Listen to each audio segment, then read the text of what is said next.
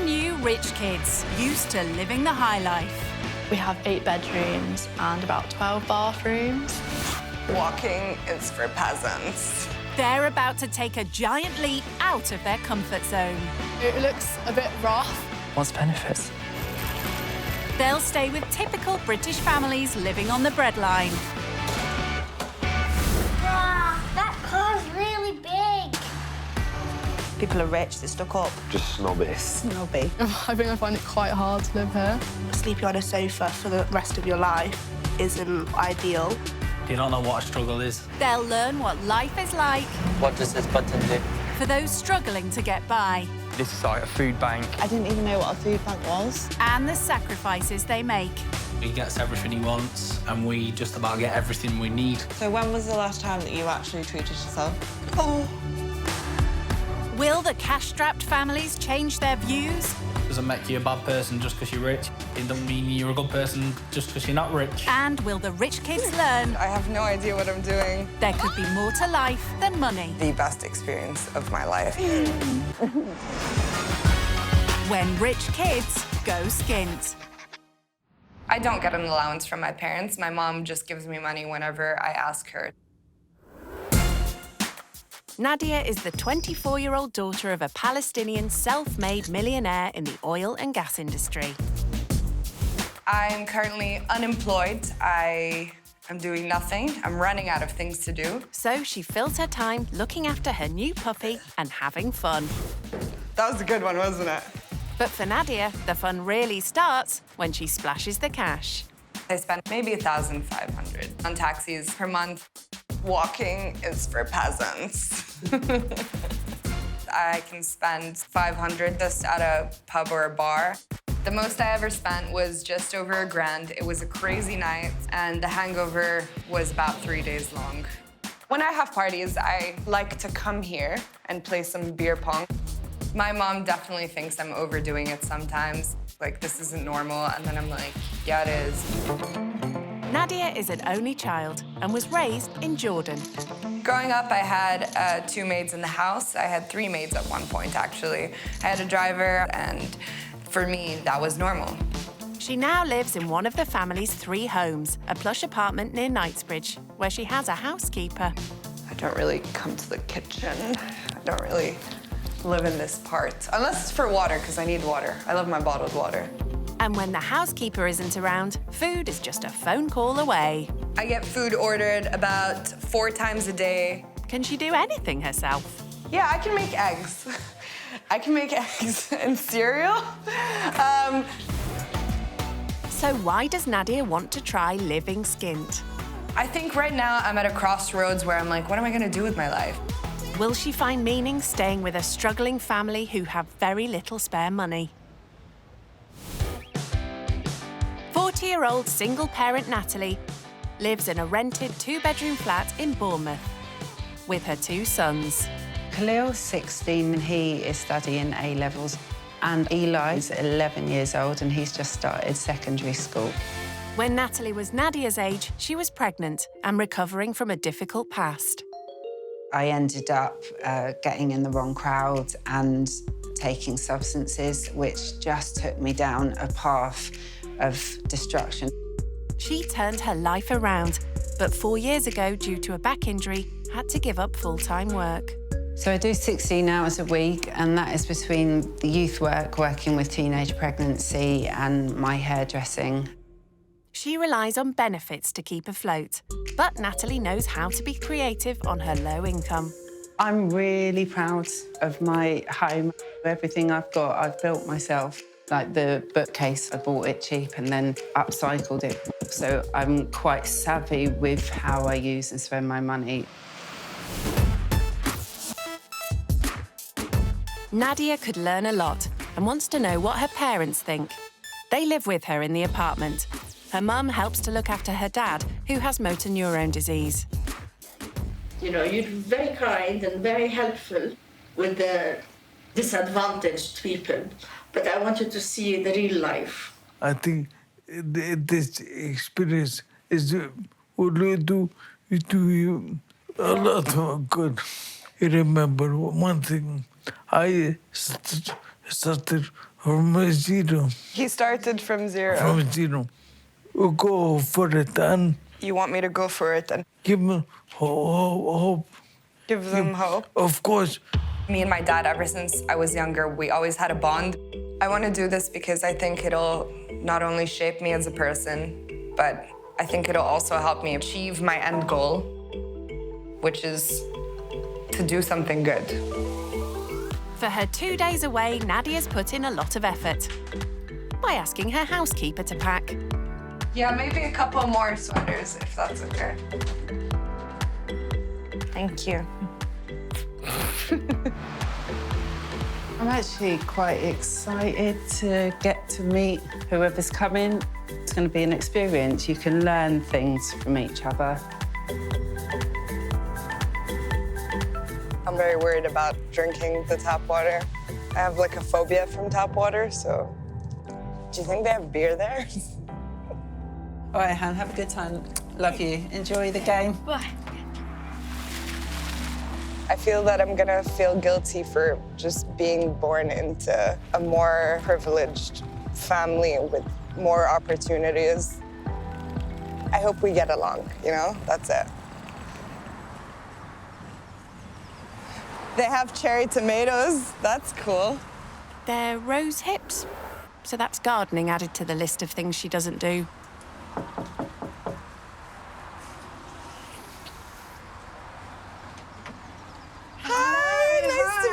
I'm Nadia. Hi, Nadia. It's nice to meet you. I'm Natalie. Thank you for having me. Thank you for coming. Thank you so much. That's all right. So, welcome to the Grand Tour. Don't get lost. Thank you. So this is my front room and my dining room, as you can see. It's really pretty. Ah, thank you. Did you like pick out the decor? Everything. Everything is done by me. Nice taste. So tell me about what your front room is like. Maybe this is the size of my TV room, I think. This is Natalie's biggest room. Come and look at the rest of the house. I'll show you. Thank you. So this is my room. It's a bit of a tight squeeze, so as much as it's small. I love it, like, especially the way that you decorated it. That's one of the ways I save money is I bought it really cheap and then sanded it down, painted it, and then decoupaged it Oh my myself. God, you're so handy. I wouldn't even know where to begin. I think being a single mum, I've had to learn to be. You're a single mom, I didn't know that. I've got 2 boys. 2 boys. So this is my wardrobe space, and I'm a real bargain hunter, so half of that is from charity shops. My most expensive coat is £25. I don't really shop that much, maybe like shoes. What are the most expensive pair of shoes that you've ever bought? 450, 500 pounds maybe. Yeah, mine's about £15 tops. What about the jacket that you came in with? That's was about 600 pounds. £600 to me, I think I'd feel sick. When you did buy it, does anything go through your mind about... It's not really my money, it's like my parents' money. You'll have to teach me then how to find a good bargain. This is my boys' room. Come in, and this is one of my boys. Nice to meet you. I'm Nadia, nice to meet you. Nice to meet you. Nadia. I was expecting a child. Yeah, my brother's smaller. I was surprised he got up. I was like, oh, he's taller than me. I know, right? Khalil is nearly 17. Okay, Yeah, my what do you brother's do now for fun? A lot of my week's like just filled up with work and stuff because I'm doing A-levels now. And then he does 2 jobs as well, so... That's amazing. I don't think that I gotten a job while I was doing my A-levels. Yeah, there's stuff that I wanted to get that I couldn't get without working. What kind of stuff did you want to get? Mainly clothes I can't afford. I've tried to teach him my way of doing things, which is bargain hunting. Oh, that's cute. Good, actually. I think it's the first time that I'm going to see, like, a single parent up close. My first impressions were completely blown out of the park. I thought, like, it was going to be, like, dirty. Maybe my expectations were too low. Nadia is being given a tour of Natalie's 2-bedroom flat in Bournemouth. This is my kitchen. It's nice. And this is my little salon space. So you do other people's hair? I do. Is that your job? That's one of my jobs. One of your jobs. How many jobs do you have? I have 2. So 2 more than Nadia. Do you cook for yourself? I only know how to, like, make scrambled eggs. Sometimes I wish, like, I learned these just basic things, but I guess, like, growing up in Jordan, it was kind there of... a maid or...? There were 2 maids, actually. Everything was kind of done for us. Khalil I've taught him, he can cook a full-on meal, so he can do rice dumplings and chicken. Oh my God, like that's stewed amazing. Chicken. I've always said that I'm not raising boys, I'm raising men. And no job is beneath her when it comes to providing for them. Clean toilets. I've cleaned other That's people's amazing. toilets for, like, whatever it takes to get money. That I've always done that, especially since I've been a parent. I think that's amazing, and I feel like such a piece of shit. She does seem like a really good mom. She seems like she'll do anything to make sure that her children aren't missing anything. So come in, so this is going to be your bed for the night. Thank you. This is great. This is all right. great. I'll leave you to get settled in. So what do you make of her so far? She's I think she's funny. Do you hear how much her coat costs? £600. That's more than I earn in a month. Yeah, that's a lot of money. Isn't it? Natalie's youngest son, Eli, is back from football. Yes, is Eli. Hi, Eli, it's so nice Nadia. to meet you. She's a hugger like us. I saw your baby picture, actually, and I was like, oh my God, he's so cute. Don't worry, it's not embarrassing. Natalie's sons have been brought up to do their bit in the home that she never takes for granted. My house is my sanctuary, so keeping it clean is something that's so important. Knowing Nadia has everything done for her, house-proud Natalie sets her a challenge. I wondered whether you'd mind going to the shop for me to go and get some cleaning bits. If I give you a tenner, that's generally what I spend, maybe... For all the cleaning products? For all the cleaning products for the house. So, all right. yeah. I always look for the bargains and the cheapest bits, so that'll be part of your task. £10. To see, see how far it can go. Great. And I'm gonna leave. Thank you. See you later. Back home in London and back in Jordan, there were usually like housekeepers who would clean the house. I'm not really quite used to doing this. I have a list here. Mold mildew spray, furniture polish, bathroom cleaning, and toilet cleaning. Toilet cleaner. But there's all-purpose cleaner. Does this clean toilets and bathrooms as well? I don't know, I'm not gonna get that. I think I'm just gonna get the toilet cleaner. How do you use this? Like, do you put it in the toilet? Do I scrub it? Last time I cleaned a bathroom was when I was living in uni. I cleaned my toilet, but not that well. I think I hired someone to clean it after that. I mean, it says bathroom cleaner, so it must be it. And then I need a mold and mildew spray. Shopping for just a few cleaning products has this rich kid stumped. I've looked for a while and I can't find the mold and mildew spray. Does bleach kill mold? I'm gonna Google it. Oh, chlorine, bleach, and water. Okay. And all that's left is furniture polish. Take your time. When I think polish, I think like silverware. This is hard stuff. Okay, that's what I'm gonna do. Hi. So £8.46, please. All that for under £10. Thank you so much, sir. Thank you. She's delighted at coming in under budget and is excited to show Natalie. So these are the stuff that I bought for £10. Oh, amazing. I tried to cover everything on your list. There was no mold or mildew spray, so I got some bleach, and I heard that if I dilute it in some water, and I can scrub it away. Well, anyway, here is your change for the £10. Thank you. The shopping for the cleaning products took half an hour. It would literally take me about 3-4 minutes. So she wants to get things right, so I think she'll give it a really good go. Oh, yeah. Let's do this. Having had to clean toilets just to survive, Natalie wants Nadia to realise that when money's tight, I think I'm gonna start with the toilet first. you have to do some challenging jobs. The pube. Oh, God. She is so willing to throw herself into any task. Oh, I opened it. Success.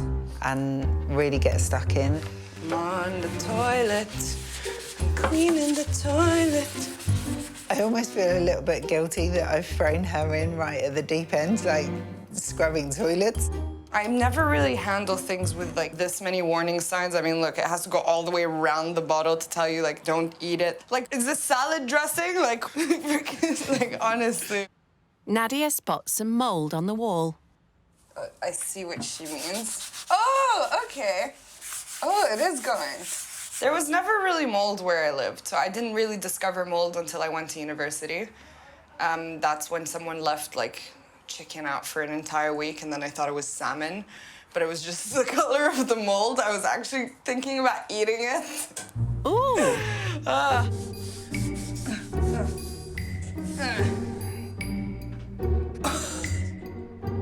I think I ruined her walls, maybe. Because look, it looks like marks, you see?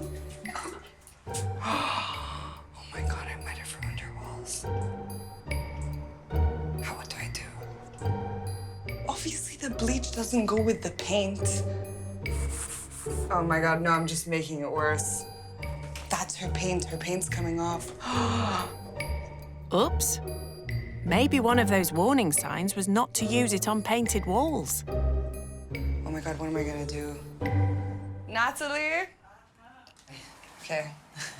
So I tried scrubbing it with bleach. Like, the dots are kind of gone, but then the paint is gone as well. I'm Well, so at least sorry. you've got rid of the mould. It's okay, honestly, and you've done an amazing job everywhere I'm else. so and sorry. I can't believe this happened. It's fine, come on. This is a disaster. I'm just gonna, It's I'm gonna okay. throw this away. Nadia's housekeepers do all her domestic chores, a luxury way out of Natalie's league. So, to help Nadia understand what life is like each month, Natalie goes through her budget. So this is kind of a breakdown of my incoming and outgoing each month. This is my income, 1,560, but actually only my income of work is £400 to £500. The rest, being a single parent, I receive universal credit. I don't know if you've heard anything Is about... it like another word for benefits? Yeah, basically it's the new benefit system. When I was changed over, I lost about £430 a month overnight. It's really tight now, as you can see. Some months I'm in a bit of deficit, and other months I may have about £80 extra. But with that, I've got all the boys' clothes, new shoes, new coat, new stuff for school. The way that she budgets things, I don't think that I would be able to handle all that kind of responsibility. I spend around £50 on food a week. How much would you say the food bill for your house is? God. My mom orders the food online twice a week, I think. And maybe each order would be £200. Wow. And we don't even eat all that food, honestly. Like, our freezer has so many things in it that we haven't touched for, like, months. One meal for my family can be her budget for the entire week. I feel a little bit guilty for the way that I spend money. In terms of your monthly, what you're free to spend, how much? So I don't really have like a monthly allowance. When I go out, I just ask money from my parents. It's like we go out for dinner and drinks, and like £100 is my initial ask. Right, wow. We probably go out to eat maybe once every 6 weeks. How often would you say you go out? Maybe like every other day. Every other day? Yeah. So you get £100 every other day? Yeah. On top of the £100 every other day, Nadia would usually order lunch in. But that's an expense Natalie could never afford. I normally have something like corn cakes with avocado on top. Do you know the best way to cut an avocado? Is it like you go like that? Well, yeah. Is that right? Yeah, absolutely. Oh my God, I thought I was gonna cut myself. Okay. Twist, well done. Look, you even got the twist going on. What's your favourite food? If I had to pick one, then maybe prawns or crab. Yeah, I like prawn. I've never tried crab in my life. Really? I think you'd like it. Over lunch, Nadia fills them in on her holidays this year. So in February, I went to Portugal. In March, I went to Valencia. In April and May, I went to Egypt. In June, I went to Lebanon and Jordan twice. And then in August, I went to Jordan again for my cousin's engagement. And then I went to Paris. I'm going to Nice as well. Wow. That's an awful lot of travelling. Are you sure you don't want a glass of water or anything? I kind of have a phobia. I can just feel like there's like chemicals in it and stuff. But I will drink your tap water, just to taste it. Yeah, it won't kill you. I would love a glass of tap water, please. I would love it so much. I'm so excited for this. Natalie's brought up her sons so they don't even need to be asked to attend to their guest. Here you go. Beautiful. Enjoy. I will. She's sniffing, literally sniffing it. Okay. It tastes fine. It tastes smooth. How did you find the lunch? Oh, I love the lunch. Thank Yeah? you so much. This is perfect. So that probably cost maybe 50p for your whole lunch. Oh my God, that's Really, amazing. you think it... I would love to do the washing up if that's okay for you. Oh, that's so thoughtful of you. Thank you. That'd normally be your job, wouldn't it? Thank you. Thank you. And in Nadia's house, it would be her housekeeper's job.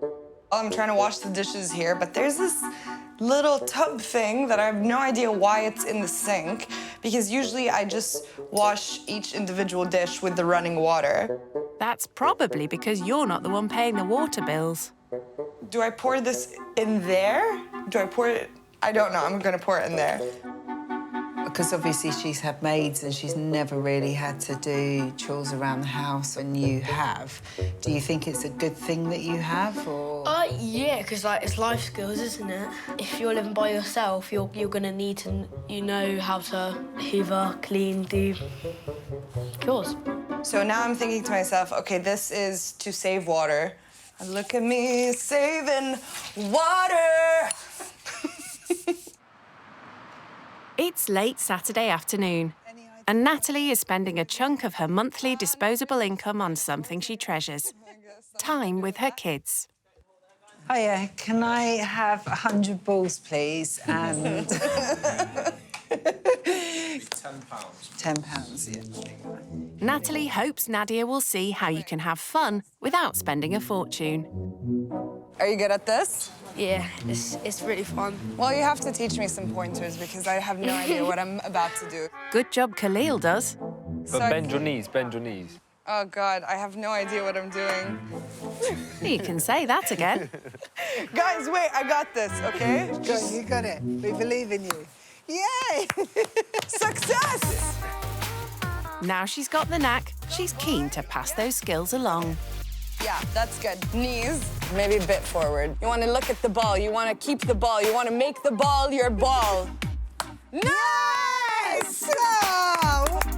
I think she's found her calling, don't you? Being a golfing teacher.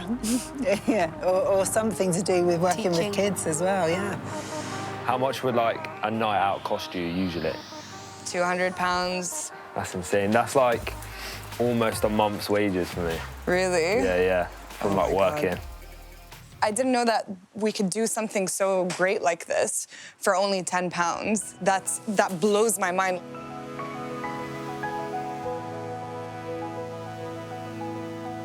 Saturday's budget doesn't extend to dinner out. So Natalie asks Nadia to rustle up something from the freezer. I can do this. This is great. I'll let you figure out how to turn the cooker on. I will figure it out. 16-year-old Khalil is on hand to help. Okay, so if you want to like chop some of these up, then I'll like try cooking the prawns. Nadia immediately takes charge, even though Khalil's the one who knows how to cook. We should open a restaurant. We're pretty good at this. That's pretty perfect. Can you try one of the celery to see if it cooks? It's too hot. Is it hot? Is it cooked? Is it still crunchy? It's not cooked.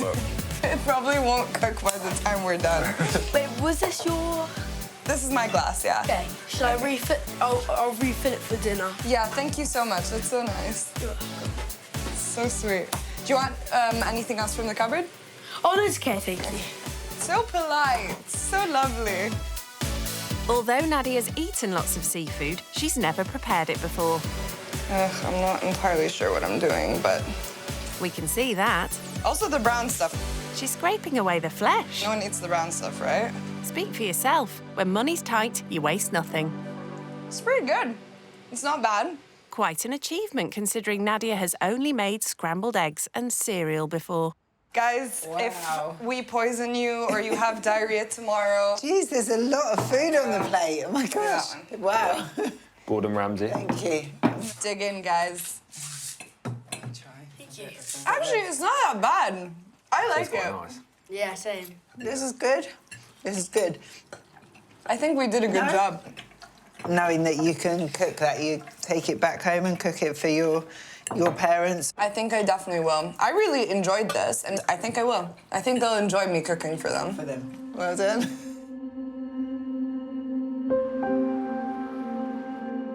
By 9 o'clock, while Eli and Khalil are relaxing at home, Natalie is grabbing the opportunity to take Nadia out for a very different Saturday night than she's used to. I've brought you to the YMCA. Do you have any understanding of what the YMCA is? Is it kind of like where people go to have a place to stay? To live, yeah. To live? Exactly. A little bit of my journey is during my teenage years, I self-harmed a bit, but then I got caught up in using different substances. And it took me into a very dark path of destruction. And then I ended up homeless. So this from the age of about 15. And then I ended up in prison as well. I took an overdose at the age of 18. And just at the point that I was starting to turn things around, I found out I was pregnant with Khalil. And it was so scary for me because I thought, there's no way I can raise a child. I don't even know how to look after myself properly. But I knew one person and they got me an interview at the YMCA. And it was just one tiny little room in a homeless hostel. And I came with my 2 black bin bags and my little pregnant belly. And I built my life from here. So it's been a massive journey for me, a massive journey. Thank you for sharing this with me. I can't imagine, like, everything that you've been through, like, at that time, because it's so much. You're so loving and kind-hearted, and you opened your home to me, and we laughed together, and it hurts me that someone, like, as amazing as you had to go through all of that. And it kind of, like, makes me think, like, there's no fairness in this world whatsoever. I think the more I focus on it's not fair, then the more I suffer.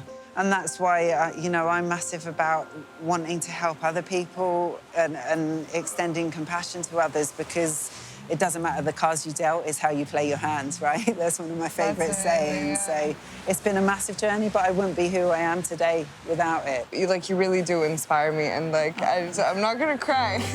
It's okay. There's so many people, especially people that I know, that their problems are nothing. They should be so grateful to just have a roof over their heads, a place to sleep for the night, a meal on their table. And those aren't the things that you learn at school. Nobody tells you people go through this. Nobody talks to you about it. It's all hidden, and it's all pretend perfection. Thank you. I'm not crying. Back home, at the sanctuary Natalie has created for her and her boys, Nadia's getting ready for bed. Time to reflect on her day. I usually know what to say, but like after today, I don't know what to say. I didn't expect someone who's come from having that level of money to have that amount of, I guess, emotional intelligence, maybe. Maybe that's why, like, I go out and I party a lot, like, a few times a week. Probably I do that as a distraction to keep busy, probably. And I think that not only is she, like, giving me perspective of how other people's lives are, but maybe she's giving me perspective on self-reflecting with myself.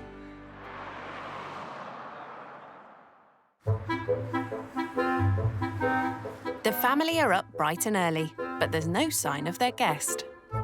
Do you reckon she's an early riser, or do you reckon, what time do you reckon I think she sleeps in. Probably not.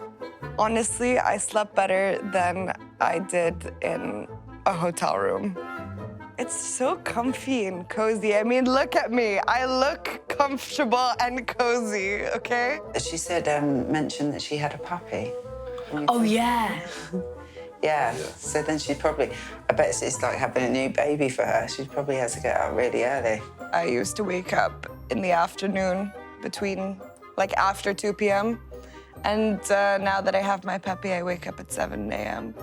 Maybe that's given her a little bit of purpose, isn't it? Having something to care for. Who can fold a fitted bedsheet? That's a lie. It's impossible. Nadia is being served breakfast, but instead of by her maid... Oh, actual cereal? This time it's by 11-year-old Eli. Thank you so much. Yeah. After experiencing the real lows in life, Natalie has a ritual to make sure her boys appreciate what they have. Part of our morning breakfast routine, how we start our day, is that we do a gratitude list. So we say things that we're grateful for I love that. each morning. For me, it's been important. Maybe things have been tough. I've always wanted to teach them that we are so much more blessed than so many people. So we're going to do that this morning. So today I am grateful that we are in a nice, warm home. I am grateful that I have my mobility in my arms and my legs. I'm grateful for my eyesight that I can see and my ears that I can hear. I'm grateful for the house we live in. I'm grateful for the school I go to so I can learn. I'm grateful for the family that are there for me. I'm also grateful for my friends. I'm grateful for my family. I'm grateful for music, because I use it for, like, getting my emotions out and stuff. I'm grateful for the food that we have so we can, like, sit down together and eat, and then we're not starving. And I'm grateful for my job so I can earn my own money and get my own things. Your turn. For someone as lucky as Nadia, it's going to be a long list. First and foremost, I'm grateful that I've met you guys and for this experience. You've really taught me, like, more than you know. I'm very grateful that I have parents who love me in, like, the world that I live in. And I'm really extremely grateful for my puppy. Listing them, like, forcing yourself to think about it and, like, actually truly realize, like, everything is a blessing. Like, everything, like, every moment now that you're still, like, alive or breathing or eating or drinking or like, feeling happy or loved. Yeah. That itself is, like, a blessing.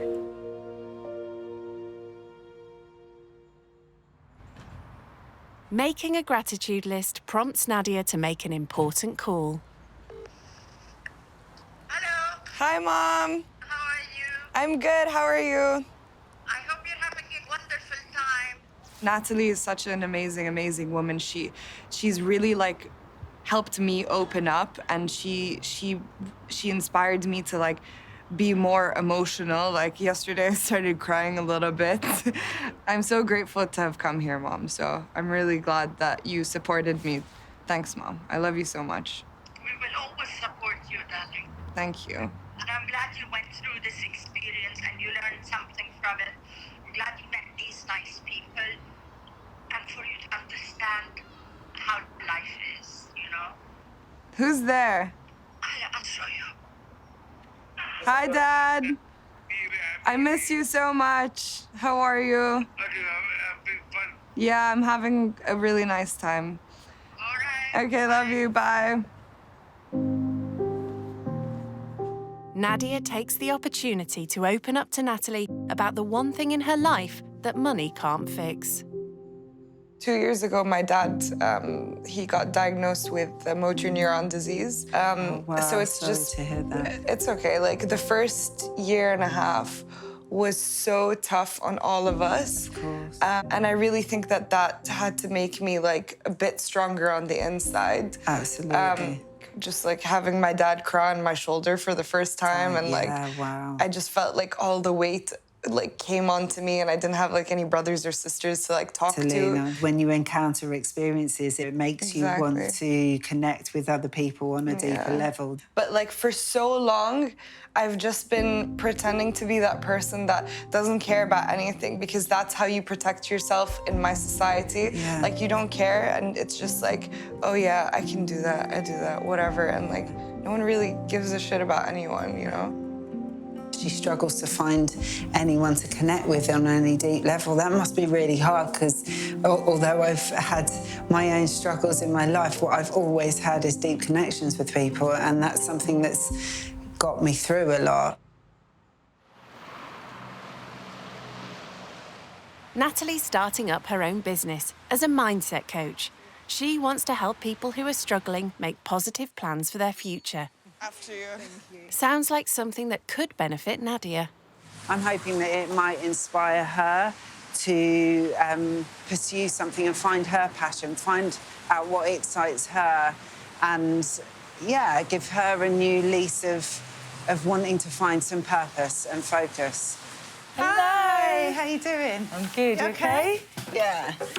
Natalie's meeting her friend Debbie, who's also her business partner.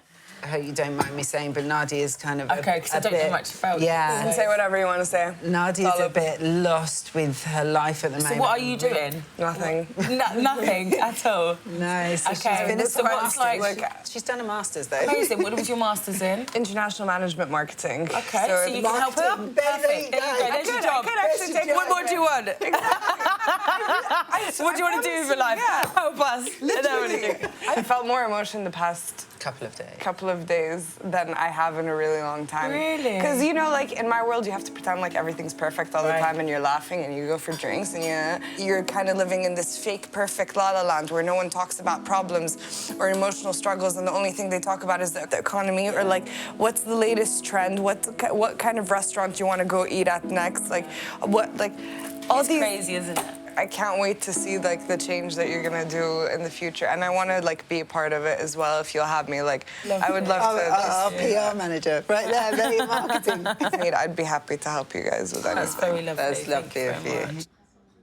I love that Natalie showed me that it's possible to take the bad things in life and put them towards something that can help other people, and that not everything is going to be bad forever, and that you can change things. Natalie picks up the boys, and as a special treat, Nadia is taking them out for a slap-up meal at an award-winning restaurant. Thank you. Thank you very much. A seafood platter means they all get to sample some exotic shellfish. It was really lovely. I think expensive taste is an acquired taste. We want to stay in contact with you, 100%. Yeah. We would have you back any day. I think you're really nice. Yeah. Nice. Oh, wow. I don't know what to say. Deep.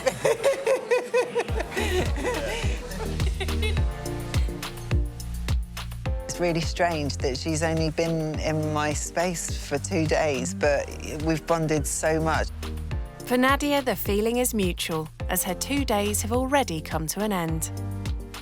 I'm kind of sad that I'm gonna leave. I mean, I didn't realize that I could get attached to people so quickly in just such a short time. I haven't felt this happy in like a long time. Like it turned out to be probably the best experience of my life.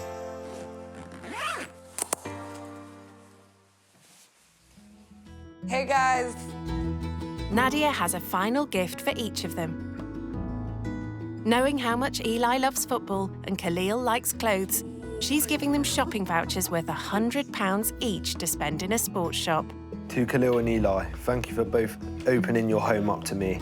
Each of you are so special in your own way. You're both extremely well-mannered and kind with hearts of gold. Eli, I had so much fun golfing with you, and I hope we can do that again when I come back. You'll be a pro soon. I wish both of you a lifetime of success and happiness. Lots of love, Nadia. Thank you. Love you guys. And she's giving Natalie £100 in cash. Basically, this is for either your business or for your rainy day fund or whatever. It's too generous of you.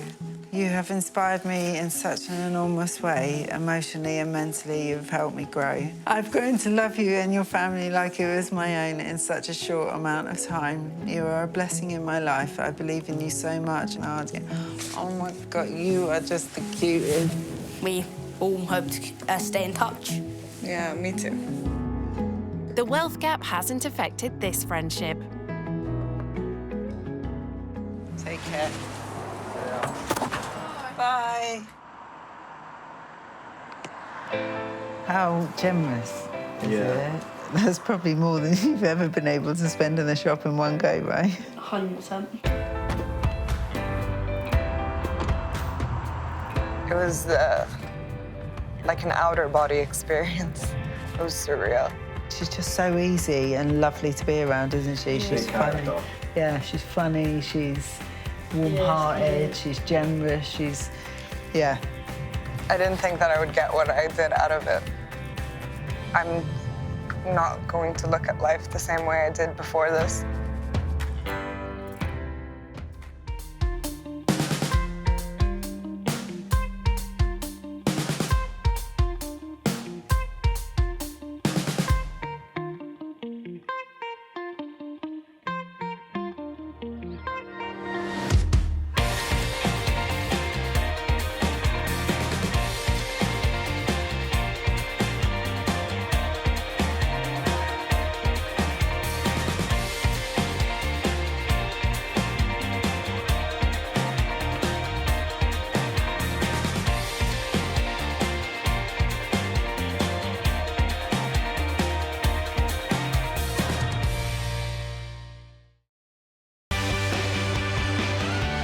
Brand new rich kids used to living the high life. It was about £85,000 on my education. On a month on clothing, I'd probably spend about £5,000. That sounds really bad, doesn't it? They're about to take a giant leap out of their comfort zone. These are flats. I've never been in one of those. I've never really stayed anywhere by myself. They'll stay with typical British families living on the breadline. Obviously, she looks rich. He never had anybody say no to him. Oh. This is worth about 8,000. Terrible, aren't I? They'll learn what life is like. I don't know how they do it. I'm just surviving. For those struggling to get by. I just cried and cried. And the sacrifices they make. She's doing all she can. It's heartbreaking. If you have something that you want to do, you have to work hard for it. I told you I ain't got no muscles. Will the cash-strapped families change their views? I thought he was going to be stuck up, but I was wrong. Rendell is a big surprise. Oh, it's a big one. And will the rich kids learn? I was blown away by what they do and how they live. There could be more to life. Thank you, Jesus. Than money. That's the least I could do. This is so great. When rich kids go skint. I've never worried about money because of my mum and dad. 18-year-old Rendell from Essex is the daughter of high-end jewellers. I'd say I've always been around finer things in life. I've always been able to wear nice jewellery. My most expensive possession would probably be my car, which was around 30,000, I think, and my mum and dad bought that for me for my 17th birthday. I've never had an allowance. pretty much all my life of just, if I wanted something, I could ask for it and they'd get me it. Oh my God, that sounds really bad, doesn't it? Rendell no longer lives in the family home, but she's not gone far. I moved into my bungalow when I was around 15, I think. I needed more space for my clothes and shoes and bags and stuff, and I think my mum was sick of me taking up all her room with my stuff. Rendell may have a lot of stuff, but she has started buying it with her own money now, as she's got herself a job. I'm currently a social media influencer. I have around 400,000 followers, and I share what I wear and all different things like that. I definitely earn enough to keep up with the lifestyle that I like to have. So what does she like to spend her hard-earned cash on? Louboutin boots, £1,000. Giuseppe Zanotti, over £1,000. £1,000? Ouch. They are very, very painful. When I buy them, I try not to think too much into the price. This is Givenchy, £1,500. I love it because it's bright pink. The Chanel, £3,000, but I love it because it's gold. This is my money, so... But the thing she values most is something money can't buy. My most prized possession is my mum, definitely. You all right this morning? Yeah, you okay? Yep, good, thank you. What are you doing? Starving, getting some toast. Okay. She's the strongest person I've ever met, and I feel very lucky that she's my mum. Rendell's mum has been diagnosed with secondary cancer. It's just an ongoing battle. They say that we can't cure it, but we choose to not believe them. My life is a prime example that money cannot buy you happiness, because before any of this happened, my life revolved around money. It's probably the only thing that I thought mattered. Normal day-to-day things that I wouldn't have appreciated, like even having breakfast together, the small things I now really, really treasure. Rendell wants her mum to see how much she's learned from her about being strong. I've been raised to understand the real world, but living in the situation and knowing about the situation is two completely different things.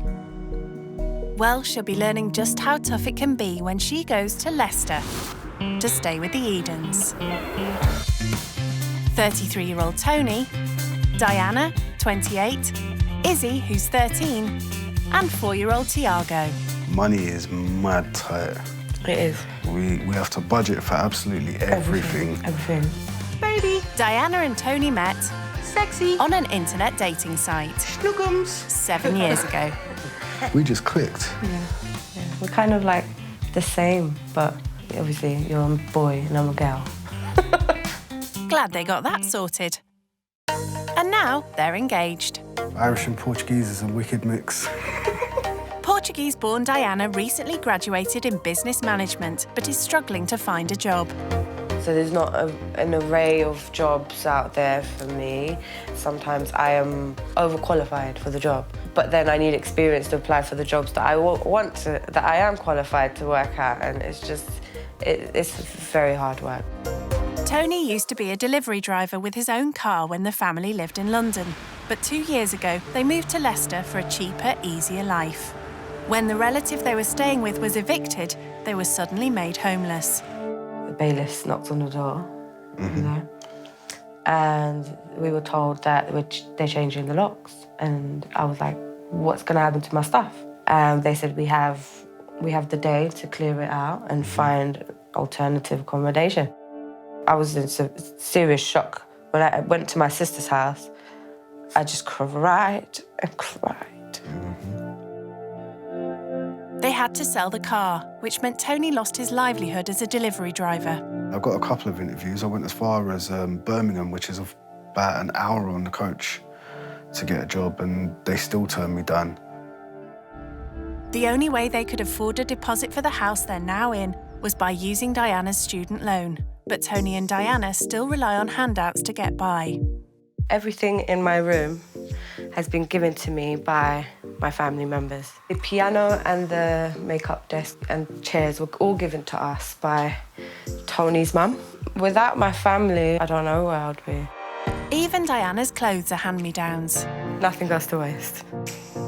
The debt repayments mean they struggle to get by on their universal credit. So after all the bills, we're left with £192 and 12p.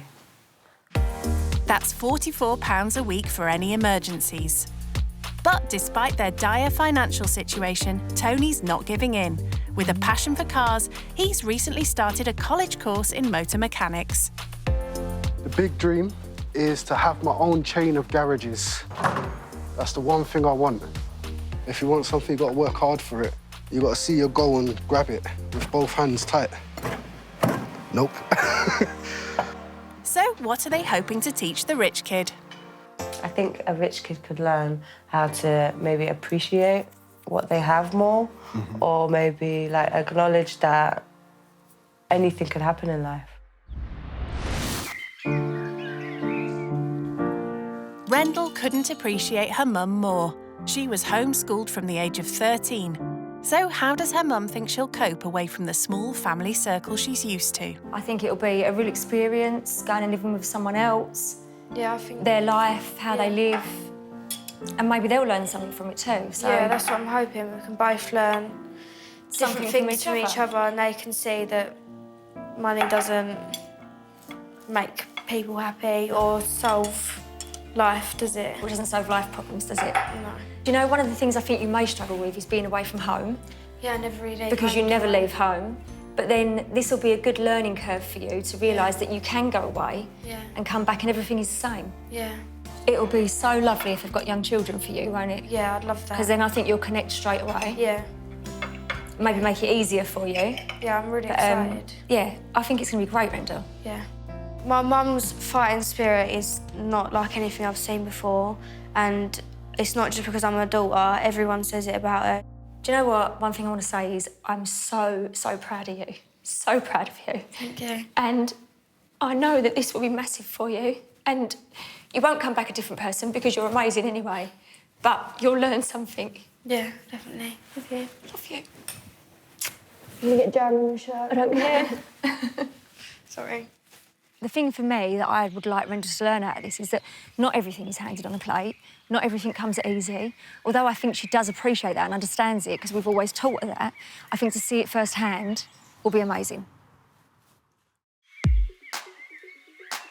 The day of Rendell's venture into the unknown has arrived.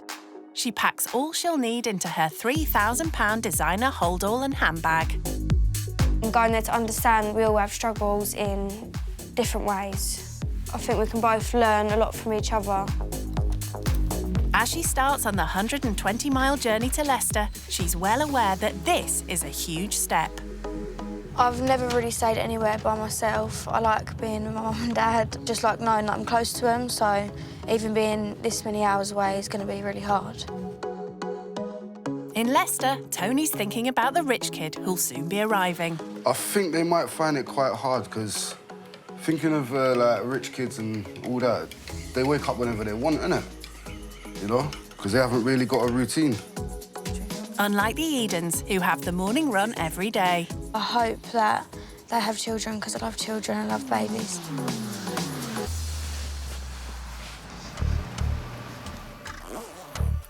Hey, can Daddy have a cuddle? I love you. Mwah.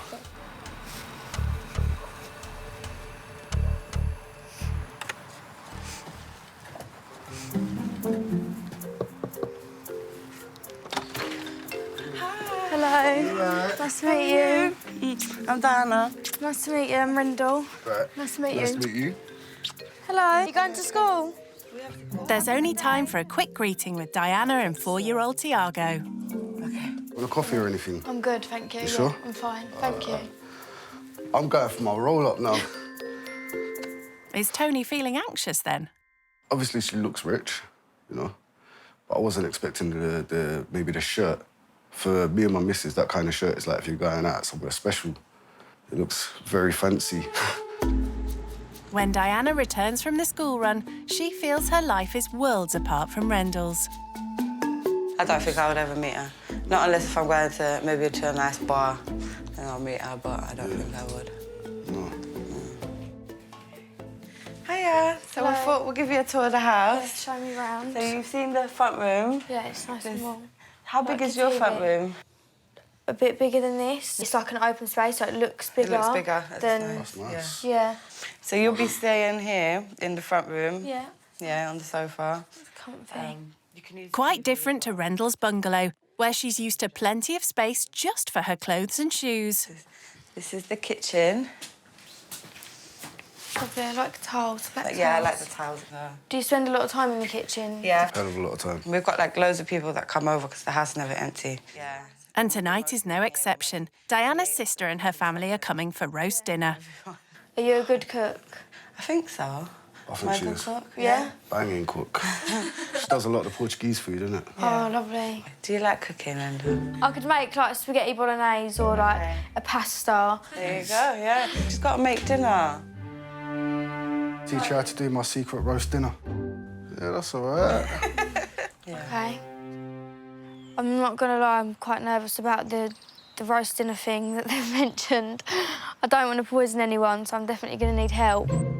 So you'll teach her how to clean the chicken. You'll have to get your nails dirty and dig it right into the guts to get it out. Oh, That's a nice ring. Thank you. My mum and my dad has a jewellery shop. Okay. Yeah, so that's where I get it from. It's not just jewellery that catches Tony's eye. How much were your trainers, if you don't mind me asking? I think that was around 500, 600. That's mad.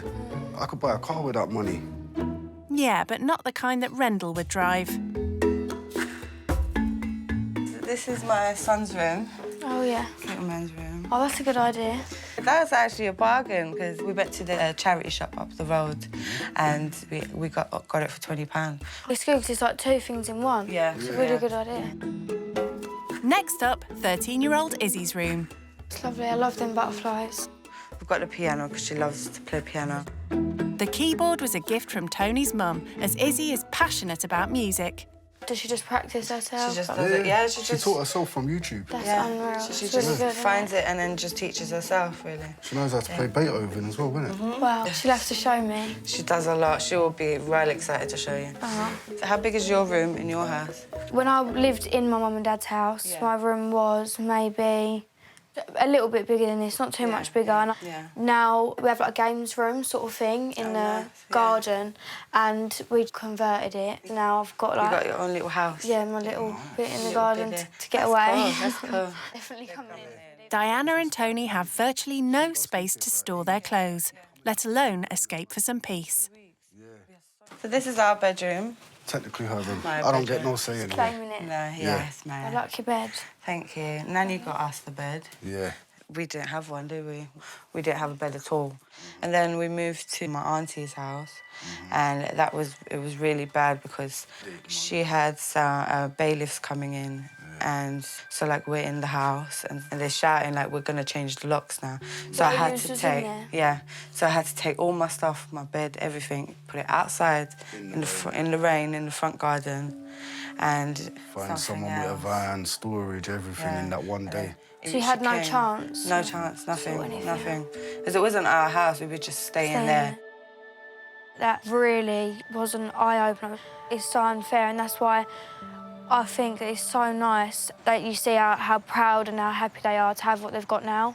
So where do you keep your clothes or like I've got 2 drawers I use, and then Tony's got the bottom drawers for his T-shirts, and then a suitcase for the rest of my suitcase for the rest. It's a far cry from Rendell's wraparound wardrobe for all her stuff. And then I have shelves for my shoes, shelves for my bags, and then... Did you say shelves for your bags? Yeah. Like in the shop, you know, when you go shopping centre, you'll see them. What's the most expensive bag you bought? 3,000. Oh, wow. I can't imagine having a whole shelf just for bags. Money like what she spends on her bags and shoes and stuff would be... If we had that on a regular, we would be very happy because obviously we'd have the car instead of getting on the bus everywhere, and we can go to London as well. Go see everyone there. Yeah. Because we don't get to see them because we don't have the car. Yeah. Hello. What are you doing? And we're making a little lunch. Tony's cooking noodles and Diana's making tuna sandwiches. Would you like a tuna sandwich? Would you like something to eat? Okay. I'll just have some toast or something. Yeah? All right, I'll make you some toast. Thank you. What kind of food would you have for lunch? If I'm at home, I make something easy. Yeah. Like put some toast in the toaster. Or I just go and get something quick, like go get Nando's. Yeah. Do you eat out often? Yeah, I do eat out quite a lot just because I find it a lot easier. I don't know what I'm doing in the kitchen. I try. I'd love to learn properly, but we probably go out for dinner maybe 6 times a week, and I'd say it probably sets us back around £100 to £200 a time. I probably spend most of my money on food. You haven't got a budget? No. Yeah, okay. Now I've got my own money, I'm a lot more wiser with it. I've realised, well, I can't just chuck the money away on things because be left with nothing. And I try not to ask my mum and dad for money ever now. Good. What do you do for a living? I'm like a social media influencer. Yeah. I just do posts for companies. Oh, cool. They send me the clothes or like whatever the item is, and I take a photo in it, and then they pay me. If you're stunting in their gear, do you get to keep it after? Yeah, it's all right. That's cool. Yeah, that is cool, yeah. So how much money do you get from that, if you don't mind? Some months I could get one post from a company or a brand, and that might be for, say, for example, like £200, and then I could not get another post that month. But then other months, like I've had like post deals where it's like 3 posts for like £1,000 or like... Wow. £1,000 for taking just 3 selfies. Nice work if you can get it. Diana and Tony are at the other end of the spectrum, struggling to even get a job and make a crust. The bills going out, in total, we have 1,200 and something going out every month. And we only get like 1,700. We don't get, so after paying everything, this month we were left with £197 for the rest of the month. We don't have anything else. We've had times where we've had £50 for the whole month. Yeah. And we have... Between us and the 2 kids. Yeah. So it does get very, very difficult. It gets really stressful, stressful. Because we can't, like, go out and do something. There's a park that we go to and it's got horses in there, and the kids can touch the horses so they come up to you. I think they're the best memories, though. Yeah, they are. The little That's one things are the thing. best things Yeah. in life. After lunch, Rendell joins Diana on her visit to the job centre, somewhere Rendell has never been. So you have to find certain amount of jobs per day, per week. And like sort of apply for them? Yeah. Oh, okay. And if you don't get that amount of jobs, then they won't pay you. So you won't get paid at all. So they pay you to search for a job while you're searching for a job? Yeah, while I'm searching, yeah. Oh, okay, that's good. Diana's been unemployed since she finished her business management degree 6 months ago. So even though you have like your degree and things like that, is it hard to find a job still? Even with... It is hard to find a job because they don't know how good I am. Yeah. So they have to hire you to find out. Yeah, exactly. With Tony now studying to be a mechanic, Diana is desperate to start earning a living. I'm going to search for business consultants, yeah. And that's it, really. It just shows every sales consultant job around, and then it will give you, like, how much you want to earn. It is a different world to her because she hasn't been in that position, really. So, yeah, that's what we do. Obviously, I don't know how easy it is to get one of the jobs off there. Yeah. But it's I could apply for like 50 or 100 jobs in one day and only get a reply from 2. Really? Yeah, it could be like that. Just a short time that me and Diana was in there was loads of people coming in and out. So I can't imagine how many people throughout the whole day are searching for a job. So it must be, like Diana said, it's a struggle. Despite struggling to get a full-time management job, Diana isn't just sitting around waiting for the phone to ring. For the last 4 months, she's been selling cosmetics from a catalogue, using flyers to generate interest. So we've just got to hand these out. Oh, and that's got your contact? Yeah, so it just says that if you want a brochure, you just contact me. Right, because I have to pay for every single thing that I order. Even the brochures, they're not free. Oh, really? So if I just put the brochures there and they don't want to order, sometimes they don't give it back. So I have to reorder them again and waste more money. To try and make it as profitable as possible, Diana and her daughter Izzy create appealing mixed hamper boxes. Me and Iz, we do try and sit down and plan it all because she needs to understand. I'm off to get Tiago out. All right, babe. All right, See you in a bit, yeah? Bye. Bye. I want to make sure that she knows that she has to sell to make money. Yeah. So the more you sell, the more money you make. So it's both of you doing it together? Yeah, yeah. And with an extra pair of hands to help out today, they set off to post some of the flyers which Diana has bought by dipping into their very tight budget. So when you get sales, does it work on like a commission? Yeah. Sort of So, basis? yeah. So it's 20% commission. Okay. Yeah. But I've figured out that I've earned more if I make the hampers than just selling than By just themselves. ordering and giving them. Yeah. Do you want to Yeah, post I'll that do one it. in? Diana posts these flyers twice a week. That's one down. How many do you normally do at a time? I normally do about 20. Yeah. And then I'll kind of wait a few days. And if I haven't had any feedback, then I'll go back to a different road and do another 20. Try again. Yeah. Because Yeah. I've got to pay for everything. Yeah, so you want it to work? Yeah. Should I do this house? I've enjoyed today because it just shows what type of people that Tony and Diana are. That's Tiago. Did you hear him? No. How are you? How was school? Do I get a hug? They get their stuff done and what they've got to do, they get up and do it and search for jobs, and I think they're amazing.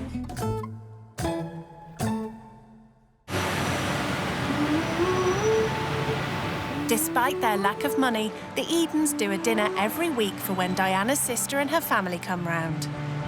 We've got £20 to spend today. Okay. For 9 people, so we're gonna get the chicken, the top one. It's not. Thank you very much, my love. Thank you very much.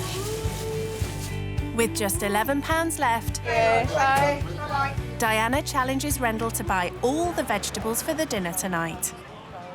So we need potatoes, Yeah. broccoli and cauliflower, parsnips, mushrooms. Do you like mushrooms? Yeah. Oh. Carrots. Onion, yeah. You need to get all of that with the money that you've got in your hand. Okay, for 9 For 9 people. Okay. Good luck. Thanks. Okay.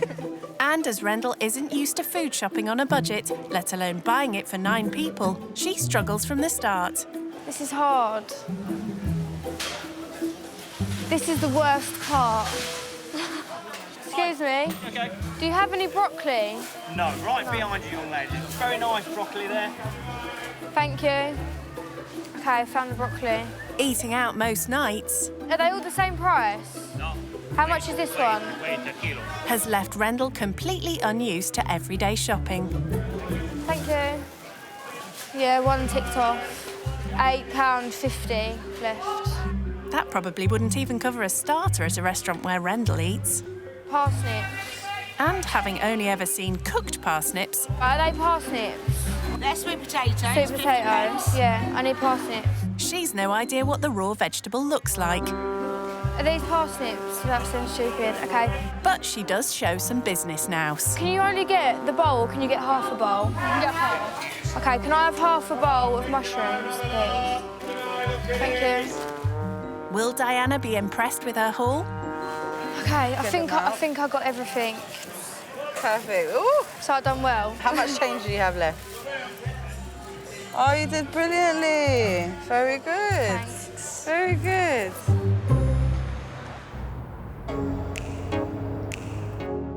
"13-year-old Izzy and 4-year-old Tiago always take their turn with the household chores. Today, Izzy's job is to help prep dinner. Hi. Nice to meet you. Nice to meet you. Your mum's been telling me about you. Thanks. Rendell gets stuck into doing her bit too, but after so much walking today, wants to know why the family don't drive anywhere. I ain't got a car. Okay. I can't afford one. Yeah. You had a car, didn't you? I've had a few cars. My very first car, Yeah. 800 quid, and it was a Vauxhall Corsa, 1.7 turbo diesel. That means nothing to me. I'm like, all them big car words, I don't have a clue. So what car have you got? I've got a Mercedes CLA. Nice. Yeah, I crashed it the other day. Oh my God. I didn't crash. I accidentally drove in, like, I pulled back too quick and I went into a lamppost. Tony could probably fix that for her when he finishes his course. Princess, you gonna play some songs on the piano for us tonight? Yep. And sing? Maybe depends, because my throat is starting. I think I've got tonsillitis again. Oh, no. Do you play an instrument? I used to play piano a little bit. I had piano lessons for a while, but I give up. And now, looking back, I wish I didn't give up, because if I was still doing it, I'd be really good. Do you know what? I might go home and start again. Look at me. I thought it was too late for me to learn any qualifications, but I'm back in college now at 33, learning all 3 years again. Yeah, starting it back up. It's never too late. Yeah. No matter how old you are. Yeah, it's true. If you have something that you want to do, you have to work hard for it. That's what my granddad always said. He taught me that. Yeah, it's right as well. Rendell is a big surprise because she's so down to earth. She's such a nice girl. Actually, she's fully out of her comfort zone. And she's about to face another challenge, meeting Diana's sister Emma and her family. Hi, sis. Hi, Maxie. I'm quite nervous about meeting, like, the rest of the family. But I don't know what they're going to think of me. Do I get one? Give her a high five. The chicken is cooked and dinner is about to be served. Banging! Rendell seems quite at home with the Edens, but the dinner she helped cook is about to come under scrutiny. It is very nice, yeah? Do you agree? She did a good job. Thanks, guys. Do you know what I'm going to do for you? Because I like you. I'm going to write down the whole recipe for you. Oh, my God. You're giving it away? He's never done that before. I feel special. And as they all relax together, Rendell realises the Edens value family as much as she does. Because, like, no matter where you go, anywhere in the world, your family will always be there. Yeah. So we want to make sure that we are together at least once a week. Yeah. At least. Yeah, like, have one day. Yeah, just one day where we all come in and we just find out what's been happening in everyone's world. Yeah, that's lovely. How close are you to your family? Me, my mum, my dad, my brother, my nan and, like, my niece, all them, we're really close. Yeah. Like, yeah. Good. Yeah, we are really close. Good. Your family is just always there. Mm-hmm. Definitely. All the time. We have little walks as well. Yeah. So before the food. Play board games, yeah. They cheat in Monopoly. No, we do not. Yeah. You cheat. And you as well. Everyone cheats. Well, every family has this debate, don't they? Yeah. Who cheats? Yeah. It's normally like my dad is to cheat in the Monopoly game. I'm the only one in this family who don't cheat. Shame. I play legit.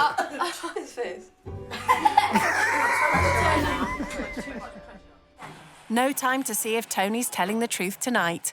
Instead, Izzy treats everyone to a Beethoven piece she's taught herself by watching a free online tutorial, unlike Rendell, who had private lessons.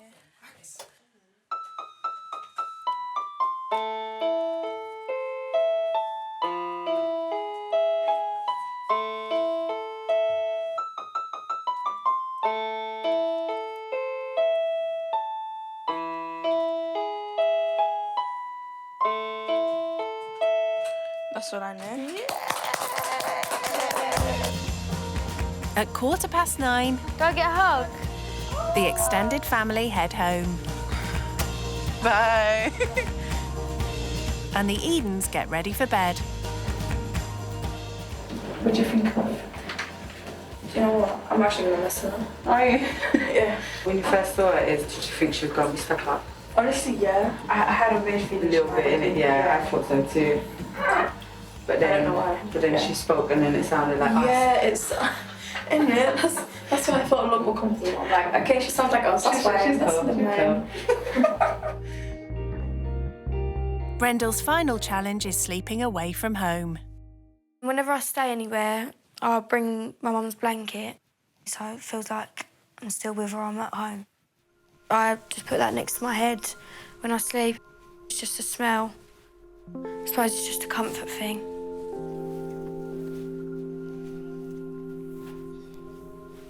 Just come to make sure you're all right. Yeah, I've got everything. Yeah. Did you have a good day?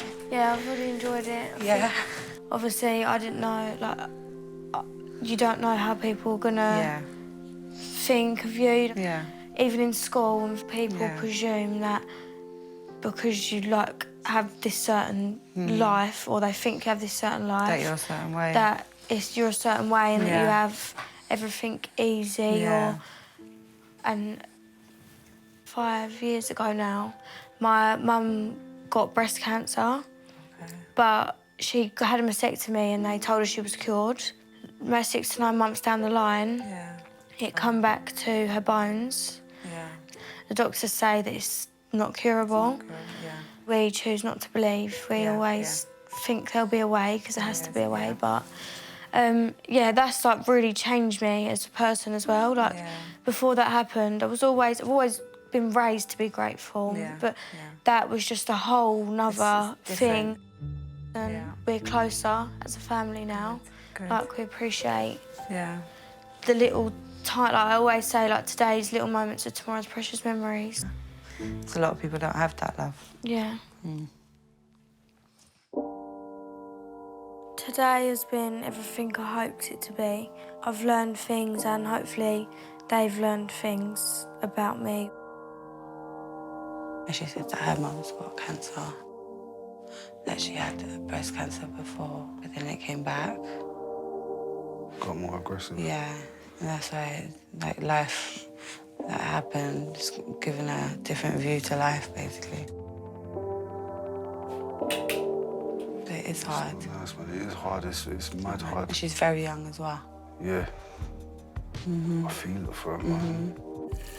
I'm not sure what they thought about me to begin with, but I just hope they like me, really. I'm really tired. It's been like all new things for me, so I'm a bit worn out. But yeah, I think I'll get a good night's sleep.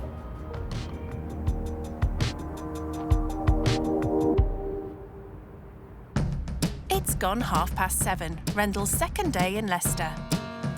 I slept quite well last night. I was really tired, so yeah, I had a good night's sleep. I'm missing home, not seeing my family. I'm not sure what today's going to bring, but I'm looking forward to it. Tony and Diana have a full day planned for Rendell, but first they have the school run, which doesn't stop even when you have a rich kid to stay over. Good day, everyone. I put this on. Can you do it, or want me to help? I can do it. Show me how you do it. Oh my God, well done. I always get the arms mixed up. With Rendell's help, the school run goes smoothly. Let's go. Since having to give up their car to pay their debts, Tony's been unable to work as a delivery driver. But he's determined to change things by studying motor mechanics. And I'm doing so well in college that my teachers have told me to take the teaching assessment and become a tutor. Oh my God, that's so good. Yeah, I'm well happy about that. Would you do that? I want to finish my 3 years in doing my mechanics first. Yeah. And then I want to take my teaching assessment. Oh, that's brilliant. You know, then I open up my own place. But then you can come to me and get your car fixed. Yeah. You know, when I'm driving to lampposts. No risk of that here, as without a car, Tony relies on the bus to get him to college. At least we've got seats. Yeah. What made you, like, pick, like, stuff to do with cars and, like, mechanics out of anything? I love cars. I love engines. Yeah. I've always been into cars. I know it sounds weird, but, you know, when you get into an argument and all that, engines calm you down. Just like your, like, therapeutic thing? Yeah, basically. This is where we're going to get off. Tony has big plans for when he finishes his course. So this plot of land here, yeah. Once I finish my 3 years, I'm going to see if I can get a building built there for my garage. Do you know much about business and stuff? My missus has done a business course and then her sister's going to do my books. Do you know much about it? Obviously, with, like, the job that I fell into, the only thing I really have to know about is, like, invoices and things like that. So bookkeeping? Yeah. I'm not the best on, but I just go to my dad to ask him most of the time. Do you have any qualifications or anything like that from school? I don't have any, like, GCSEs or anything like that. When I left school, I didn't have an education either. No, you didn't. But it made it hard for me because I couldn't get a job anywhere. No. You know, it was mad. If I didn't fall into, like, the social media thing, yeah, I would have been so stuck and I would have probably gone to college and found something that I wanted to do a career in, sort of thing. But for now, I don't need to. Rendell's had it easy, but Tony's ambition has impressed her. It's admirable that he's in his first year of this college doing it and he's already planning what he wants to do, how he wants to go further. Tony's just a prime example that there's always room to do something else that you like. Tony shows Rendell how to remove a wheel. When you unscrew them, does the whole tyre just come off? Yeah. Now it's Rendell's turn, in her white designer clobber, to get her hands dirty. Rendell did have a new experience today, definitely. It was very much a fish out of water, but she still got stuck in. Told you I ain't got no muscles. Obviously, with my job, it's not really hands-on. I just either like, take a photo. There you go. Is that done? That's it. Yeah, I really enjoyed it. It was something different and it was interesting. Now you know how to change a wheel.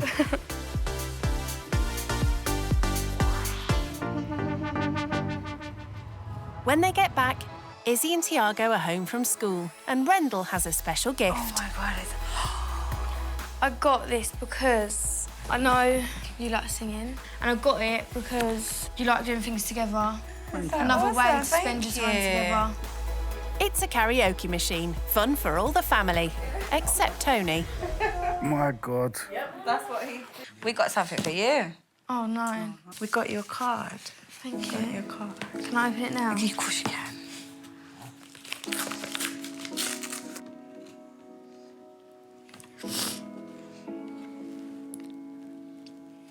I can't read it out, I'll cry. Yeah, stay there, I'll get you some tissue.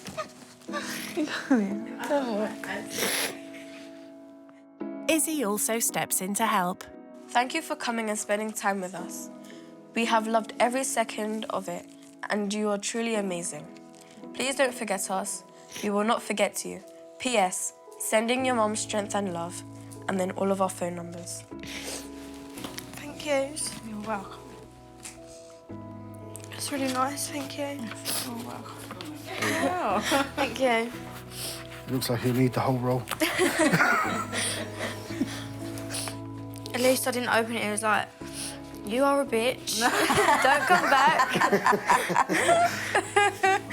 Do you know what? I'll be honest, I said to Diana, you actually changed my perception of rich people when you came, because I thought you was going to be stuck up and a little bit hoity-toity.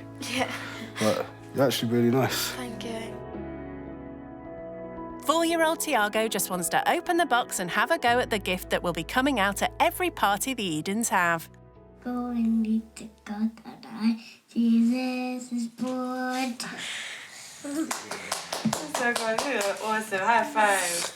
That was wicked.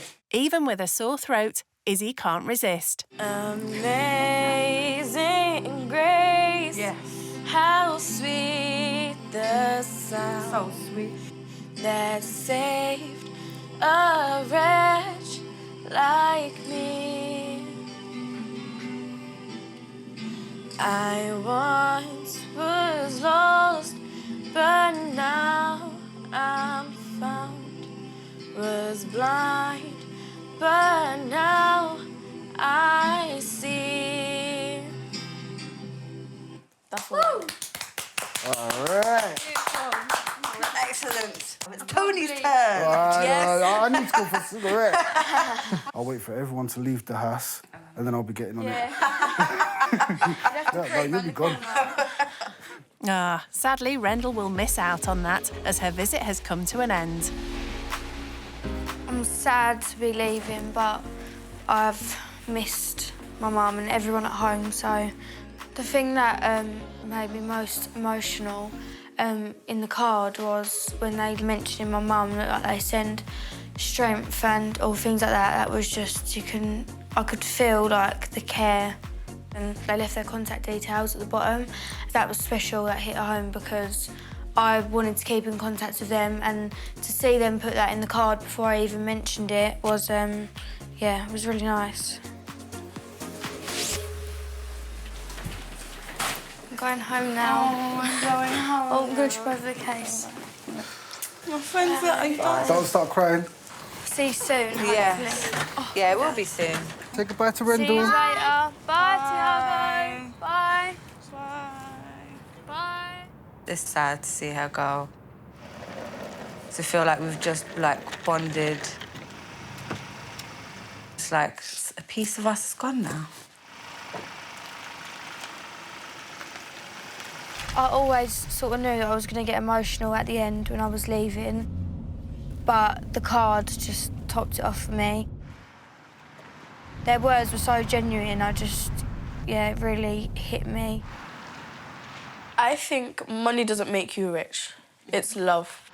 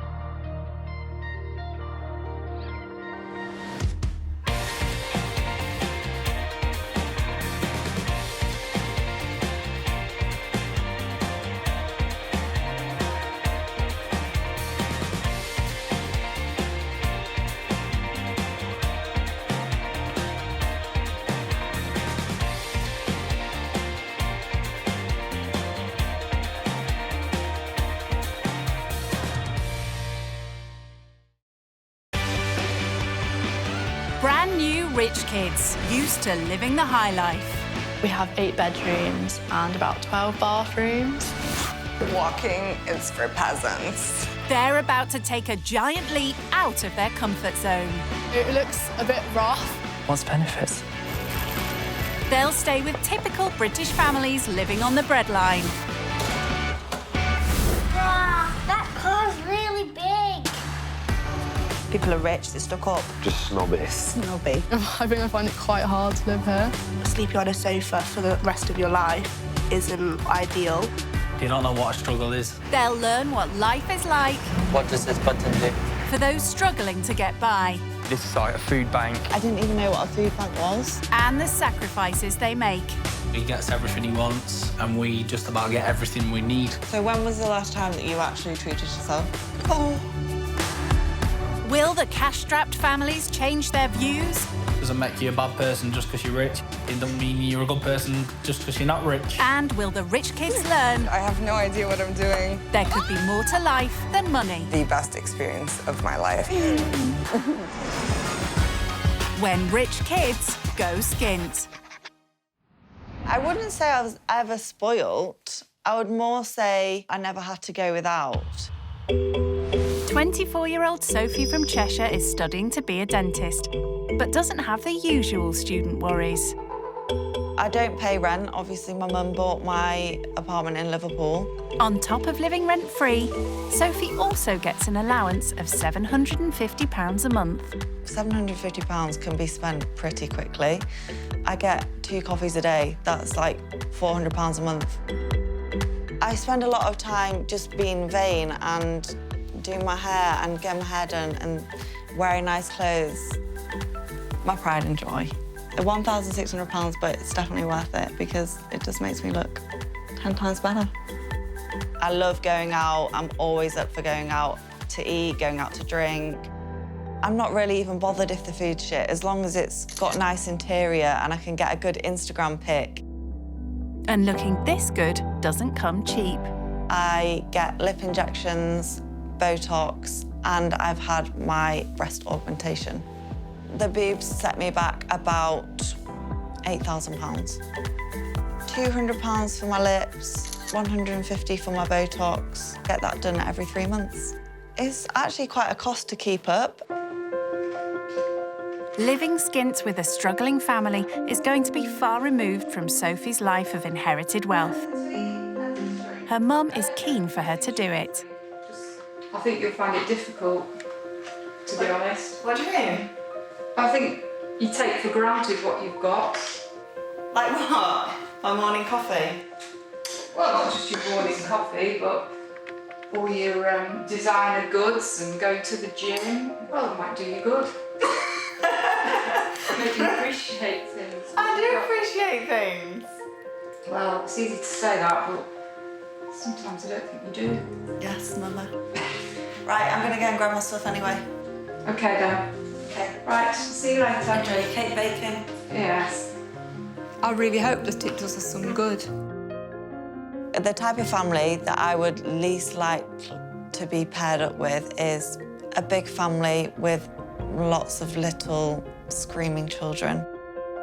Yeah, don't deal well with screaming children. Not a fan of children? How will she cope when she goes to stay with the Blores, a family of 7? We have 5 children in this house. Pete and Mandy from Loughborough have been together for 4 years and have a 2-year-old daughter. The other 4 children are Mandy's from previous relationships, but Pete is dad to them all. We have Mia Rose, who's 2, Jackson, who's 4, Gracie May, who's 5, Jaden, who's 8, and Archie, who's 10. Pete also has 2 grown-up children who visit. It's very crazy. It's crazy, yeah. Being a mum to 5 kids is very overwhelming. Mandy's a busy stay-at-home mum. I'd love me time, yeah, that'd be great. I'd definitely love me time, but I don't get it. Pete recently gave up working in childcare to join a franchise running football training sessions. Oh, goal! You know, I get to work around family life, get to do the school runs and see a lot more of the children, but I've only had it since November, still not taking a wage, so it's kind of hard to build it up ready for the future. Oh, Jackson!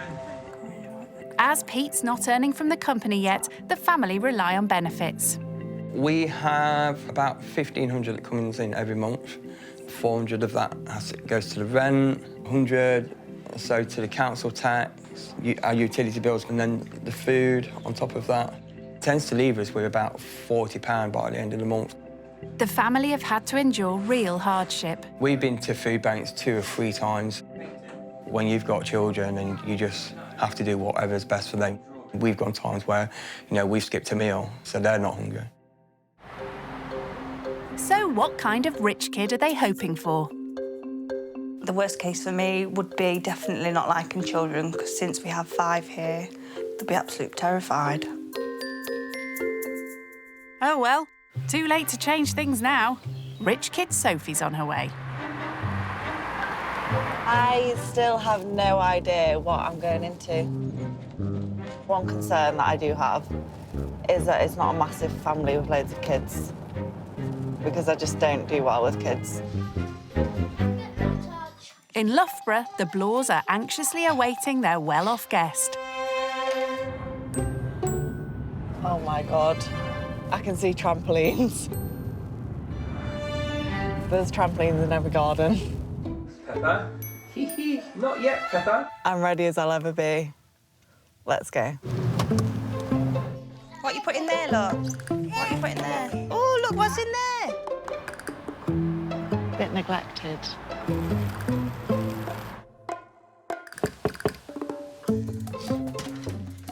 Hello. Hey. Come in. Would you like to come in? Hey, I'm Sophie. This is Mandy. I'm Oh, Pete. hello. Say hi. That's Jackson. Hi, Jackson. Hello. Say hello. Say hello. Oh, lots of children. That's Mia. We'll go from the youngest first. She's 2. Okay. That's Jackson. He's 3. This is Gracie May. 4, sorry. Yes, 4. This is Gracie May. She's 5. That's Jaden. 5. He's 8. That's Archie, and he's 10. I've forgotten. You will. I'm not very good with children, but I'll try. You will be by the time you finish. Yeah. First up, Sophie is taken on a tour of the Blores' house. This is our kitchen. Oh, it's quite spacious. This is the garden. Okay. Lots of toys. Yes. What type of garden you got? I was brought up on a farm. Ah. So, Plenty of space. yeah, loads of space and not so many toys. Right, shall we show you the rest of the house? Yeah. You go. This is our downstairs bathroom. Okay. So, do you actually use the bath? Yeah. Yeah. Upstairs in the Blores Council House are 4 bedrooms. This is Mia's bedroom, which we're in the process of decorating. So Mia's the youngest and she's got her own room. Yeah. What kind of size bedrooms and houses? Bigger than this. This is our room. Okay. So we tend to have most of the children's clothes, not loads of room for wardrobes. Yeah, we tend yeah. to have a lot of Oh their my God, stuff. I could not imagine my mum having my clothes in her room. This is Jaden and Archie, so the two older ones sleep in here. This is Gracie and Jackson's bedroom. Oh, it's very... Good. Very pink, very good, very pink. It's pink because Mia and Gracie were in here. You should go in your bedroom. So, Mandy, first impressions of Sophie? Not what I expected. I thought she'd be dressed with branded clothes on. She's not, she's just in jeans, a nice little cardigan thing. And Sophie? What do you think? I'm surprised of the size for the amount of children. So are they all your children? Mia is mine and Mandy's. Right. But the other four are Mandy's from previous. Oh, okay, right. So, yeah, and I've got two older ones as well. I think she was shocked at how small the house is for 7 people. There's so many children. I don't know if I'm going to remember the names. And, oh my God, they're all, like, sharing bedrooms and stuff. Sophie doesn't know it yet, but she's about to meet even more kids when she goes to work with Pete. I coach football to children, so you're going to come and help me do a that'd be session. fun, actually. Do a football session. With the children? With the children. Don't worry, it'll be fine. They don't bite. If it was like older guys, I'd be like, yeah, I'm there. So, be interesting. I'll either learn to love children or just hate them more than what I already do. Can you fit all of you in this? Yeah, there's 2 seats in the boot. Oh, is there? It's not long before Sophie's trainers catch Pete's eye. They're looking very shiny. Are they like new ones or do you have like a wardrobe for? I've had these for quite a while. I don't really wear them that often. How much are the ones you got on now then? I think they're about 360, 400 pounds. Oh my God, that's my monthly rent. For the house? For the house, yeah. What's your most expensive trainers? I just bought a pair of trainers and I think they were £7.90. What's the most expensive thing that you've ever bought yourself? My most expensive thing that I own is my car. And that was £450 for this car. Just a bit more than Sophie's trainers. But Mandy's mum and dad helped us pay for it as well, and we paid for it as well. To try and get them out of their financial trap, Pete's taken a step into the business world. I got offered this opportunity to coach for so I got the franchise in November. And so all the money I earn from sessions, obviously pay coaches, pay the hire for the halls. Yeah. And I don't actually take a wage at the minute because there's not enough money for me to pay myself. Has it grown in the past year? Personally, I had 12 sessions and now I have 28. Okay. How much do you charge per session? We charge £3.50. 3 to 6 and our 7 to 10-year-old sessions, they pay £20 for a week there. We need to set the goal up first. Where am I setting it up? It will go down there. I need a new goal because this one's just like, as you can see, falling apart. Falling apart. Things like Is that. there no funding that you can get? I've got a bad credit history. Oh, right. From my previous relationship. So, you know, I can't get, like, business loans or anything like that. 1, 2, 3, 4, 5, 6, 7, 8. This is the most we've ever had here. Shall we go slow or shall we go fast? Fast! Fast? Are you ready? Heads, knees, toes, knees. Score goal.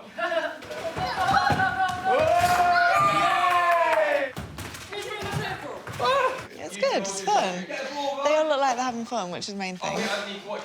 In terms of a business, Ready, go. not sure, but it's a good thing for the kids. Whoa! 2 minutes! Cute. 2 minutes! Pete pays a trainee coach as he's trying to expand his sessions, but that eats into any profit. So what we're going to do, OK, is you're going to run from that wall to where the goal is, kicking the football, no hands. But the cones must be on your head. There you go. That's it, balls be on your head. Can't hold them. There you go. Oh. See, it's not that easy. Are we scoring a goal? So you got to dribble your ball to the orange line. But make sure they don't fall off. Hold on. Oh. So there's 8 kids, and what did you say they pay? £5. Yeah, so 40 quid. He's paid a coach, but he's here. Yeah. It's not. I don't think it's a money maker. So how do you think it went? Did you? Yeah, it was good. Do you see this as like a business? I run it like a business. So do you ever think, oh my God, like, how am I going to pay for this? Because I've noticed, so the first session was 8 kids. Yeah. And then you obviously pay £15 for this. Yeah. So that £25 profit. And then you've got to pay... Amy, yeah. So it doesn't work in a minute. I'm positive, always yeah, positive. I know there's the negatives, but no, we'll get there.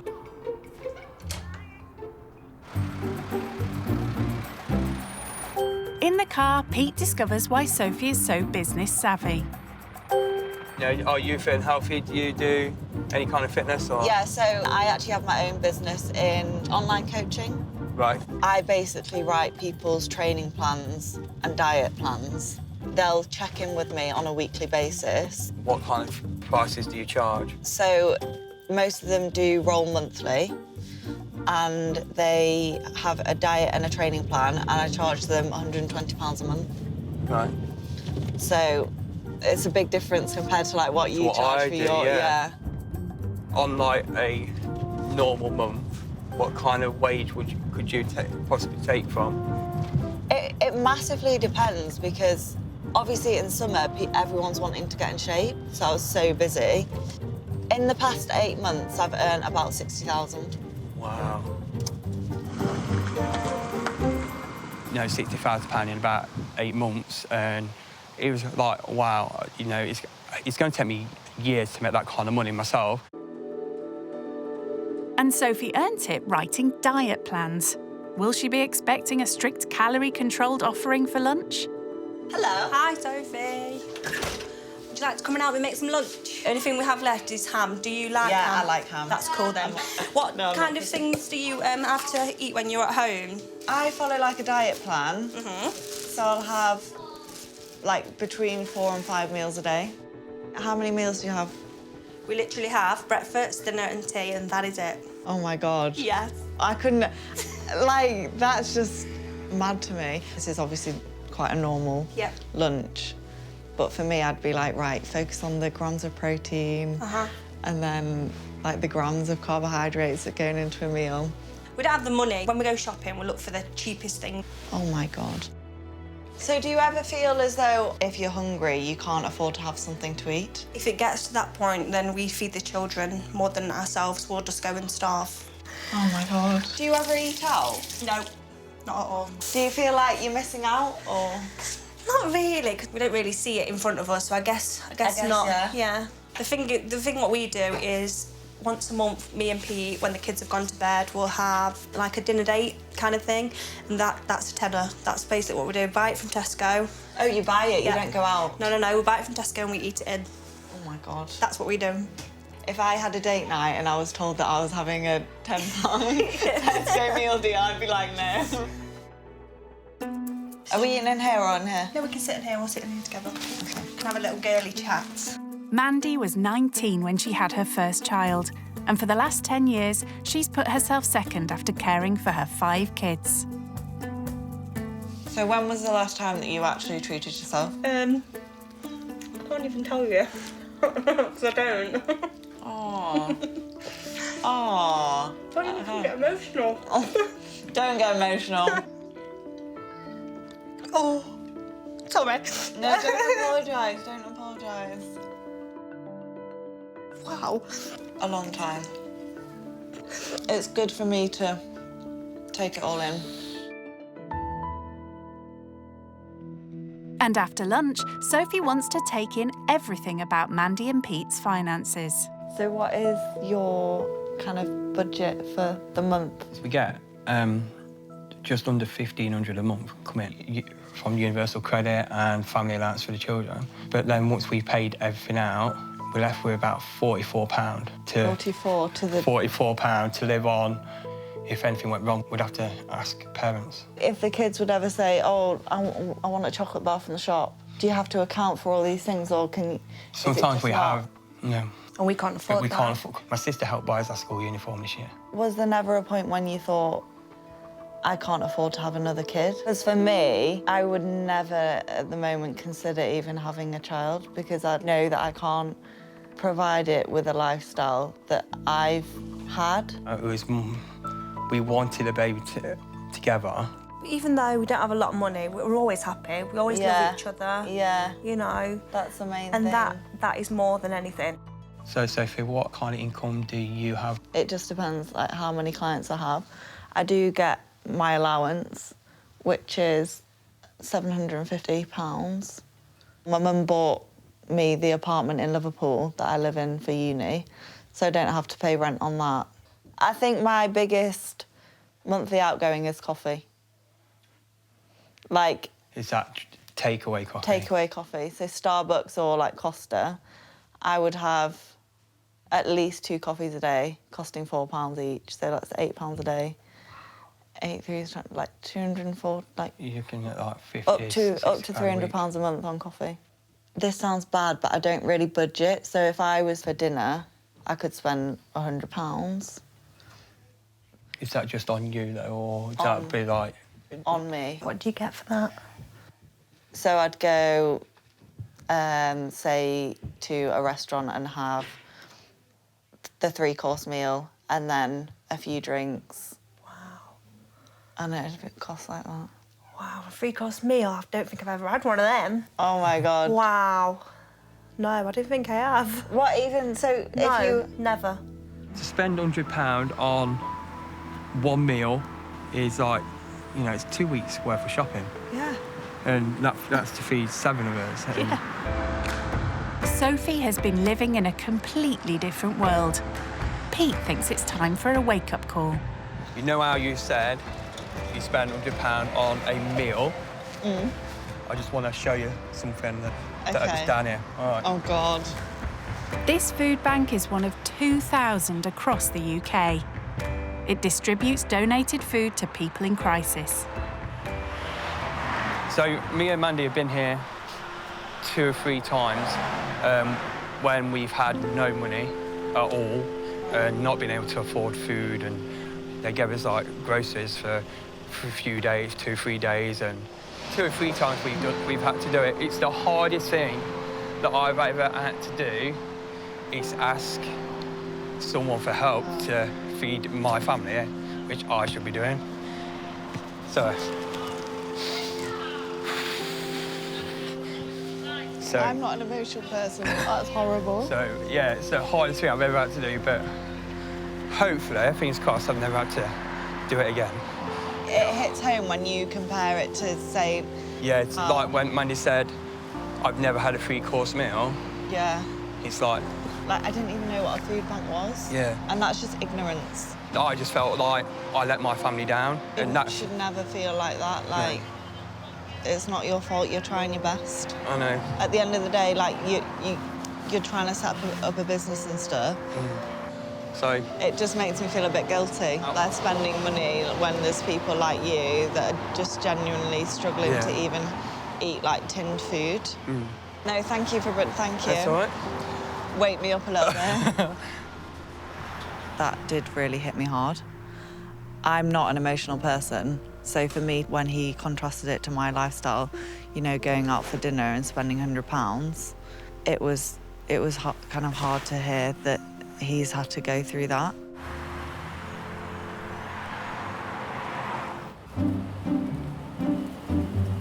Sophie is getting a taste of what Mandy's life is like. That's a big smile. And seems to be realising that looking after 5 children... I mean, it feels a bit alien, but I'm going with it. ...is a full-time job. Are you getting tired yet? No. Oh, my gosh. Are you? I am. Gonna do a seat drop. Woo! It's 6:30 and Mandy is making cottage pie. But tonight, she has help. Hey. Hi. How's it going? All right, thank you. Do you want me to help? Of course you can help. The potatoes need peeling. So is this sort of the usual tea that you would have? This is the kids' favourite. I'm just going to ask you, once you've done that, if you don't mind cooking some mince. Of course. I did see you'd already cooked some. I have, yes. That's not enough, though. We have to use 2 packs. How much does a pack cost? Oh, anything from £2 to £3. And you have 2 Yes. to feed the family? Yes. Do you think that's where most of your, like, it's quite a high-cost meal to have this? Yeah. Probably why the kids love it. They always love expensive stuff. Yes. And then what would be a cheaper kind of tea option for you? Beans on toast. So that's that done. Shall I go and do the mince? That's perfectly fine, yes. I didn't actually know you could cook mince from frozen. Yeah. Don't know that. I always defrost it. I think it says it on the packet, actually. Yeah, for best results, cook from frozen. Yep. And it is literally just pure mince. Yep. But to get £2 for that? Yeah. That's all right, actually. Can we make it spread across the whole thing? With so many children, there's no room for the adults to eat at the table. Really nice. It's yummy. Yummy. Thank you, Mom.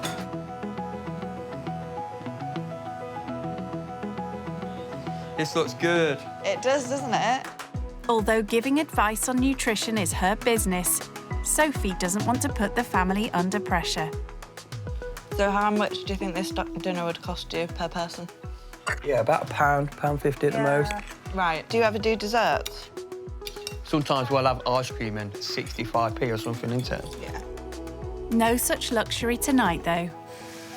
Today's been amazing. You know, I was so happy that we met her. She's really lovely. It's been so nice. Had a fantastic day, but I am very tired. Time for Sophie to find out where she's sleeping tonight. Here you go, Sophie. Here's a pillow and a blanket for you. Thank you. That feels all right, you know. The bed feels, well, the sofa, not bed, but it's comfy. I've slept in worse places.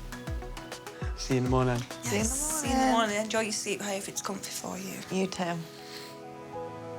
It's been a long day for everyone. Night. Do I get a hug? Scary so. I don't want to, but I'm gonna. Night, night, night. See you tomorrow. Let's go then, guys. But yeah, I hope they like me. They seem to like me. They've invited me back for another cottage pie. Well, she has a fan in Mandy. I get on with her fantastically. It's just like she's lived with me all my life. She's like my sister, my friends, my family.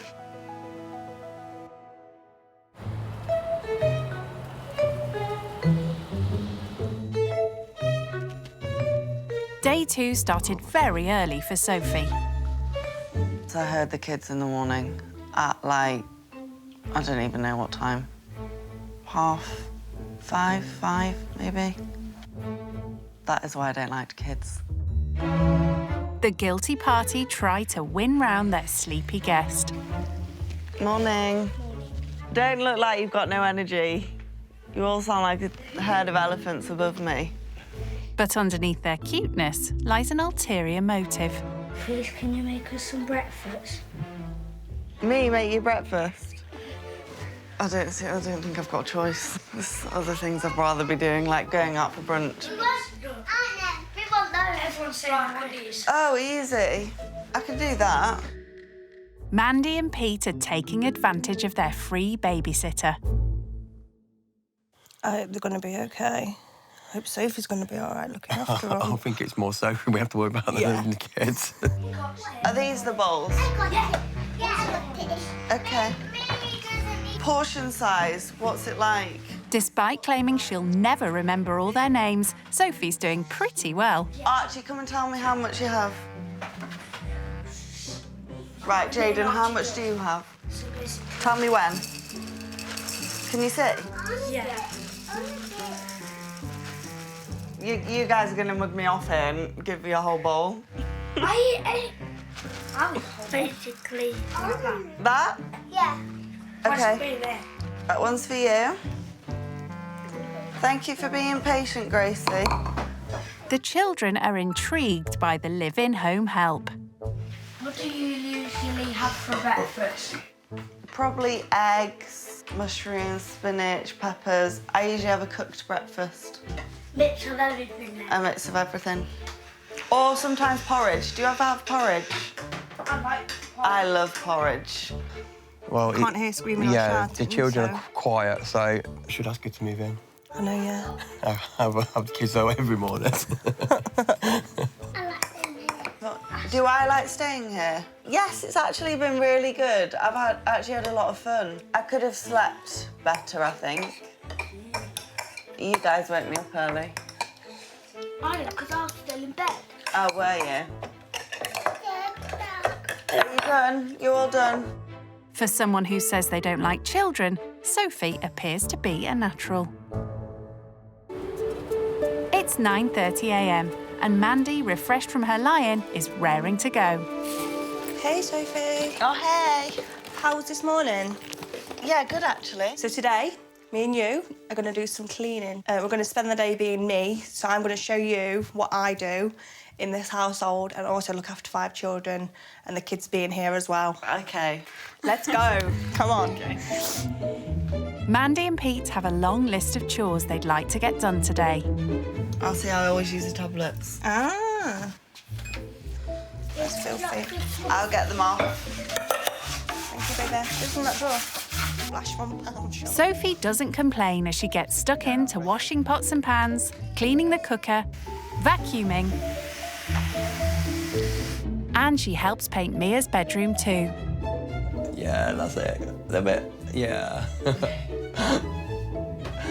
What do you think? That's all right. Bye. See you later. To see how the Blores live on a tight budget, Sophie goes food shopping with Mandy. We'll get this one because it's cheapest and it's got the most yogurts in it. And Value for money. I normally get a couple of loaves of these. How much is that? 59p. 10 packs for a pound, that's 10p.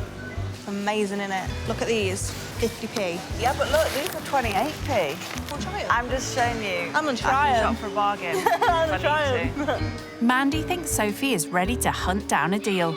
She challenges her to get dinner and breakfast for 7 people. I'm ready to go. See you later. Oh my God, Cocoa Pops. Yeah, let's treat them to Cocoa Pops. Oh, they're gonna love me. Ice cream. That is so cheap. I think I am gonna get them some veg because Mandy likes to get them peas and sweet corn, but actually they're not that healthy. They are actually full of sugar. I'm gonna get them some like frozen broccoli and things. And I don't think they'll like it because they never do. Sophie's bought some things for the kids, but she still hasn't figured out a meal for tonight. So for dinner, I am thinking chicken and rice, because that's what I eat. You get a flavoured rice, it can taste quite nice. But 2 for £3, so for a serving, it's half a bag. Sophie's trying to stick to the cost of last night's dinner, which was £1 per person. I'm spending nearly £6 on rice. Usually for me, my dinner would cost me about £7 or £8. So to feed a family of 7 for £7, I'm actually getting really stressed.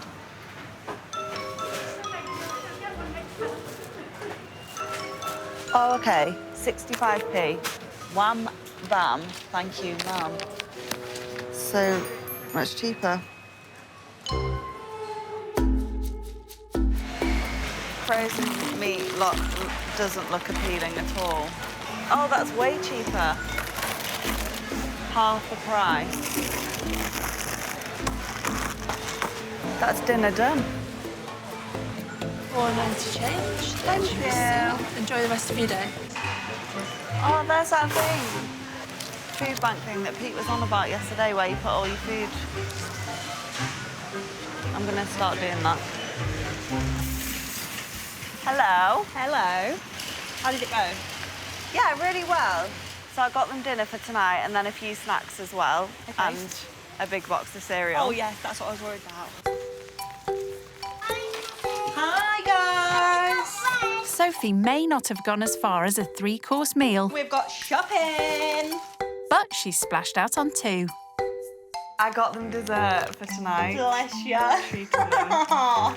And they were only like 90p, so... Bargain. Yeah. So you did it. Yeah, that's 10p each for dessert. Fantastic.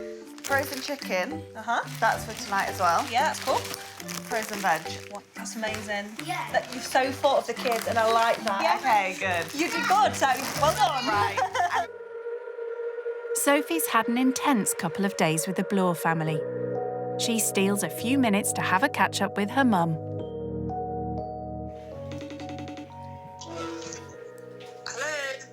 Hi, Mum. Are you glad to see me? Of course I am. So what have you actually been doing? Yesterday, I made cottage pie. It was like frozen mince from Iceland. I didn't know you could get frozen mince. That's what I said. Oh yeah, so and then yesterday we like went for a walk to this food bank. Have you ever? Oh yeah. I've never heard. I didn't know it was really a thing. Yeah, well, I've given her quite a lot of stuff to the food bank. Ah, I see. I didn't know about it. It really hit his pride that he had to go there, Yeah, and sure. he felt like he'd failed his children, and he was actually crying. Oh. Yeah. Well, he hasn't failed them, has he? The fact he goes there is a big thing. Exactly, and he's like he's like got his own business that he's trying to set off, but it doesn't pay him a wage because it doesn't make anything. Yeah. So you're proud of me? I've got through the weekend. Yeah, I'm very proud of you. Yeah. Very proud of you. I'm proud of myself. Yeah. All right then. Yeah, well, I love you. I love you too. Yeah. Bye. It's not often that my mum would say she's proud of me, so that does mean a lot. With her mum's praise ringing in her ears, Sophie begins her final chore, but realises she's made a big mistake. Oh, defrost. Defrost thoroughly for a minimum of 12 hours in the fridge. Can't be giving them food poisoning.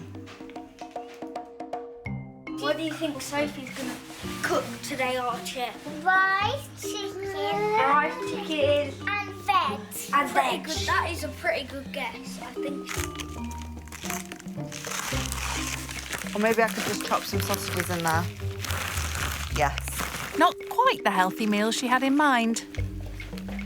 These take 15 minutes. Throw the rice in the microwave to start it off. And then I'll put it all in here, chop the sausages up, add the raisins. Voila. This is just gonna look like a mangled mess. First time cooking for kids, any kids. It's got peas in, it's got broccoli in, it's got cauliflower in. How scary for children. What would you like if, like, for pudding after dinner? Raisins. No, chocolate. The main thing that I would worry about with the family is like nutrition, and it's not something you can just teach someone in a weekend. And it's not something you can do on a budget always either. So as much as I'd like to, it's probably not viable. And then I think we are ready to dish up.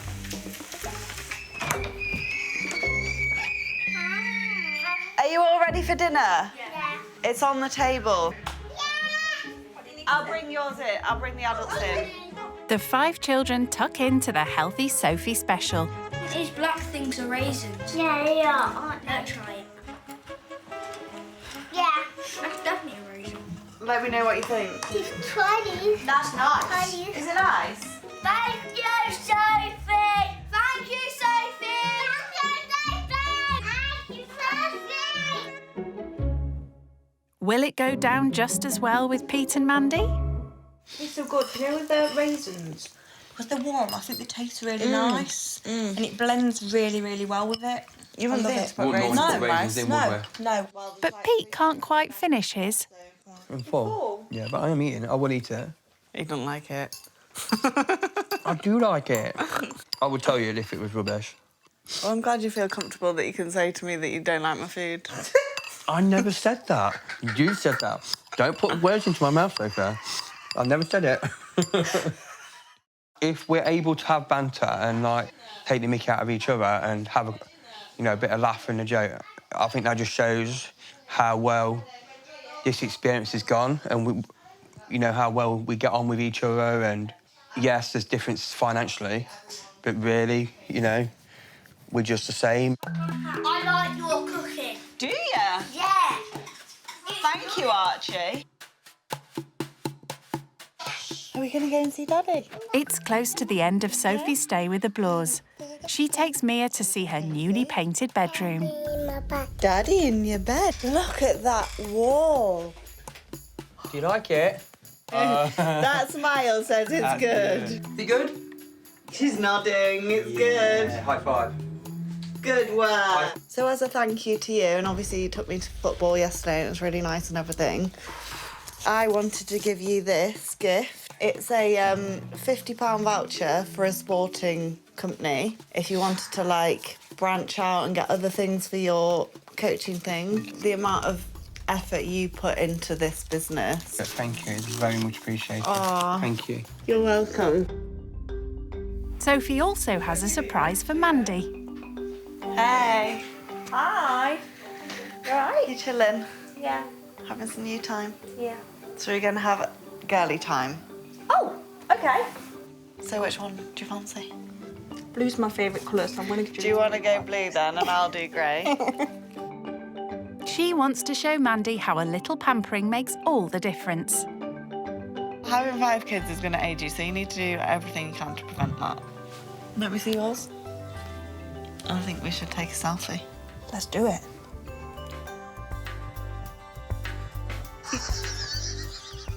That was great. I'm going to say that. It was just fantastic. I loved it. It was a lovely surprise. I didn't expect it.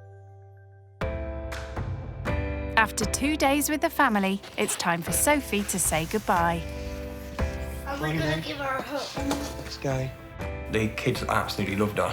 Thank you for making me feel so welcome. We've also got you this as well. It's just Oh, guys. say thank you. To Sophie, thank you so very much. We would like to thank you for a fantastic experience and getting to know you and learn different things about the life you have and letting us share our life with you. We hope to stay in touch. We will definitely stay in touch and see each other again in the future. Love from Pete, Mandy, Archie, Jaden. Guys, thank you. Oh, you're crying. And I've got something for you guys as well, for the whole family. 2 trips to the cinema. You can use that whenever. You're welcome. Thank you. So I'll give that to you, Pete. Thank you can very look much. after that. See One you big one. soon. On you Enjoy go. yourself at the cinema. Bye, Sophie, a big hug. So kind of like chucked herself into our situation and like did what we asked of her and helped with the children, and then to give us those gifts for me for my business and you for yourself and children as a family was, she really didn't have to do that, and they're very much appreciated.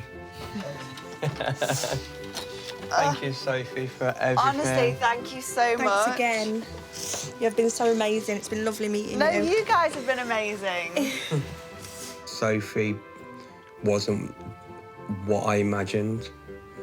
She's more down to earth than what I thought, so that was my biggest surprise. Oh, the card was so sweet. It really actually did touch my heart, and it was really nice to read, and it will be a card that I keep. The children loved having her. They did. Yeah. Yeah, I might not offer the babysitting skills.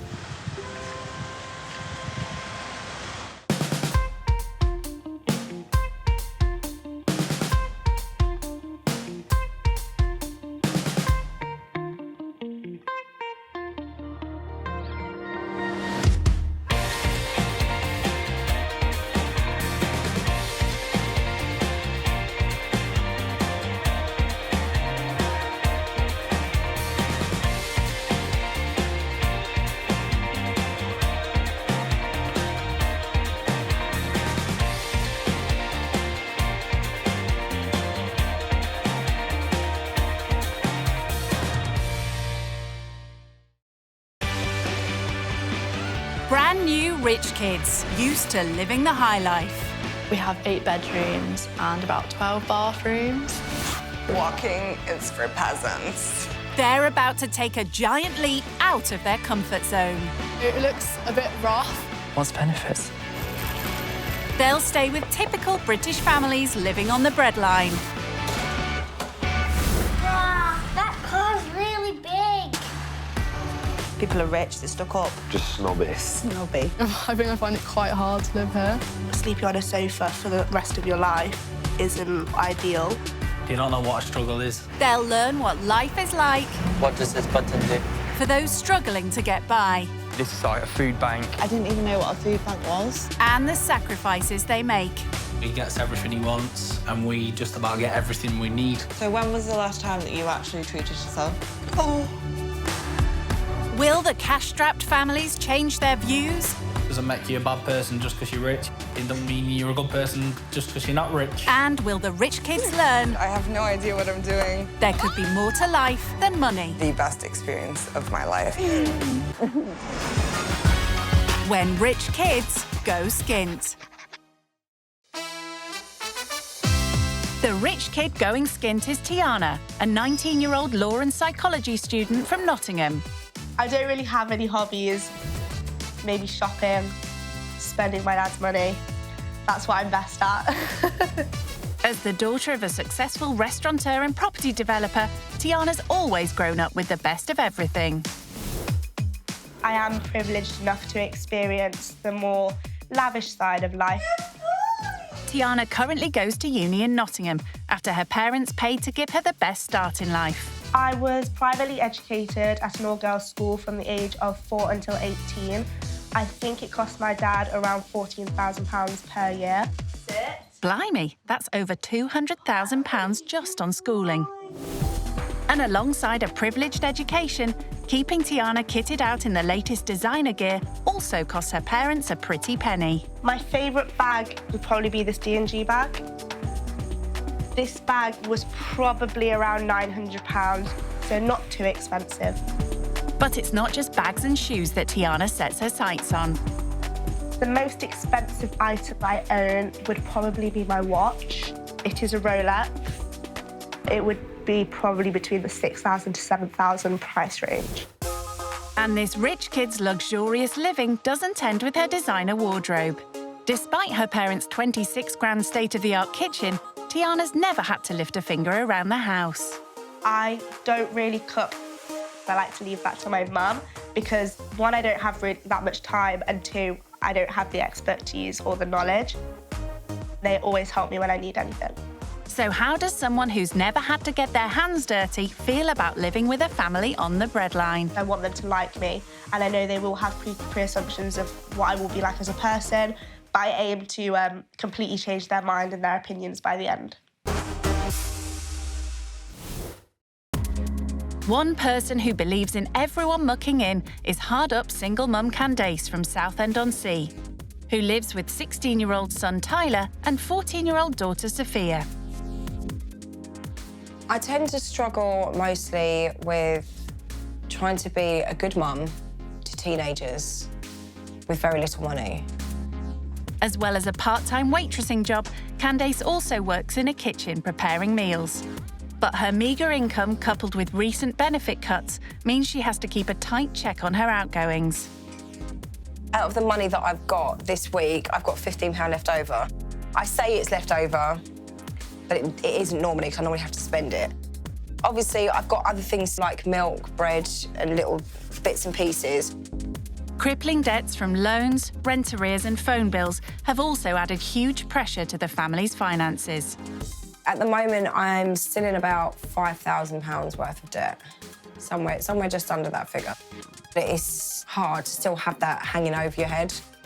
Candace's struggles with money mean Sophia and Tyler don't get anything handed to them on a plate.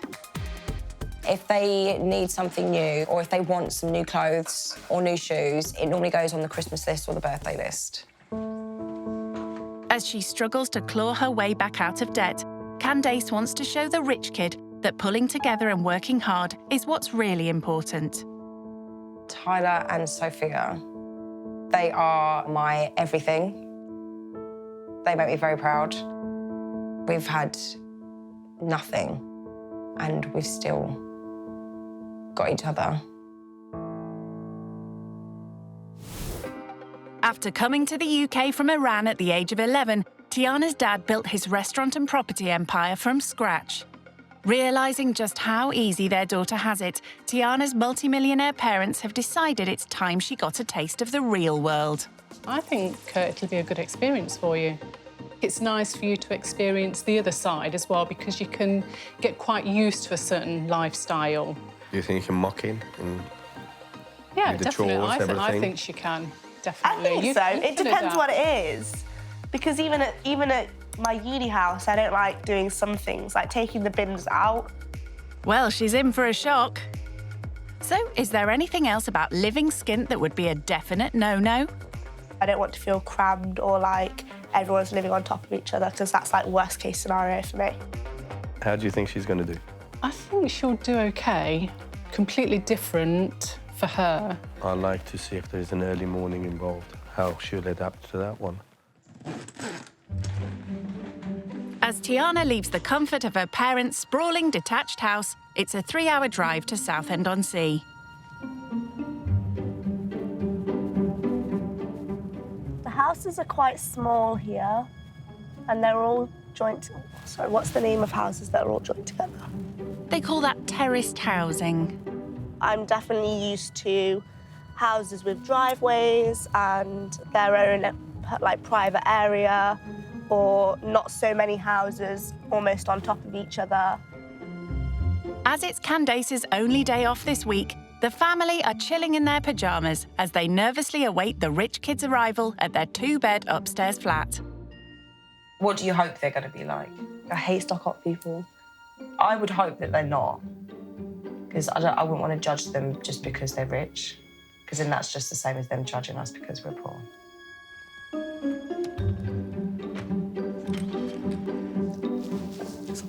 Is there someone there? Seems Tiana's not so worried about passing judgment as she approaches her new home for the next few days. It looks a little bit run down. It could be painted a bit nicer. Looks a little bit old.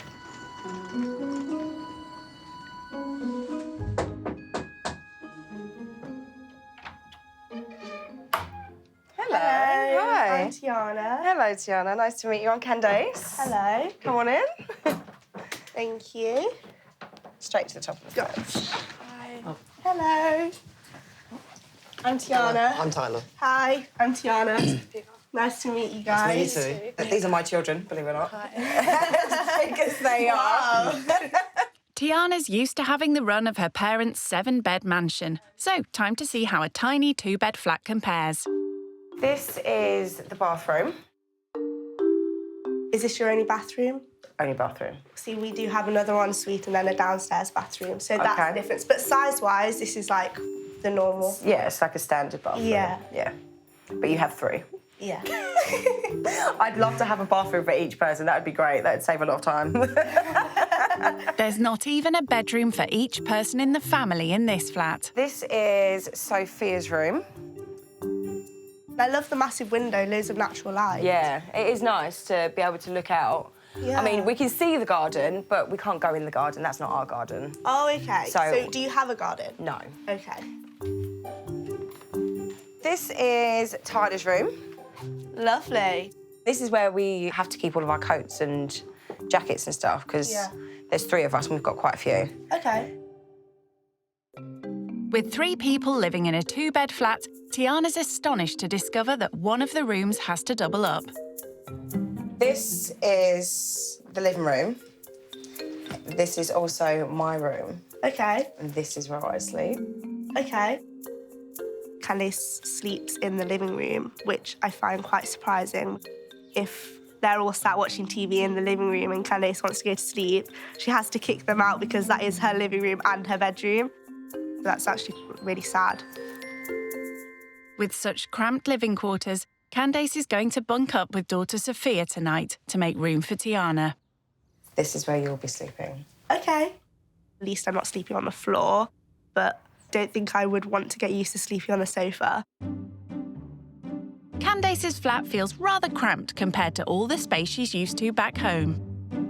We're currently actually getting a 3rd floor. So wow. so it'll be really nice. Yeah, and it's something that my dad's wanted to do for like a few years. So he's finally doing his thing and he's happy now. Her modest kitchen is where Candace likes to do her thing. This is my happy place. This is where I cook and I bake. Oh, do you love baking? I love baking. I bake quite often because I'm trying to start my own business from home baking. Oh, really? Yeah. I mean, it's been quite slow. Yeah. I've had maybe 1 cake a month, but... That's a start. Exactly, That's a start. it's still a and start. it's like word of mouth. Once people like enjoy your cake, and word to their friends. Exactly. Thank you so much. That's great. Despite her having a day off from her waitressing job, Candace has an order in for 24 cupcakes, which she needs to buy ingredients for. What we can do is we can go and get some stuff from the supply shop and then do some baking. Okay, I'm going to be awful. I know already I'll be awful at it, but I'll give it a shot. You'll smash it. You'll be fine. Are you guys good at it as well? No. I know. Fear's more the baker, I'm more the cooker. The baking supply shop is a few miles away. As Candace can't afford to run a car, it looks like Tiana's going to have to re-familiarise herself with public transport. I actually haven't got the bus in a year. In a year? Yeah. Okay. I was in an accident whilst I was on this bus, so now I'm scared of them. Oh, no. Yeah. Okay. After the accident, I kind of milked it a bit and I asked my dad to just get me Ubers all the time. Tiana's dad bought her a car, even before she passed her driving test. I have a little Fiat 500. It's really cool. It's like a metallic electric blue. So I drive around everywhere. Whereas just affording a single bus fare can be a struggle for Candace. So how often do you get the bus? I get the bus to work twice a week. Okay. Although sometimes I'll walk. It's about maybe a 40-minute walk. Gosh, that's quite far. It's far, but it saves me about £4. Really? Oh, there it is. With over £5,000 of debts to pay off, Candace is hoping that on top of her waitressing job, her fledgling cake business will one day help to turn the family's fortunes around. These cakes are amazing. Oh my God, they look incredible.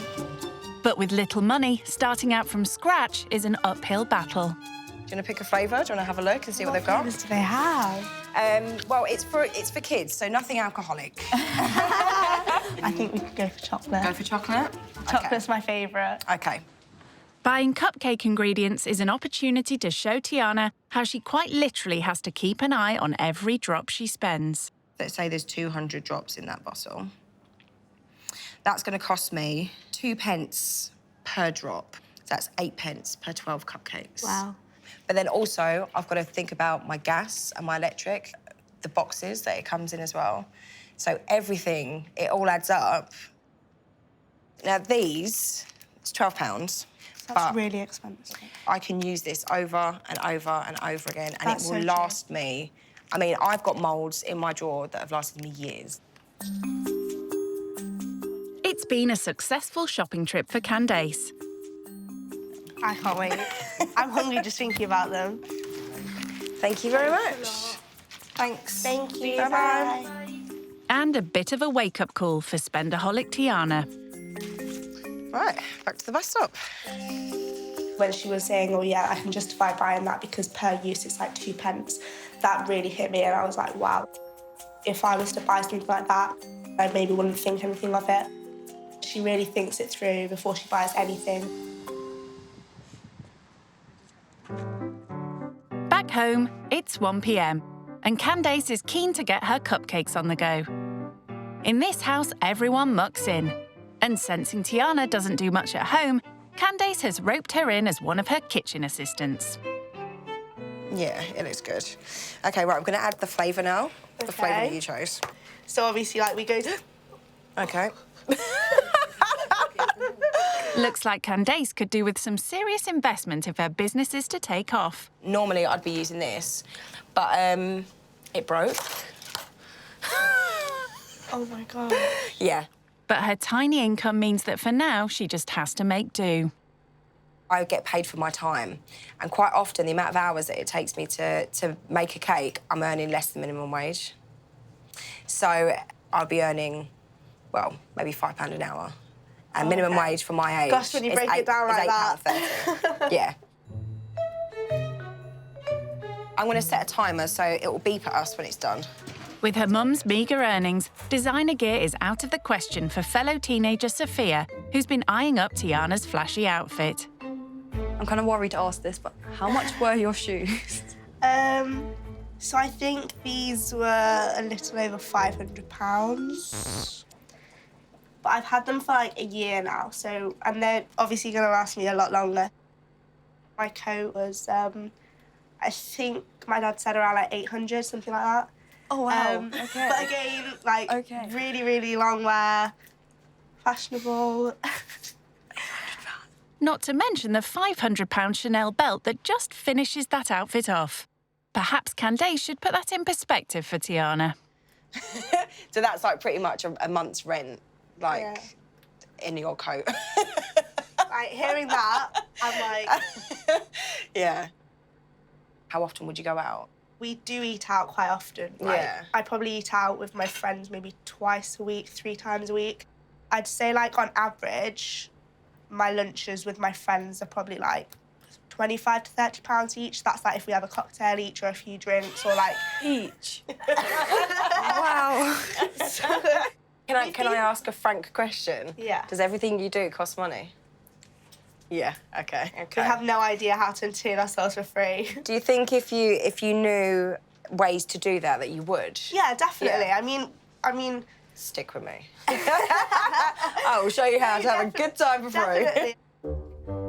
Knowing her kids barely get what they need, let alone what they want, hearing about Tiana's privileged lifestyle has been difficult listening for Candace.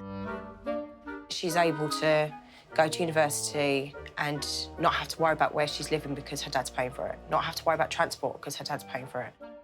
What about those people that haven't got that to fall back on? I know that I wouldn't be able to give Tyler the same opportunity. She's been given a lot. While Tiana may think nothing of enjoying expensive days out, Candace has always taught Tyler and Sophia to be mindful of every penny and to do things on the cheap. You guys off? Got your pennies? Good. All right, well, have fun. Bye. See you soon. All right, bye-bye. Bye. Bye. While she finishes off her cupcakes, Tyler and Sophia are taking Tiana to a local amusement arcade. We always go here. It's like so good. Is it really? Yeah. I haven't been to an arcade in so long. Have you not? No, Right. we don't have many in Nottingham. Candace wants the teenagers to show Tiana that a jar of old coppers is all it takes for a fun afternoon's entertainment.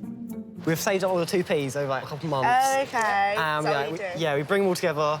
We come here. We go on the 2p machine. Did you go in? Let's go. I'll follow after you guys. All right. So.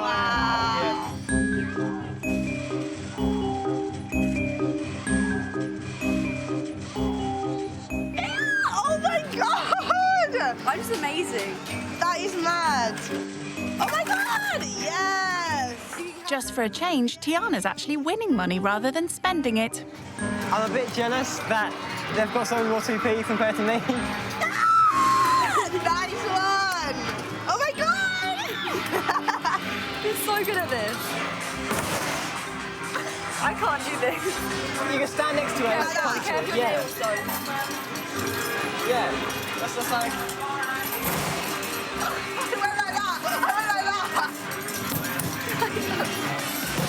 It hurts, you know, it hurts. That hurt my knuckles. That was so fun. That was so much fun. Our moments we made a profit as well. I've got more in my pocket, actually. It's rare Candace ever has any spare money in her pocket. A few years ago, her debts left the family homeless after they were evicted from the council flat they'd been living in for 10 years. I could see it in my kids' faces that they were upset and that they were angry with me. I did apologise to my kids several times because it was my responsibility. I'm their mum. I shouldn't have let that happen. Knowing that I disappointed my kids, Yeah, that really got to me. A lot. Yeah.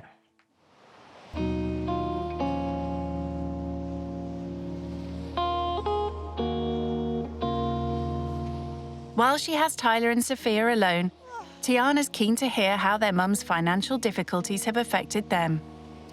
So obviously your mum's spoken about how she does struggle a bit more with money, but do you find it difficult seeing her in that position or seeing her struggle like that? Kinda, yeah. Like, seeing her, so... It's as if she's scared to let us down. We all struggle, but, like, she pushes herself that extra mile, so we kind of want to help her out. I feel like if we got a job, it'll be like we could help her out a bit more. Yeah.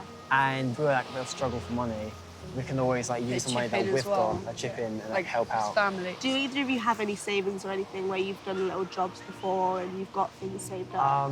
I did have a couple of jobs before, and like I had the money, and like I would save up a bit, and then I would just chip into it if we needed something or if we were a bit short.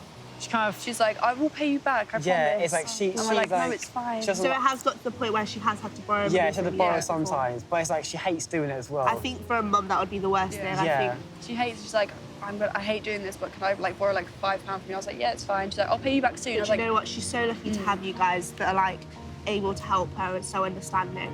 Because I know so many other children wouldn't be as understanding or would be like so demanding for more, and you're just happy with what you have because you've got a really good family and you're all happy and you love each other, and that's the most important thing. This wealth gap between me and Candace and her family makes me feel quite sad.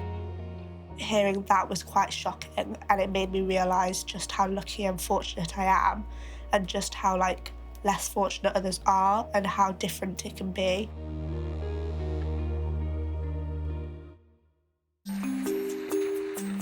It's 7 p.m. Candace now has another lesson for Tiana: how to have a good night out without breaking the bank. They've come to watch the South End firework display, an annual treat that cost the family next to nothing. So that barge there with the lights, that is where they release the fireworks from. So we've literally got like the best view. That's amazing. We're literally front row. Yeah. The fireworks aren't the only thing the family have been looking forward to. Oh, look at these bad boys. Wow. Yes. This one is my one. Oh my God. Thank you. Thank you. This is like a treat. So this is something that we do once a year. We come down. The fireworks are free. Okay. Obviously, we have to pay for hot chocolate, but it doesn't cost that much when you've waited all year for it. Cheers, guys. Right. Cheers. Here we go. Cheers. Oh, I'm so I love fireworks.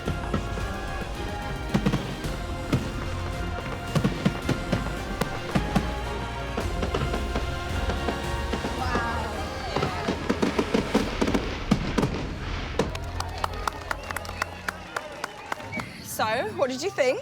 That was amazing. Yeah? It's so beautiful. You're so lucky to have this, and it's right on your doorstep, and it's free. And it's free. I've had a really good time. Good. I'm glad. Thank you so much. I'm glad for you've had a bringing good me. time. Yeah. It's dinner time, and with this week's budget almost run out, Candace has a challenge for spendthrift Tiana. My weekly allowance, I had £5.50 left. You're going to go in there and you need to find a way that 4 of us can eat. OK. Tiana never bothers to look at prices in expensive restaurants, so buying dinner for the family with just £5.50 could prove quite a challenge. Right, we're going to go and find a table. Even in a South End chippy. I could get a kid's meal, and then I could get a portion of chips. Can I? 3, 5. No, I can't even afford that. I genuinely don't know what I'm going to do. I don't know how I'm possibly going to feed 4 people. Not easy with just £5.50. I can't even get... What? Do you have a calculator? Come on, Tiana. The family have to do this all the time. If I got a portion of chips for £2.95 and then a side of mushy peas, how much does that come to? £4.55, please. Thank you.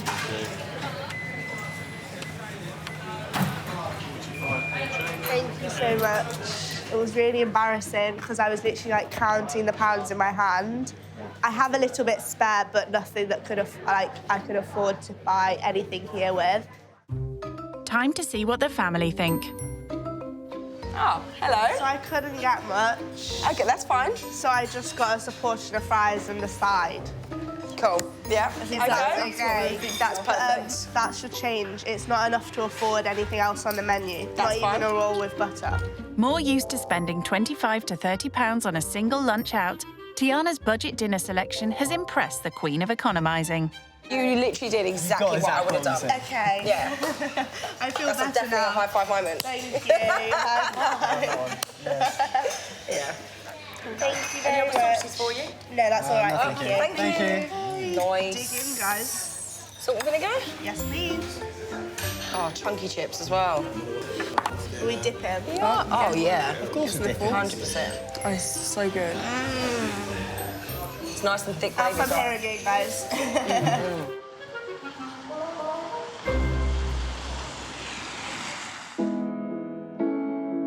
Back home, Tiana's reflecting on her day.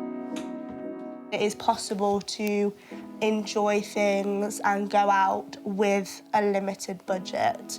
So I could save a few pounds by thinking wisely before buying just anything that I want.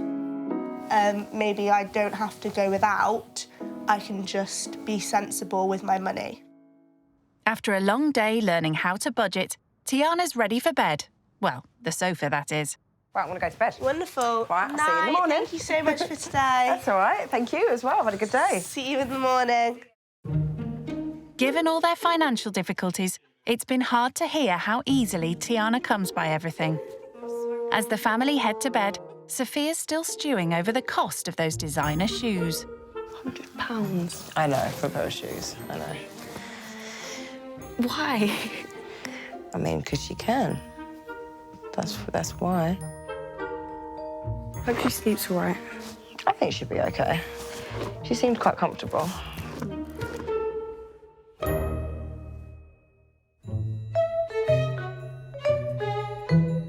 It's 9 a.m. So how was roughing it on the sofa Candace is forced to sleep on every night? I woke up a couple of times. I'm used to a double bed, so this was quite a small space for me. I'm very used to my own space, used to my own privacy, like doing what I want when I want. A 30-minute beauty routine applying hundreds of pounds worth of designer makeup is way down the list for Candace's kids, who are already mucking in with the housework. It's important to do chores because it kind of adds that humility. People need to know, like, in life, you're not always going to have other people do it for you. So, like, chores kind of, like, prepares you for later on when you have to do it yourself. Tiana may get away with not lifting a finger at home, but Candace is on a mission to make sure she mucks in and does her fair share during her stay. OK, so this is what we normally use for the windows. OK. Do you want me to show you how to do it first, or do you just want to crack on? I'll be able to. You crack on, yeah? Yeah. All right, cool. OK. Thank you. There you go. Have fun. Thanks. Housework is yet another first for the rich kid. Sometimes if my mum asks me to do something, I will, but I don't normally do chores. Maybe more a case of if she needs something doing, then I'll help her, like, set the table. It's soon obvious Tiana is a complete novice at cleaning. I don't know if I'm doing the right thing, but I think I'm doing OK. That looks good, I think. Ah, squeaky clean. I think I'm done. Or not. I can't reach up there, though. Tyler? Time for an expert to show her the proper way to clean windows. This is how I usually do it. You go right from the top, carry the water right to the bottom to make sure there's no marks. I started from the bottom and then went to the middle and then went as high as I could and left the top for Tyler. So now he's done twice the work because he's had to clean the whole window, even though I did half the job for him. Returning to the comfort of the sofa, Tiana's back on social media whilst Tyler finishes off her chore. Out of 10, what do you rate my cleaning job? Can I go minus points? I really can't. That may be, but there's only one person's verdict that really counts. Let's have a look. I can see that there is a definite difference. Would you pay for my services? I mean, I wouldn't pay anybody to clean my windows because I can do it myself. If Tiana thought she could now put her feet up, she's sadly mistaken. Candace is determined to teach her to fend for herself in the real world and wants her to buy all the ingredients for a Sunday dinner. So, this is what I would normally use. That's £6 there. OK. OK. For 4 of us? For 4 of us. Awesome. Good luck. Thanks. I'm going to need it. Bye. See you later. Have fun. See you in a bit. So what kind of things do you normally get? What do you like? I'm kind of worried. You worried? Why are you worried? I'm not. You're worried you're going to be hungry? Yeah. Sophia may have good reason to worry. Tiana may be the daughter of a successful millionaire restaurateur, but she's barely done a food shop in her life, let alone one on a tight budget. When Candace gave me £6 to buy a full meal for 4 people, I almost laughed in her face. I've done one full shop for myself. It wasn't as if I was making sure that everything was cheap and within budget. So, very out of my comfort zone. Fortunately, 16-year-old Tyler's been taught to shop frugally from a young age. So let's hope he can keep spendthrift Tiana in check. I have no idea what I want to get. Often what do you normally get from here? Well, as the end of the week, we usually do a sort of roast. OK. So I would maybe suggest thinking of what we Like have in a chicken? roast. Yeah. And then veg and potatoes. Do they Okay. have chicken here? With just £6 for a roast dinner for 4, Tiana's going to have to choose her ingredients wisely. £1.99 kilo.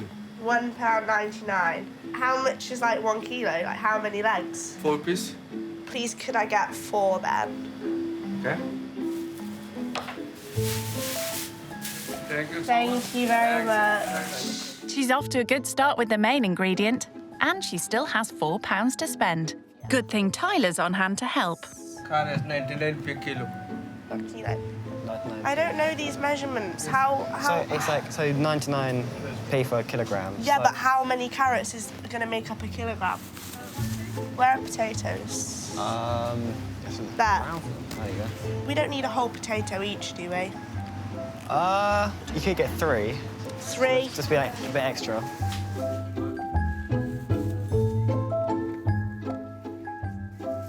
I have to put it on here. Yeah. £5 for 3 potatoes. Let's hope that's the weight, not the cost. Is that right? 49p. 49p. 49p, wow! So we'll get those, thank you. This is so easy, I love this. Who knew food was this cheap? What else do you think we should get then? What do you normally like with your roast? You could do some rice, or you could look around the shop and find anything. I don't want rice with that. You don't have rice? You don't have rice Do with you have rice with your roast? Well, some people do. I don't like that. Really? If you want rice, we can get rice. I just won't eat the rice. Well, yes. Okay. Well. Excuse me, where is rice? 150. 150 rice. Wonderful. Thank you so much. Do you want to get that as well then? Afford that. Yeah. Yeah. So add this to the rest, and I think we are under £6. Oh, look at that. 537. Thank you so much. Thank you. Thank you. See you soon. Thank you, Bye-bye. I'm feeling very proud of myself. I did not think I would be able to buy anything like worthy of a full meal for 4 people for £6. I've never had to do something like that before. I think it'll be a really good meal.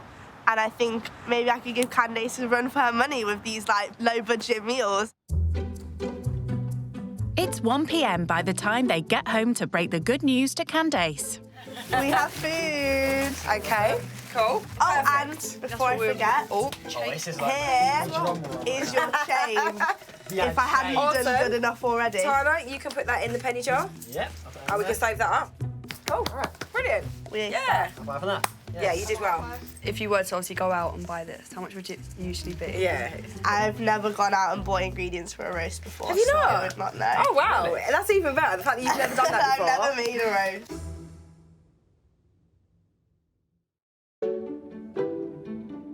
Learning about real-life struggles with a hard-up family from Southend is making pampered rich kid Tiana realise how little she does for herself. She's calling home to update her dad on everything Candace and the kids have taught her. What would you say you've learned from this experience, then, Tiana? 100% learnt that you can have a lot of fun without spending a lot of money. Oh, that's great. It's great.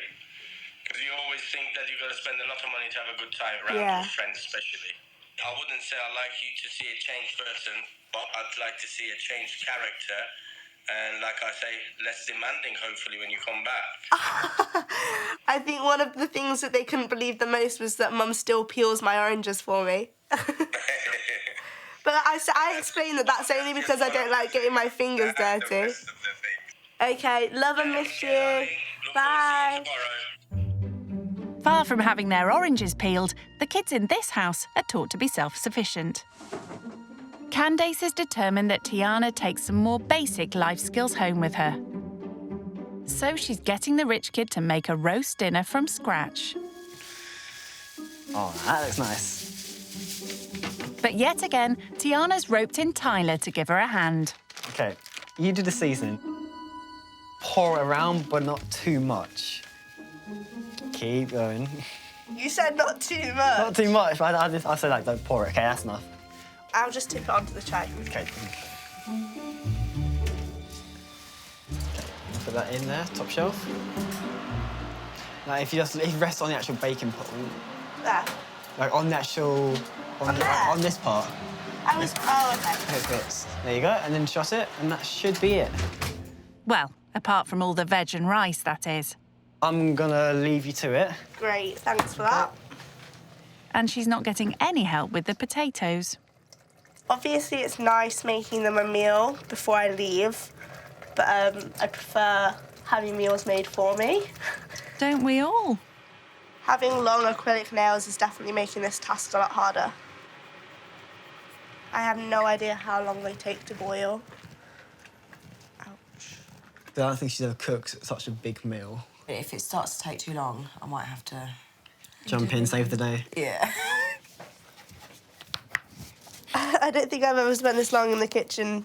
She's only been at it for 20 minutes. I'm not happy about this. I'm not enjoying it at all. I enjoy cooking when I want to, and now is not one of the times where I want to.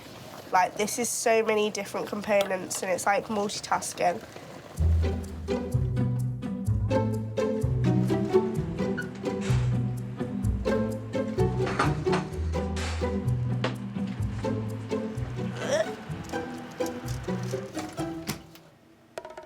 I don't think I'm strong enough to do this.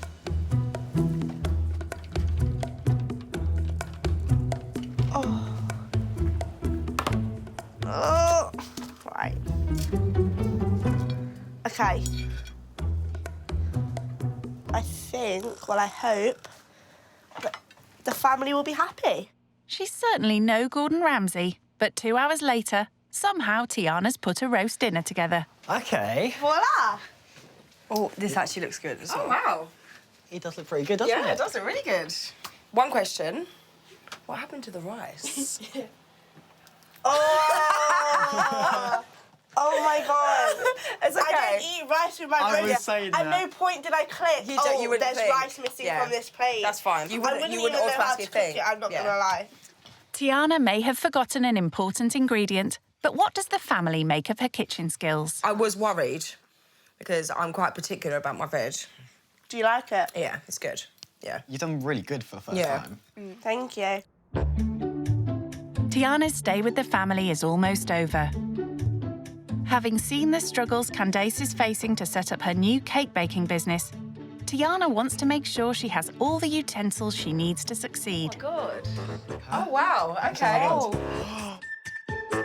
It's a top-of-the-range cake mixer. I just wanted to give you the opportunity to have that start in your business as well. Thank you. You're so welcome. Thank you so much for letting me stay. I definitely think that this is one of the most thoughtful gifts that I could have got, because it's something that's going to contribute to mine and my kids' future. I can just see how pretty it is already. I want to be self-sufficient, so the fact that that is going to help get me towards my goal, that's a massive thing. Look at it. Look at that. Now it's time for Tiana to pack her designer luggage and say her goodbyes. I am definitely sad to be leaving Candace and her family. From the very beginning, they made me feel welcome, and I really felt like I fit into their family. I'm sad to see her go because, like, how we got that bond, and honestly, she's like a friend to me now. It was just really fun. I'm gonna miss her.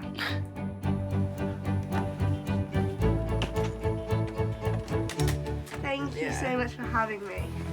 Miss you. And I'll stay in touch with you on Instagram. Yeah. Thank you so much for helping me cook, Tyler. Couldn't have done it without you.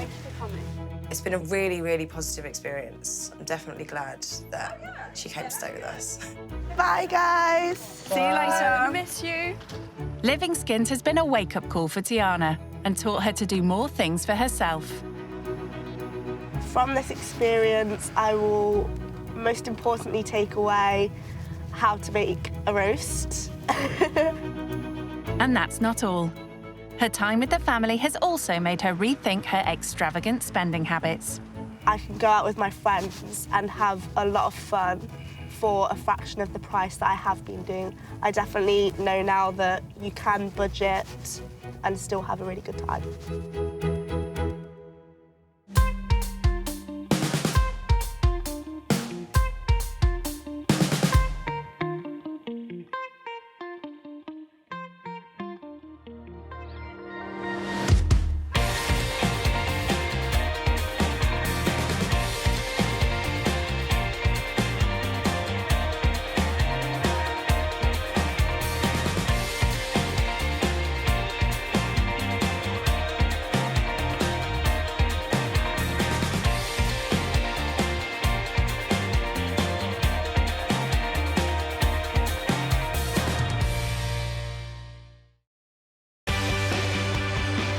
Brand new rich kids, used to living the high life. We have 8 bedrooms and about 12 bathrooms.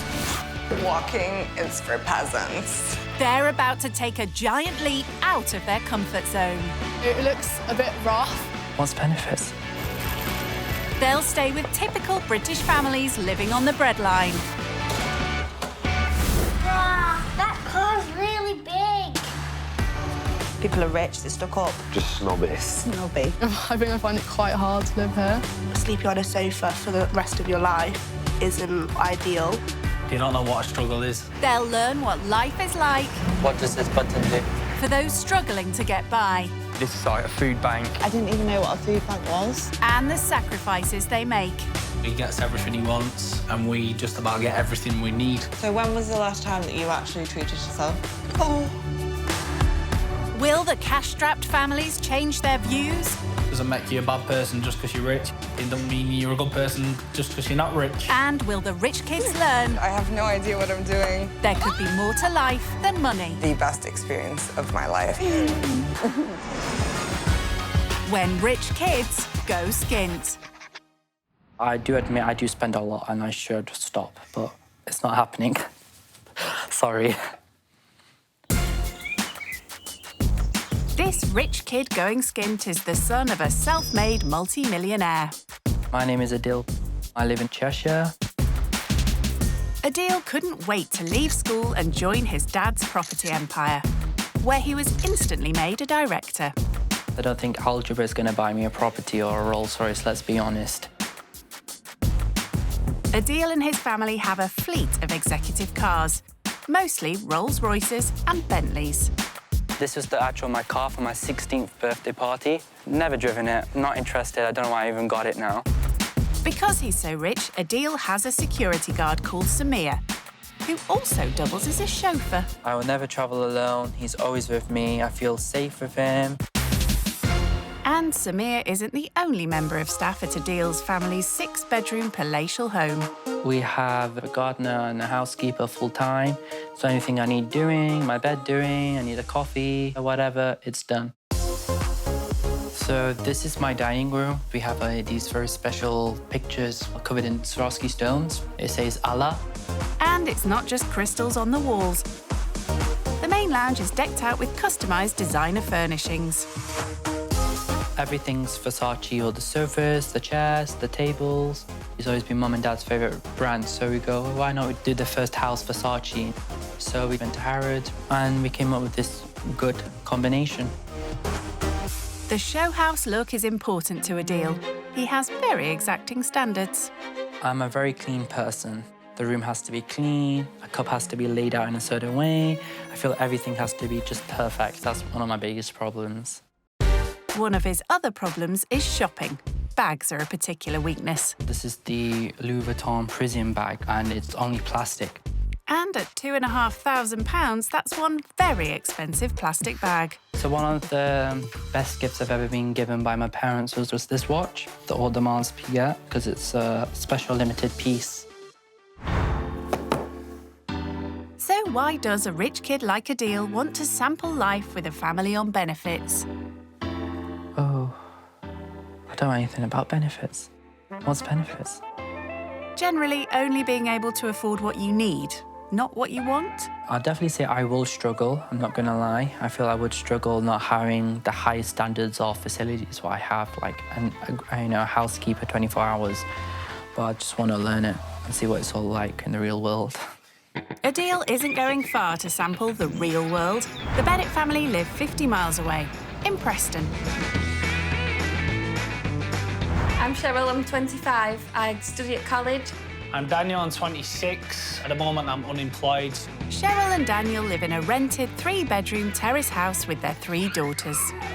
Miley's 7, Eliza's 5, and Skylar's 2. 11 months ago, the family suffered a financial and emotional blow. Unfortunately, I lost my job. Had a bit of a breakdown, didn't I? You're not earning money. You kind of feel like you've failed your family a little bit. It kind of flips your world upside down. And it's meant they've had to make sacrifices. When did we last go out for something to eat? Probably about 6 months. Yeah, and even that was 11 quid, or you can eat Indian buffet. Yeah. Because of the drop in income, they have to keep a closer eye on their budget. We've got about 1,400 coming in. Yeah. And we've got about £500 once we've paid all our bills.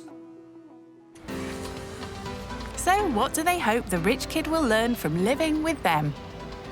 We're not in this situation through choice. Not everyone has been fortunate enough to have the life that they have. They've never lived. You don't know what a struggle is at all. You know, it'd be nice for them to kind of understand what life is like at the bad end. Living skint with Daniel and Cheryl will be a world away from Adil's normal life. His family want to make sure he's thought it through. What do you think you're going to struggle with then? I think sharing a bathroom, that would be the one of the things, you know what it's like. Okay. Drinking more not having water and things like petty things like that, I feel like a struggle. So cleanness, make sure everything's clean.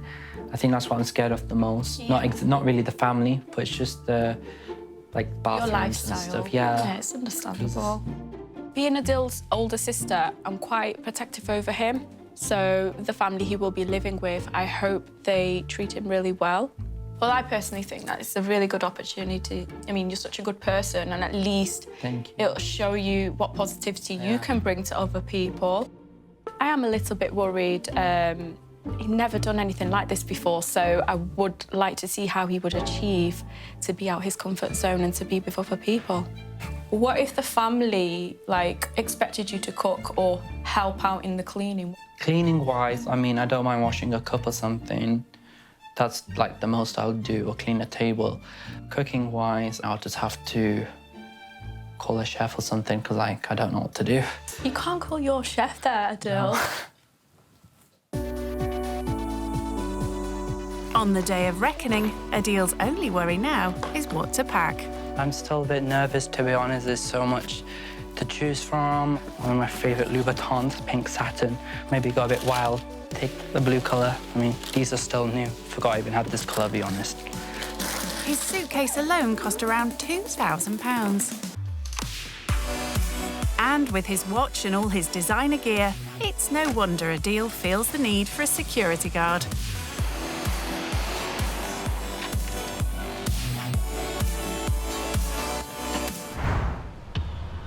An hour away from affluent Cheshire, in Preston, the Bennetts are anxiously awaiting the arrival of their guest.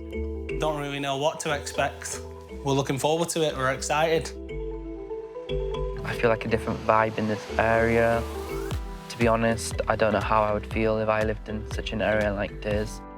I think they'll stand out like a sore thumb when they look around and see the surroundings compared to what they used to. As a director in his father's property empire, Adil often visits areas like this. I've seen these sort of houses before because I'm in developing business, so I literally demolish these sort of buildings. I'm interested to see what they're going to be wearing. I think they're going to be wearing all sorts of designer clobber. Look, girls. Look. Have you ever seen a car like that before? No. Definitely not. That car's really big. Massive, isn't it?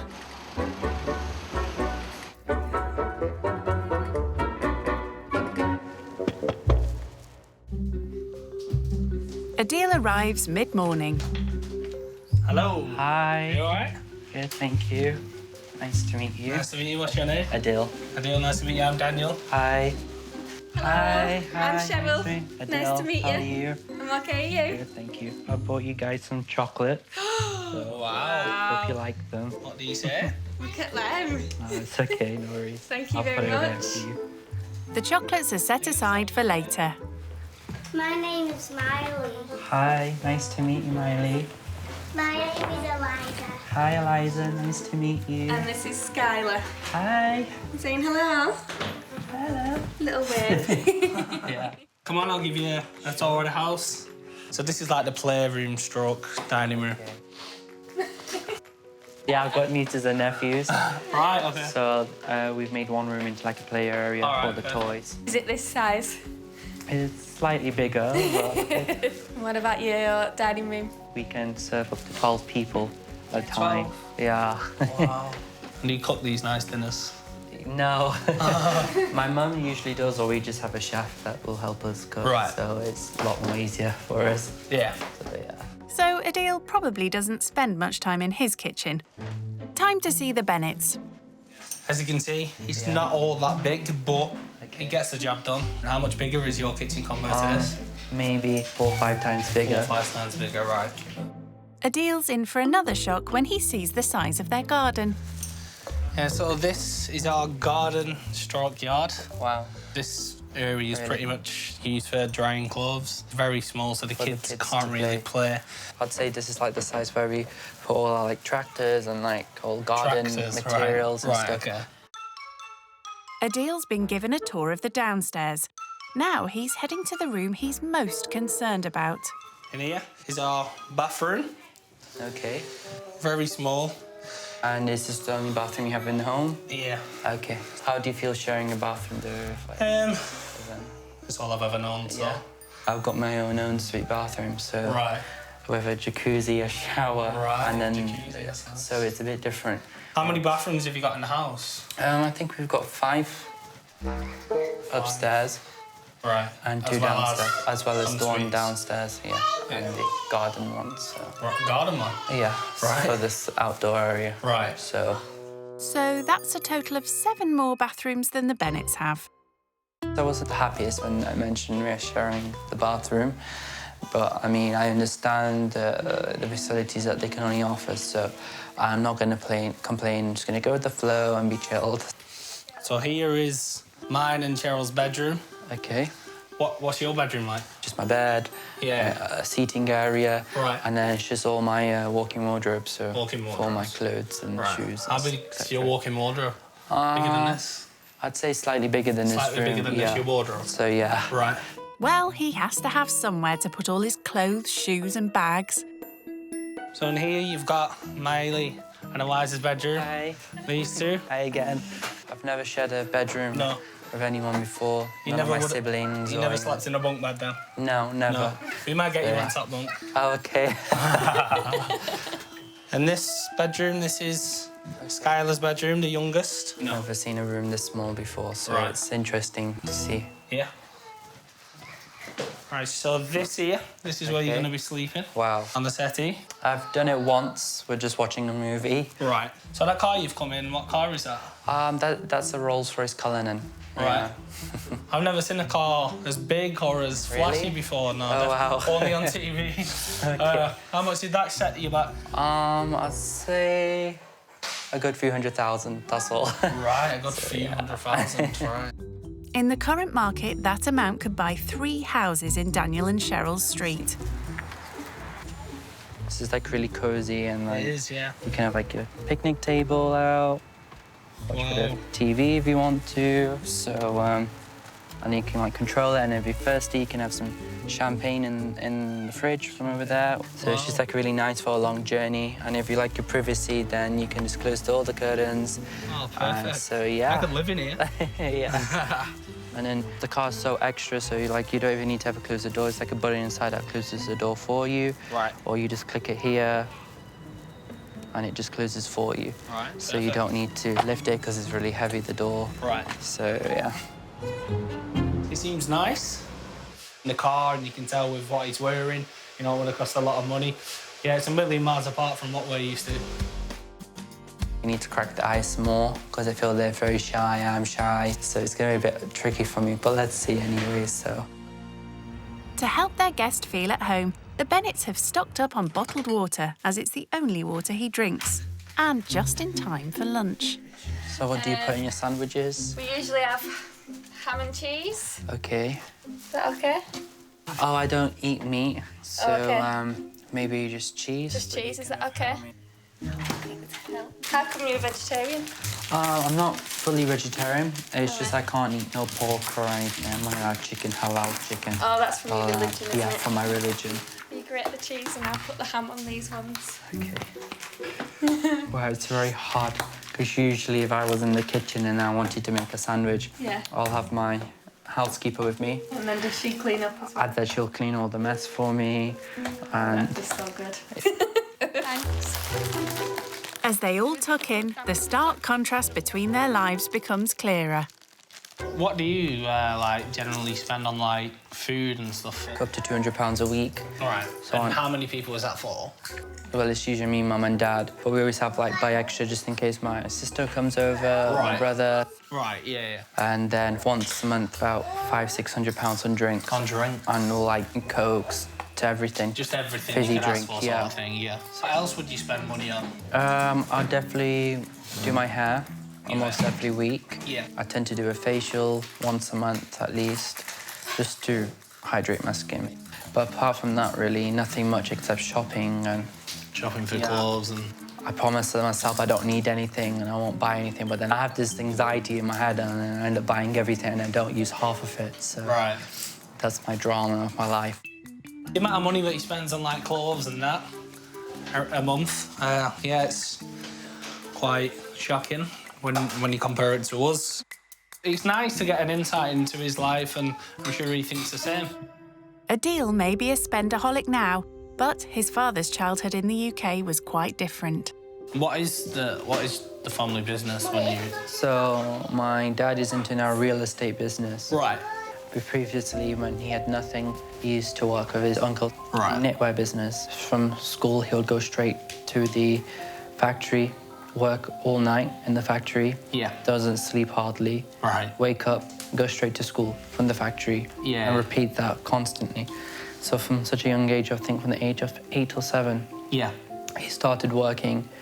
And then I think by the age of 12, he goes, I want to start my own business. Right. At 12? At 12. So Right. he never gave up. So he met a few people, the people that was supplying like the yarn or the materials for the job. Yeah. He goes, if you support me, I'll give you this much share in the factory. Nobody took him serious except one of his friends. And then he gave him a shot. So slowly built out, and then he did it, and he became like one of the best factories in the UK. Worked out well. Providing it well, and it's still running today. All right. Adil's father's factory used to supply some popular high street brands. Daniel and Cheryl can relate to Adil's father's life when he was at rock bottom. Our incomings at the moment are pretty low because I'm unemployed and Cheryl goes to college. We're on benefits, so we receive around about £1,400 for the month, and our outgoings, bills and everything, around about 950. Wow. So then we've got about £450 left for the month. Yeah. Out of that, we've got to pay for our cost of food, 60 to 75 weekly. Also on top of that, we need stuff like nappies and wipes for Skylar. Baby, yeah. And then the rest of the money what we have spare, we save that for stuff like emergencies if anything pops up. If that was me, I'd be very upset. I always got to think. Sometimes it does get us down, doesn't it? Sometimes, but You more than me. yeah, me. Yeah, definitely me more. Just because I see myself as quite traditional in the sense that I'm the man of the house. Daniel is desperate to find work, but Adil had no such problem. He just walked into a gold-plated job. Me just having a job like that, well, I just said, Dad, look, I want to work with you. No problem. Desk was ready, everything, the best was all ready. And it's quite shocking and scary that how people out there are struggling.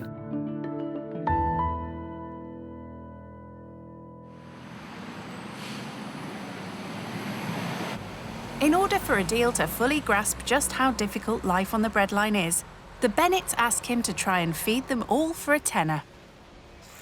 Oh, God. And with that, we would like you to get enough food for us to make a meal for us six for tonight. Yeah, so there's the £10. Thank you. So do your best. Good luck. Thank you. Very stressed because I don't mind going to the supermarket, but actually picking the ingredients and everything, and you're responsible for everything, I've never done before. And he's also going to be responsible for cooking the meal. Adil asked 7-year-old Miley for her thoughts. Have you ever tried Indian food? No. Never. Would you want to try Indian food? Yeah. Sorted. So I'll get some of these. It's called a paratha. So it's like an Indian bread type thing. Blimey, there's 15 in each pack. Adil would normally leave everything to his personal chef and decides to call his next best thing. Can I just call my mum for a minute? Hi, Mum. They've asked me to cook dinner for tonight.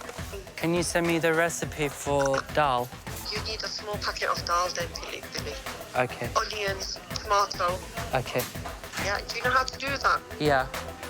Sure. Yeah. Okay. Bye. Okay. So here's lentil. I think we should cook a small packet.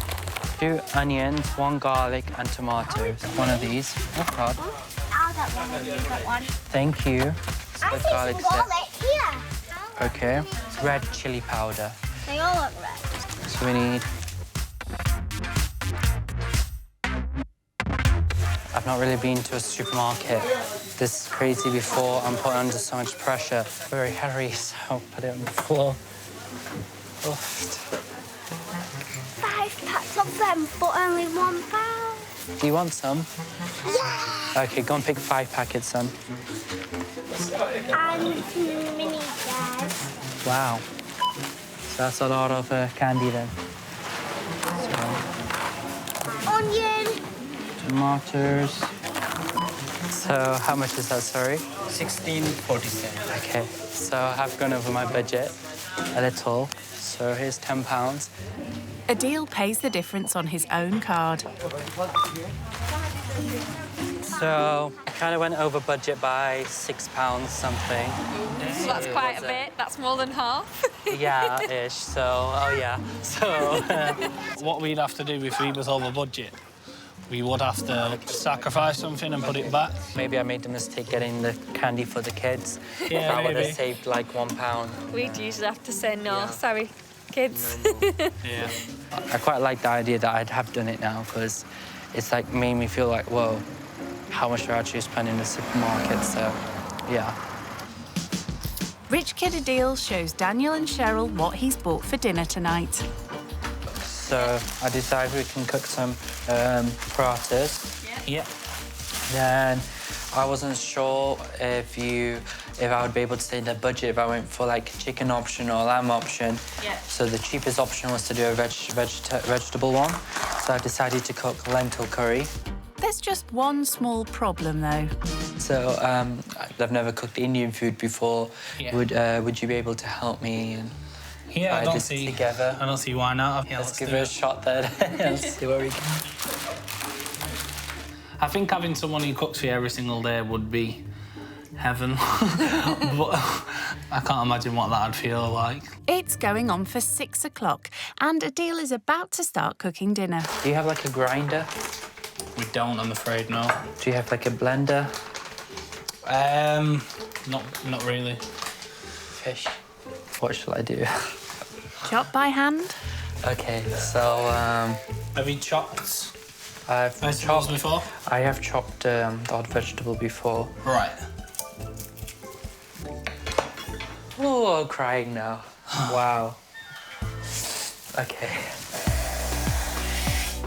Do you do most of the cooking in the house? Yeah, typically. I feel like I'm the better cook, so... Okay, why is that? Cooking is something that I've had to do from a young age. When I was in my early teenage years, I lived on a council estate with my dad. One-bedroom flat, the most probably unglamorous flat you've ever seen. My dad's not very domesticated, and having to be in a situation where I have to fend for myself, that's where I picked up skills like cooking and stuff like that, and just through practice, really. Adil's lentil curry needs to simmer. I think it's going to take about an hour now to cook on a low heat. An hour? Yeah, it's going to take an hour. Why is that okay? It's just that in an hour's time, the kids wouldn't usually be ready for bed. Oh, gosh. Well, no. Shall we cook on something else as well? So maybe they can try the lentil tomorrow and you can have it now in an hour's time and maybe give them something else. Yeah, we can do that. Yeah. Daniel quickly knocks together a meal to make sure the kids stick to their nighttime routine. There you go. I feel like he should feel like he's a man, because cooking food for your family, your kids, you should feel proud because that you did it. I mean, you did it with your own hands and you put it in the plates for your children. The kids have gone to bed and the curry is almost done. So far, it's good, but I mean, it's my first time cooking completely Indian food. So I'm quite happy with myself to be honest that I did it. So I think my housekeeper will be really impressed right now if she sees me. First, I'll never do it in a Gucci tracksuit. And with his eye for the finer things in life, Adil plates up. Presentation. I commend his efforts. Yeah? He's put some real effort and thought into it. Thank you. So I hope you like it now. The moment of truth. I know, I feel like I'm in Mary Berry or something. You're just the best cooking. Not bad. You okay? But it's nice. Oh, it's hot. Oh, God, it's very hot. That would have sent the kids to another planet. Thank goodness they bought the bottled water. I mean, I felt so happy and I felt so big, like a big boy, like a big man. Just cooking just a small dish of food and giving it to someone, it puts a smile on someone's face. I expected that he wouldn't be able to cook. Like, I didn't expect to be able to eat it. Yeah. Like, given he's cooked it from scratch as well. Yeah, he's surprised us and he's done really well. Let's go. Adil's housekeeper would normally clear away after dinner, but here there's no such luxury. He said he's probably washed a cup or maybe a plate in his life and that's it, so why not get him to learn on the job properly? Okay, maybe that's not a good idea. It's washed. Oh, sorry. I think Riley can wash up better than you. I mean, I already feel so tired and I've washed, what, 4 plates, 3 plates, something like that. How do you feel about washing up with that watch and that tracksuit on? I mean, the tracks I'm not really fussed because I'll just send it to dry cleaning. You could take the watch off. I have a habit that I never take a watch off. Maybe. So, could I just get some hand cream on because my hands are literally dried out. There you go. I don't know what's happened to it. It's look old now. Put some hand cream on now. While Adil rejuvenates his skin with hand cream that costs 2/3 of their weekly shop, Cheryl takes over. I didn't think it was possible to be bad at washing up, but he's just proved to me that it is. Doing it first time, I kind of made a mess in it, so at least I tried. And he's trying something else too, overcoming his fear of using a shared bathroom. Quite an achievement for someone who admits to having an issue with cleanliness. It's 9:30 p.m. and everyone decides to have an early night. To make his bed more comfortable, Adil gets out his £750 designer blanket and a spray he brought in his expensive plastic bag. Oh, thank you. Daniel makes sure their guest won't be cold. Is that all right? Yeah. Yeah? Jobs are good. And what's this? It's just to help me sleep, detox you. And you just like spray it on your pillow? Spray it everywhere, and I've even got like I've got a hand balm, I've got a rolling one as well. It just relaxes you. What you're talking about? Yeah. It's a special spray. It can get nice. It smells nice. So, yeah. Definitely recommend if you've got children, you want to sleep, and have a nice extra sleep, so. Right, we'll let you get ready for bed. Thank you. All right. My only preconceived thoughts on him before you arrived was that to be a lack of understanding of why we're in the situation we're in. I always carry my home blanket for my bedroom. This is like one blanket I always use in the home, with them downstairs, upstairs. So it has like my home smell I feel on it. So I love to use it when I'm out, away, but yeah, I'm definitely very homesick and I miss my room. I definitely got like a stereotypical image in my head that he's rich, so he's going to be spoiled and he's going to be, you know, brash and outspoken and whatever, but he's not. He's quite the opposite. But he'll definitely do for tonight, as long as I've got my home blanket, so I'm a bit happier.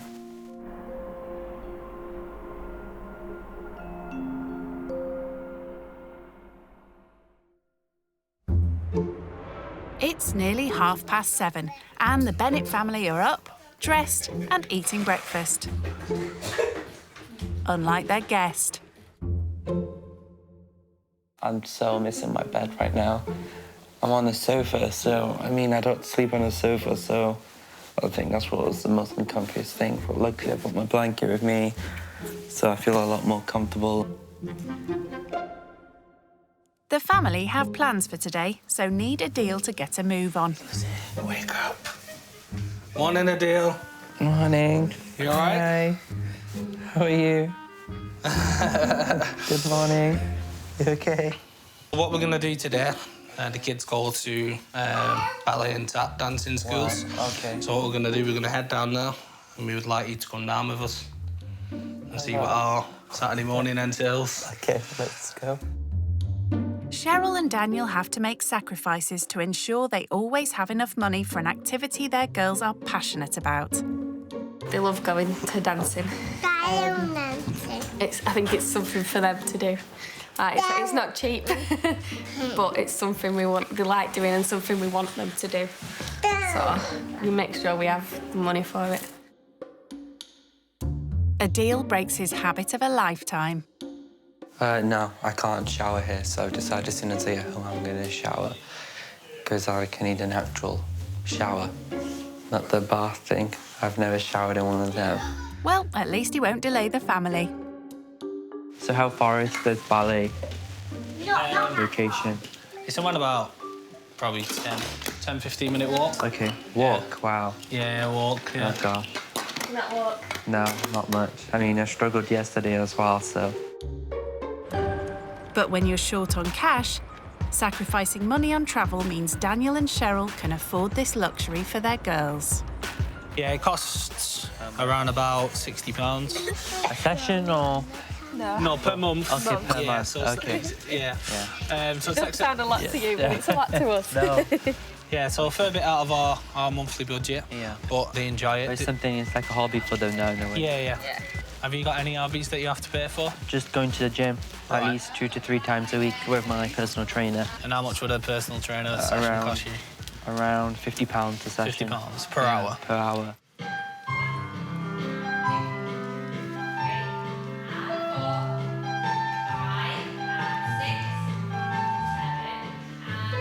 The £60 they set aside to pay for these lessons is a quarter of their spare money each month. It's quite expensive. Me and Cheryl have to make sacrifices for it. You know, we can't go out on nights out. We can't, get takeaways. We can't treat ourselves to an item of clothing or whatever. You know, we'd rather that go towards the children.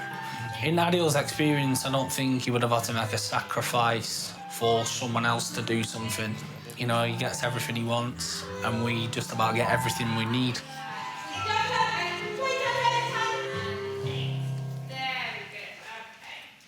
I understand now why you set aside the £60 now.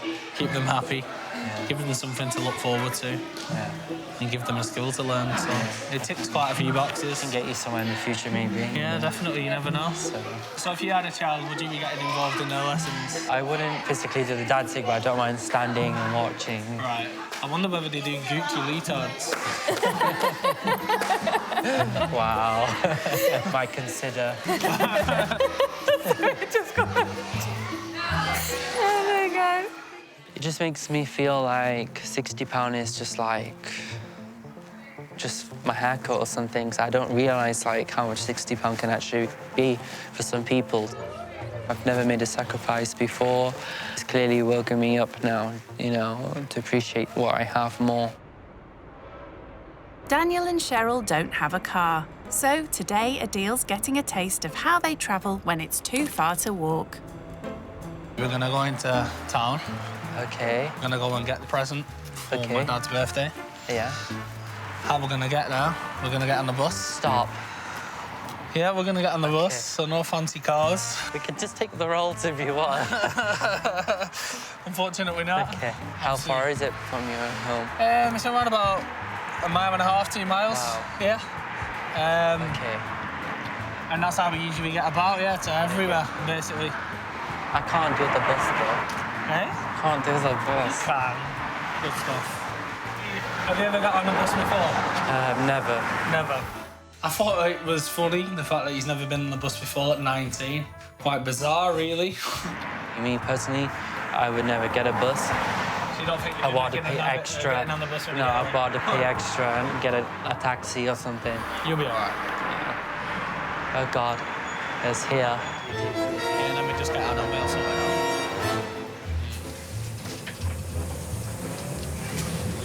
So what does this button do? Sorry? What does this button do? Oh, yeah, that just tells the driver when to stop. So you press it, it will make a noise, and you'll know when to stop. I'll let you press it when it's time. Okay.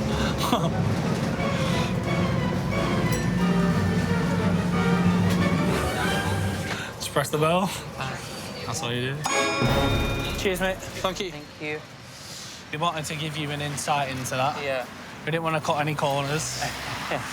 We still have to walk a lot now from the bus stop to the... Yeah.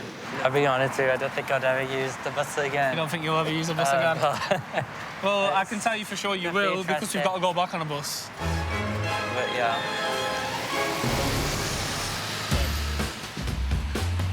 Daniel's shopping for his dad's birthday, but he can only afford to buy him something from a charity shop. What do you think? I don't know, because I've never met your dad, so I wouldn't It's all right, it's all right. If it looks... I mean... I'll be able to point you in the right direction. Yeah, that's not bad, that shirt. Funny enough, I used to work in Bernardo's as a part-time thing. Yeah. And just, contribute, help, organise, the shelves. And I donated a lot of my own stuff for a little bit of Gucci or something. So maybe I attracted more customers. That's really good. Yeah, yeah. testament to you, really, and it speaks volumes for the kind of guy that you are. Thank you. Daniel settles on a plain white polo shirt for £3. Let's do it. And they head home. I think he does now understand a little bit more about sacrifice after spending these last couple of days with us. And hopefully, you know, he can take something with him from this experience. Staying with the Bennetts has been an eye-opening experience for Adil. He's keen to share his feelings with sister Serish on his personalised Louis Vuitton mobile phone. Hi. Hi, how are you? Good. I'm missing you. How are you getting on? So far, it's been good. I was asked to cook a dish for dinner last night. Yeah. And we did it. Yeah. I'm absolutely amazed by that. Fantastic. I think you can make me one now when you get back. So I'd definitely say I've learnt a lot comparing to my lifestyle. Whereas if I need £60, £100, whatever, it's just there. Yeah, I'm really proud and I'm shocked, to be honest, that you've been able to do it. So, honestly, Yeah. Kin High, well done. Super Thank proud. you. I'm looking forward to seeing you and having a lovely catch-up with you. Thank you. Yeah, You too. take care. Take care. Bye. Love you. Bye. Bye. Love you. Bye. Yeah, I feel more happier now, more relaxed that I spoke to a member of my family and they feel so proud of me. So it's definitely a proof to our family that I've done an achievement. The Bennetts were hoping to show Adil how they can have fun for free at the park before he leaves. But as it's raining, they have another free activity to entertain the girls and their guest.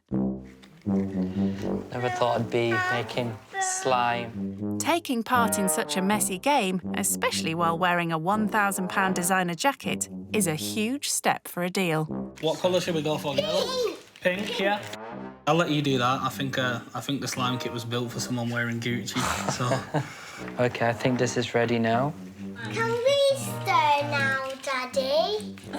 So slimy and gooey. Yeah, I'll let you play with it. I'm okay. No, you gotta have it. I'm okay. Go on, just a little bit. It's your creation. What is going on? Mummy! I'll just wash my hands now, to be honest. Look at that! Look! Just touch it a little bit. Just touch that blob. Oh, it's okay, don't worry. Go on, just that one. Yes. I mean, it's not the first thing I'd really want to touch, but we just have to go with the flow. It makes the kids happy then. I was worried to get on my jacket because it's one of my favourite jackets. I mean, we've been saving it all along for someone dressed in Gucci, so we stitched him up a little bit with that. Adil will soon be heading home, but before he sets off, it's time for the family to open that enormous box of chocolates, which cost around £150. Wow! I wasn't sure what to pick you, so I thought I'd get you a selection of chocolates, so... Have you ever seen a box of chocolates that big? No. How many are you allowed? You can just get one for now. I got this one. Baby's like, which one do I pick? I got that one. Is that nice guy there? What do you say, girls? Adil? Thanks, Adil. Knowing how much the three girls love dancing, Adil has arranged one more thing. I've decided to book you guys to go and see Dancing on Ice experience. I like Dancing on Ice.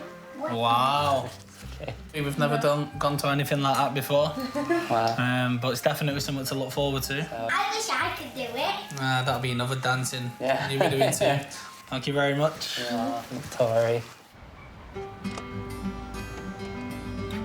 It's time for Adil to leave. And as ever, Samir's on hand to make sure Adil's tracksuit never gets wet. Yeah, I can't tell you how amazing touch this made me feel seeing this family and the way they live and how happy they live even though they got such little income. Thank you so much, guys, for letting me stay. No problem. It's a pleasure meeting you. It's been lovely to meet you. You too. High five. Yay! Hey. Thank you, guys. Thank you. I think this experience has taught us how much money you've got in the bank doesn't define who you are. doesn't make you a bad person just because you're rich. It doesn't necessarily mean you're a good person just because you're not rich. They can't afford adventures going to Dubai and such places, but they still try to put a smile on their kid's face, and it just amazes me. It's really touched me. I feel a very big difference now. I wanted to keep him. And these cars. No, just him. I'll take the car.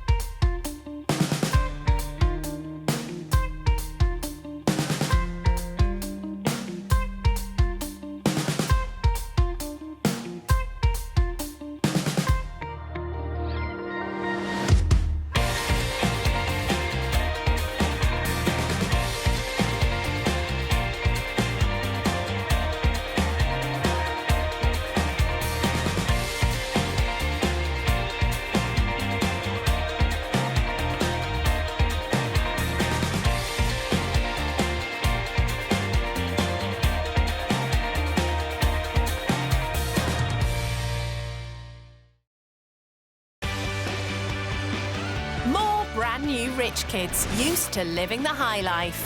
It was about £85,000 on my education. On a month on clothing, I'd probably spend about £5,000. That sounds really bad, doesn't it? They're about to take a giant leap out of their comfort zone. These are flats. I've never been in one of those. I've never really stayed anywhere by myself. They'll stay with typical British families living on the breadline.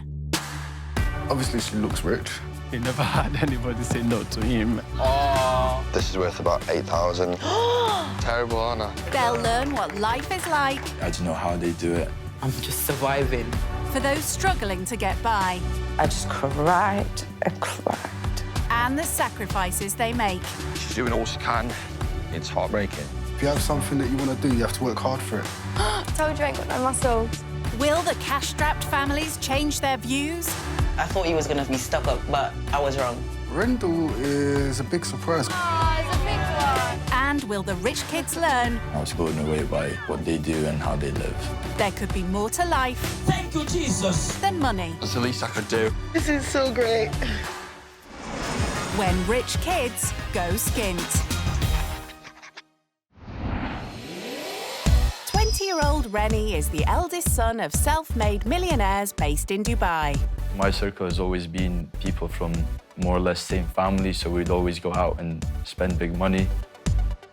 Rennie's Russian mum and Syrian dad run successful businesses in Dubai. He went to private international school there, but was sent to a boarding school in Scotland to do his A-levels.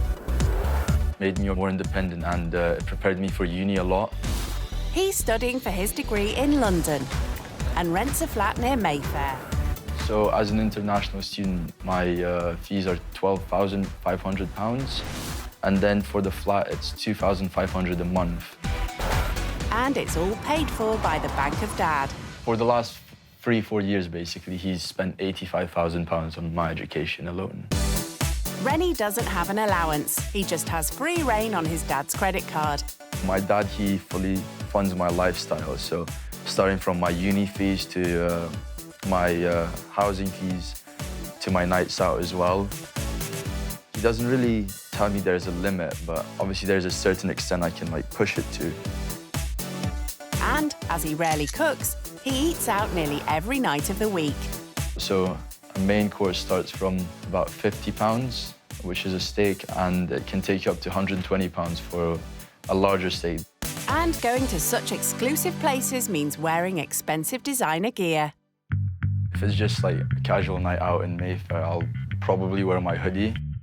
I got it in Dubai and it was about £250. This is more formal. I'll wear this to meetings or if it's a big occasion. It's my Versace coat. Yeah, it was about £450 and I got this in Milan. And if you think that's expensive... I have a Bottega Veneta jacket that I got for my 16th birthday and that was £10,000. Instead of buying clothes, Rennie recently had a go at selling them. So last year I worked in retail for a couple of months And I did that job more for experience rather than for the money. So being on a minimal wage didn't bother him. So looking back at it, £7 wouldn't even cover the cost of the shoe polish I use. But it did teach him one important lesson. Retail is not for me. I think, personally, I would work best in an environment where I'm in control.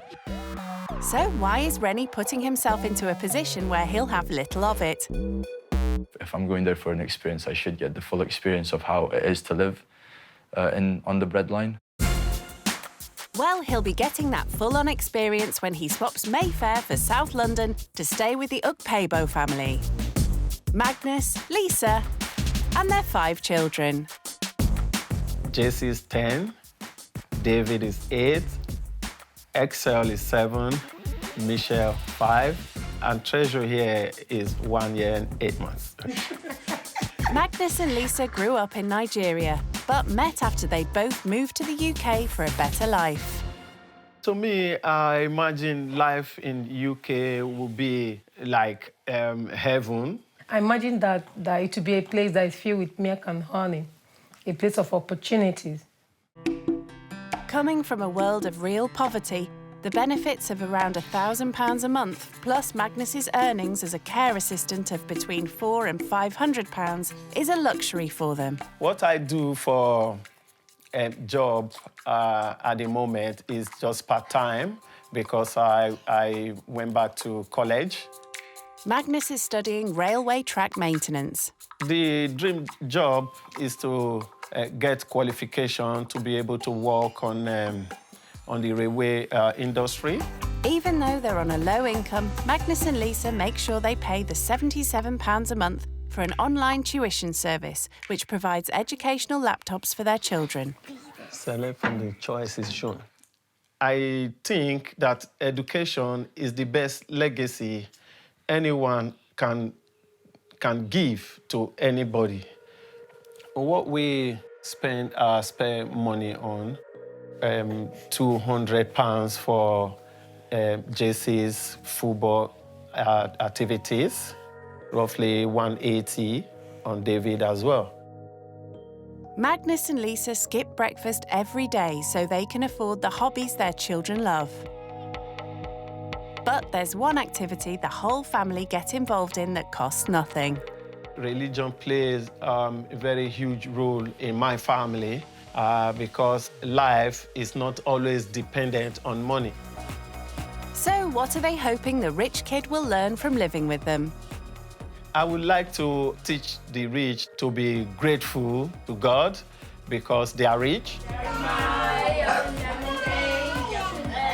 The purpose of their riches is as a result of the people that God has placed around them.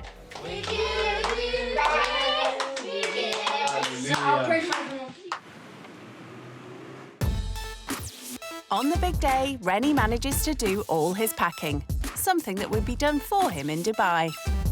House in Dubai, it's in Central, it's downtown Dubai, and it's a duplex apartment. And yeah, we have a driver and we have one maid who's in the house 24/7. Having staff at your fingertips at all times does make life a lot more easier. I'm sure it'll be different to the house I'm gonna go into. Only 16 miles south, but a world apart, is where Magnus and Lisa live. This area, I don't think I've ever been to it. As he gets nearer, how is he feeling? I'm a bit concerned about personal space. Sometimes I just need to be alone to myself. Oh dear, personal space comes at a price. In this council house with 7 occupants, he may not get much of that here. It's going to be a woman. I think it's going to be a man. Shall we just quickly put this into votes? Who says a woman? How many do we get? 2. 1, 2. All right, then who says a man? 2. Ah, okay, we go 4. Yeah, but you haven't seen That's yet. 5 against. Now that I see the house, it looks fairly small, but it does look quite nice as well. So I'm just excited to see what's waiting for me on the inside.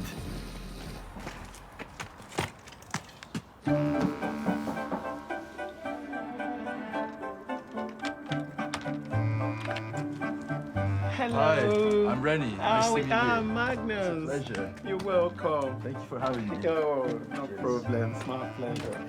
Yeah, come with me, Renee. Come and see my family. Hi, kids. guys. This is Rich Kid. Hi, This I'm is Rennie. David. Nice to meet you. David, nice to meet you. Yeah, that's Chelsea. Rennie. Yeah. Rennie. This is Excel. Hi, how are you doing? And Michelle. And of course, this nice is to meet Liz. you. And How are Little you doing? Treasure. This is a small gift for your family. Oh, wow. Thank you. We appreciate that. Oh, that's wonderful. Welcome. It's 9 a.m., but no time for a cuppa yet. Despite being the weekend, nothing gets in the way of this family's routine. Now, if you don't mind, we all just have to go out to football. Oh, yeah, I'm excited to see you guys play, yeah. Okay, that's good. So, kids, are we excited? Yeah. Are we good to go? Yeah. Fine, let's get our jackets on now. I love football, so. Oh, yeah. So what position do you play then? Defender and sometimes right wing or left. Yeah? What about you?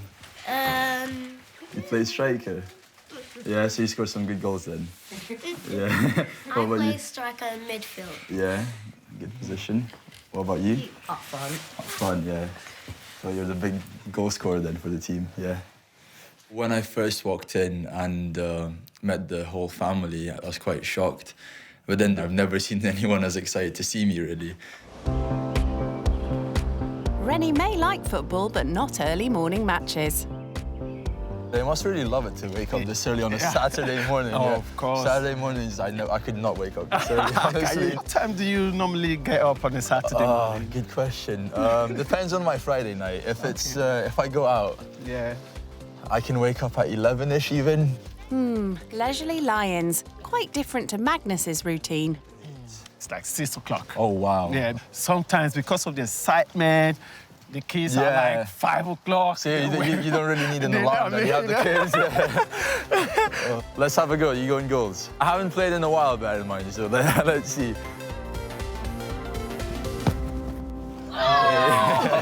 If you like over sport, you just like connect with people better.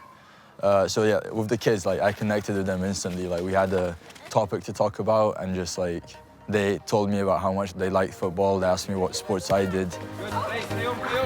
Magnus and Lisa make sacrifices to be able to afford football for their kids.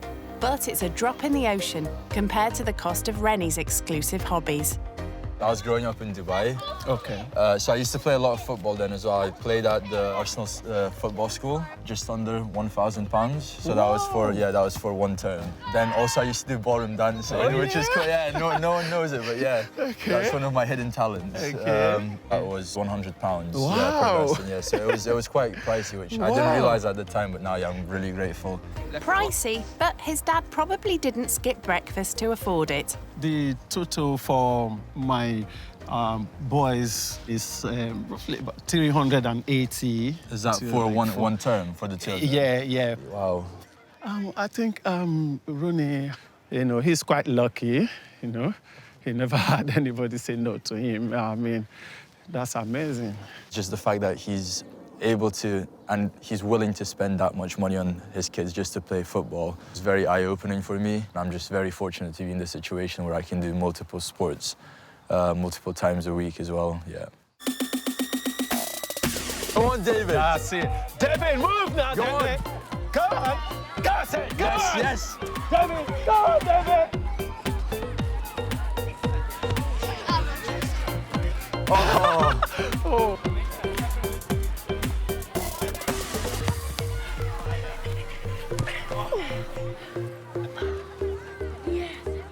Excellent. Nice stuff. Yeah. Oh, David, Well you proud did of you, very man. well today. That was a good stuff. game. The morning's outdoor exercise means the kids are now ready for their lunch. But they're also exhausted, even Rennie, who struggles to keep up with Magnus's energy. Lovely day today. No time to rest. Magnus wants to show their guest around the house. So how many people share this bathroom? Is it just for you and your wife, or is it this for the kids? We share this bathroom between the 7 of us. We are a so family all of of 7. you. All right, okay. And this is the only bathroom that we've got in this house. Okay. Yeah. How many bathrooms do you have in your house? And how many of you shares your bathroom? So we have 4 bathrooms in the house. 4 bathrooms? Yeah, so we have a guest room, one in my room, my parents' room, and then actually we have 5 bathrooms. Another one in the common area, and then we have one more in the maid's room, which is just for the maid. That makes 6 then. Wow. So there's basically always a free bathroom, yeah. Wow, that's a lot of bathroom. Yeah. Wow. This is a nice cozy room. room. This is Lisa's room. Okay. She and Treasure, and Michelle. Oh, wow, the 3 of them. All right, okay. Yeah. They sleep in this room. This is my boys' room. Okay. JC and David. Yeah. And Esther as well. That just leaves the attic room, which is where Magnus will sleep tonight, and the tiny box room. All right, okay. This is Michelle's room. Okay, this is a nice, small, cozy room, yeah. Nice, small, medals cozy. as well. Yeah. Michelle always loves sleeping with Mom. Yeah. So I think if you don't mind, I might give you this room. Sounds good. Sounds good, yeah. That's lovely. Rennie wastes no time moving in, but it looks like there's not enough room for all his clobber. I just tried opening my suitcase. It doesn't open all the way because there isn't enough space. And he won't have the ensuite bathroom he's used to. I usually take a long hot shower in the morning. It's going to be quite challenging, especially for me, someone who likes to take their time. Magnus and Lisa can't afford many clothes for their kids, so when they're lounging at home, they wear their PJs. I've just shown Rooney around the house, and you know what I found out? What's that? I found out that, he even have a maid. Wow. Do you know? I would do stuff together with my maid because it's not fair to leave my maid alone doing all the houseworks. Oh, good. She might get tired and I need to help her. Good girl. And do you know how many bathrooms they've got in their house? 5 bathrooms in their house.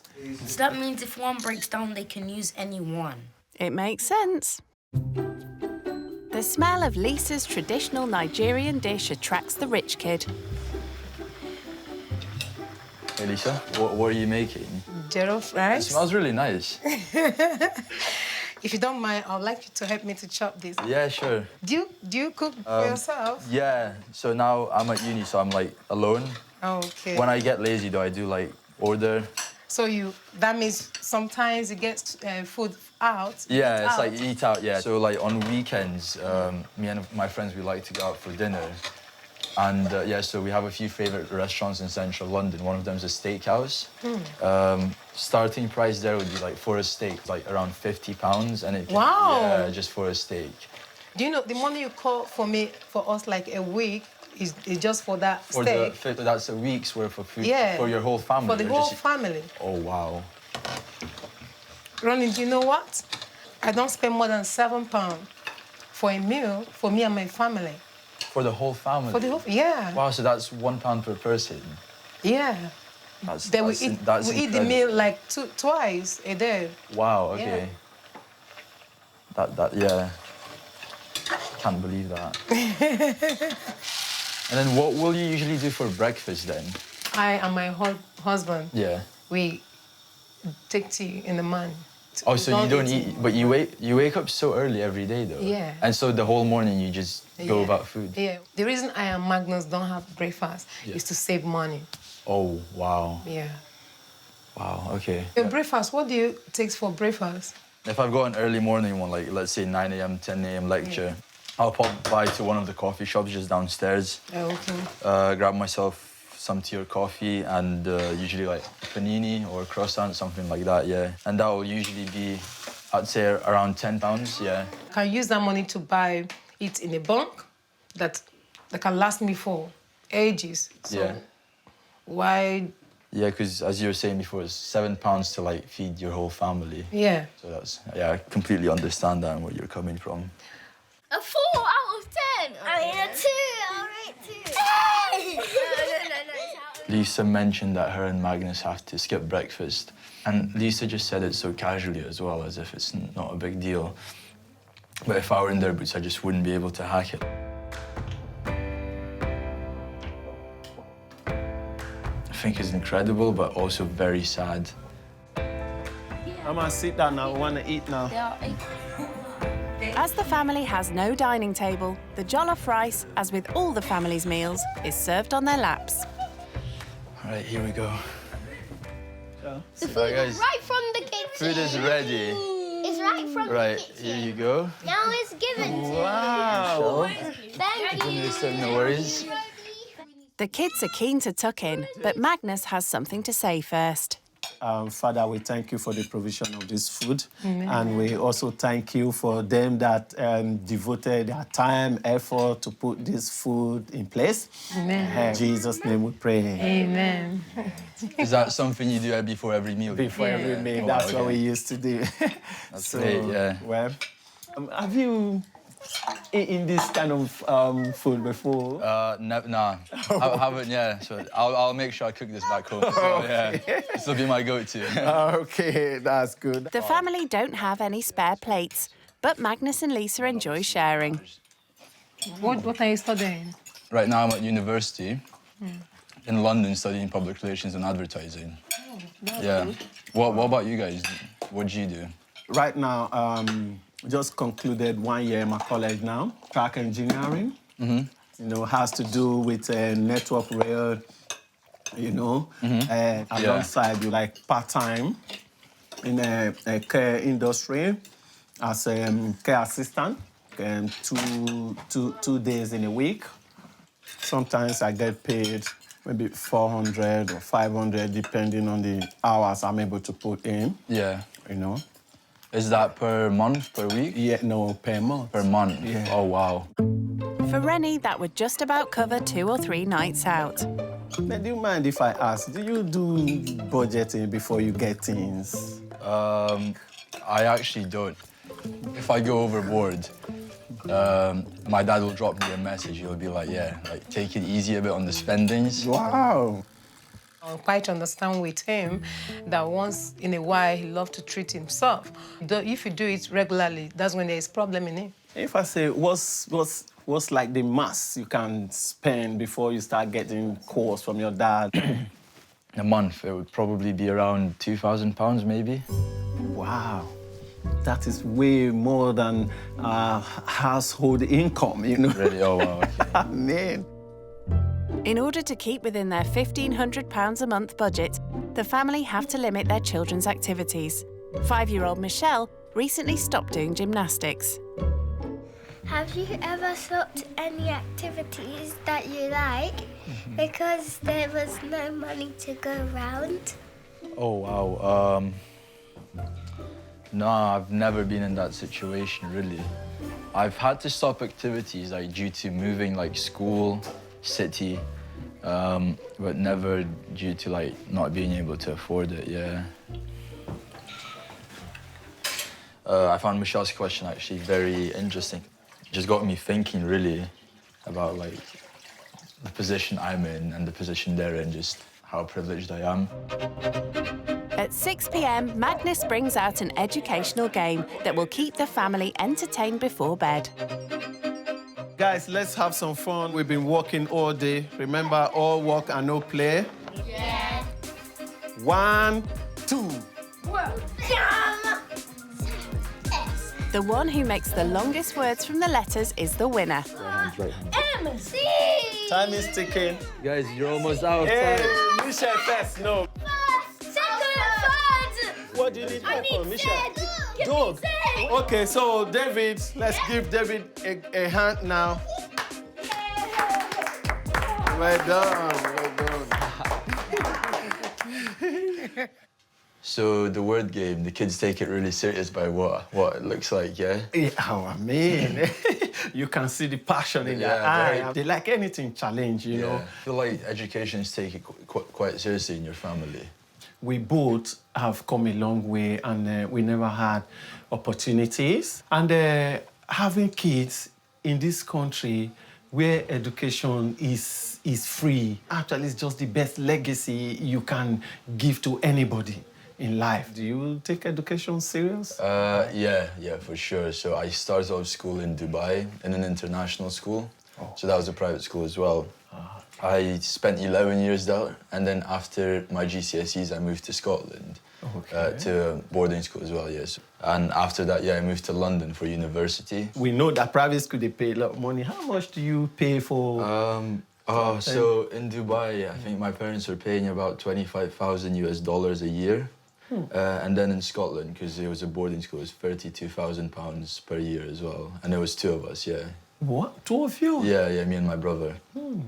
It's another world to the £77 a month that Magnus pays for a tuition service, which provides the children's educational laptops. Because I've seen them on those computers a lot today. And the thing is, I thought they're playing games. I'm like, what are you guys playing? It's like, oh, no, I'm doing homework. Yeah, exactly. Like, wow. Yes. On a Saturday. Kids? Yes? It's bedtime now. It's way past your bedtime. Shall we? We got an early one tomorrow as well. Of course. Okay, let's go. Go now, Misha. David? It's Rennie who needs the early bedtime if he's to get up at 6 a.m. The kids' routine of songs and prayers is kept brief. Sit down. Cheer up, children. Hallelujah. Good night, everyone. Good night, guys. Yeah. See you tomorrow, Sleep well. Night. Take care. Thank you for that. As it's been a long day for everyone, the older kids are soon asleep and their rich kid guest won't be far behind them. 5 kids on the budget they have, honestly, I have no words for it. Like, I don't know how they do it. And I don't think many people would be able to pull that off and just have such a safe and happy environment in the house as well. Actually blown away by what they do and how they live. I think he's actually done very well under our guidance and, today. I think he will try to, watching how he spend money from now. I know he will do it. The kids, they do like him as well, Yeah. I wonder how it will look when he be telling the kids that, oh, he's going tomorrow, how they will feel, They will feel it. How excellent is your name. How excellent is your name. Oh, Lord. Good morning. Sunday morning. And the daily routine for Magnus, Lisa and their 5 children is already in full swing. Who enter his court with praise.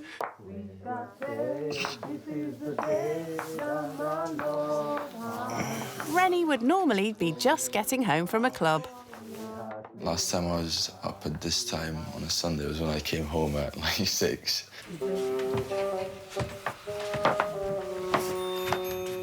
my God.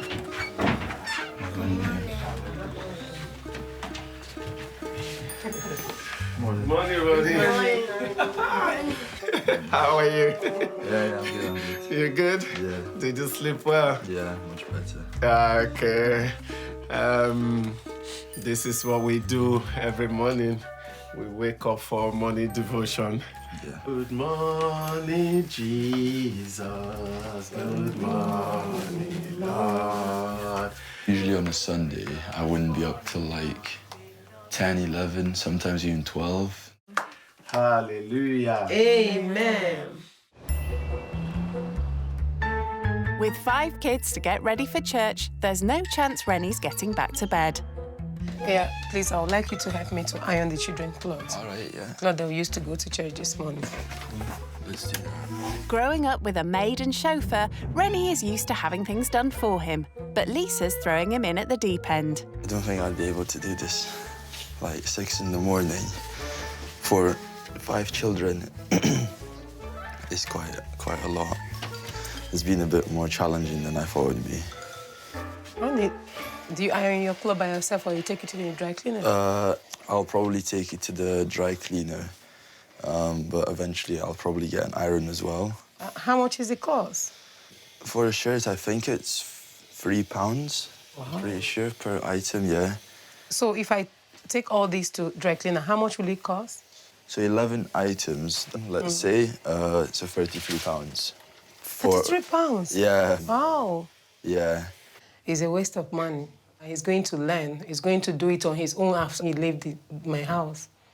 Am I doing a good job ironing? Yeah. Yeah, okay. That's good. Thank you. Well done. When Lisa and the girls finish bathing, then it's your turn to go and wash. Cool, okay. Then. Yeah, magic. Then you get dressed, then we start going. Yeah. Yeah. All right, thank you. Yeah. Wait, let me bring towel. All right. Having to key to the bathroom isn't something I'd usually do. But obviously it's a really big family and they share one bathroom amongst 7 people, so I did expect it when I found out.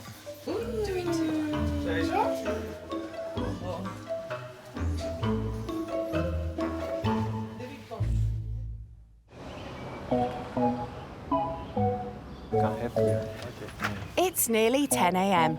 The family are heading to church with Rennie, and like Magnus and Lisa, he's skipped breakfast to save the family's budget.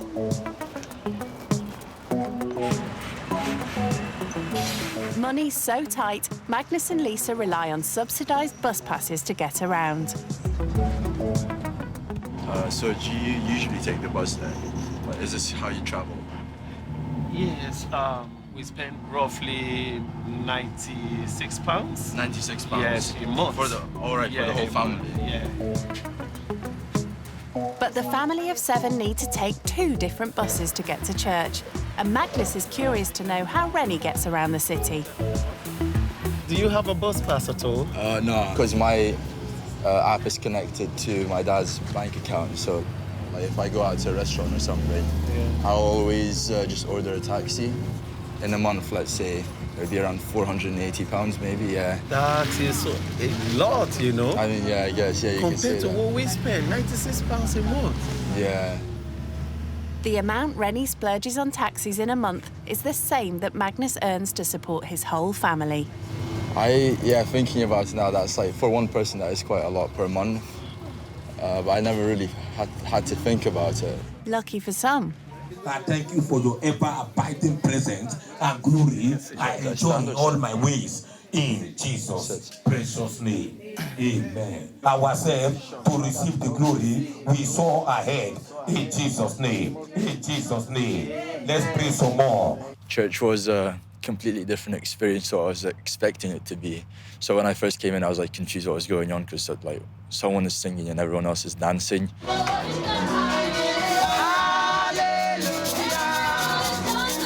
But the atmosphere is really nice in there. Everyone's clearly like friendly to each other. Everyone knows each other. And yeah, it was a nice experience in general. This is like offering, you know, when you dance to thank God, appreciation. That's what this means by the dance. This family doesn't really have a lot money-wise, but they come here and they enjoy themselves. And I think it just goes to show that you don't need money to have fun. So yeah, it was a good experience. It was very warming, yeah.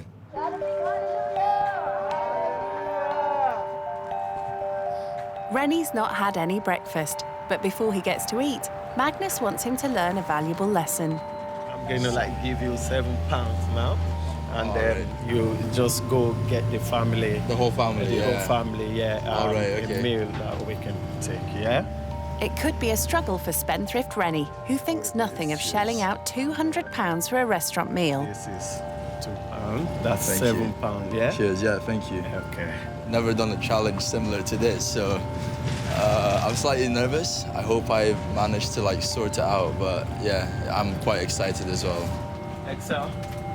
Yeah, let's go. For the first time ever, rich kid Rennie will need to think before he buys. He's only got £7 to feed 8 people, but he's got big ambitions. So I'm thinking of making a 2-course meal. Have some salad on the side, and then for the main, maybe some rice or pasta with some chicken, probably. So over here, most of the vegetables are priced at around £1, so that'll leave me with £6 if I take any vegetables. So I'm gonna take this salad. Yeah, that looks about right. So I'm left with £6 now. Down here we have the chicken.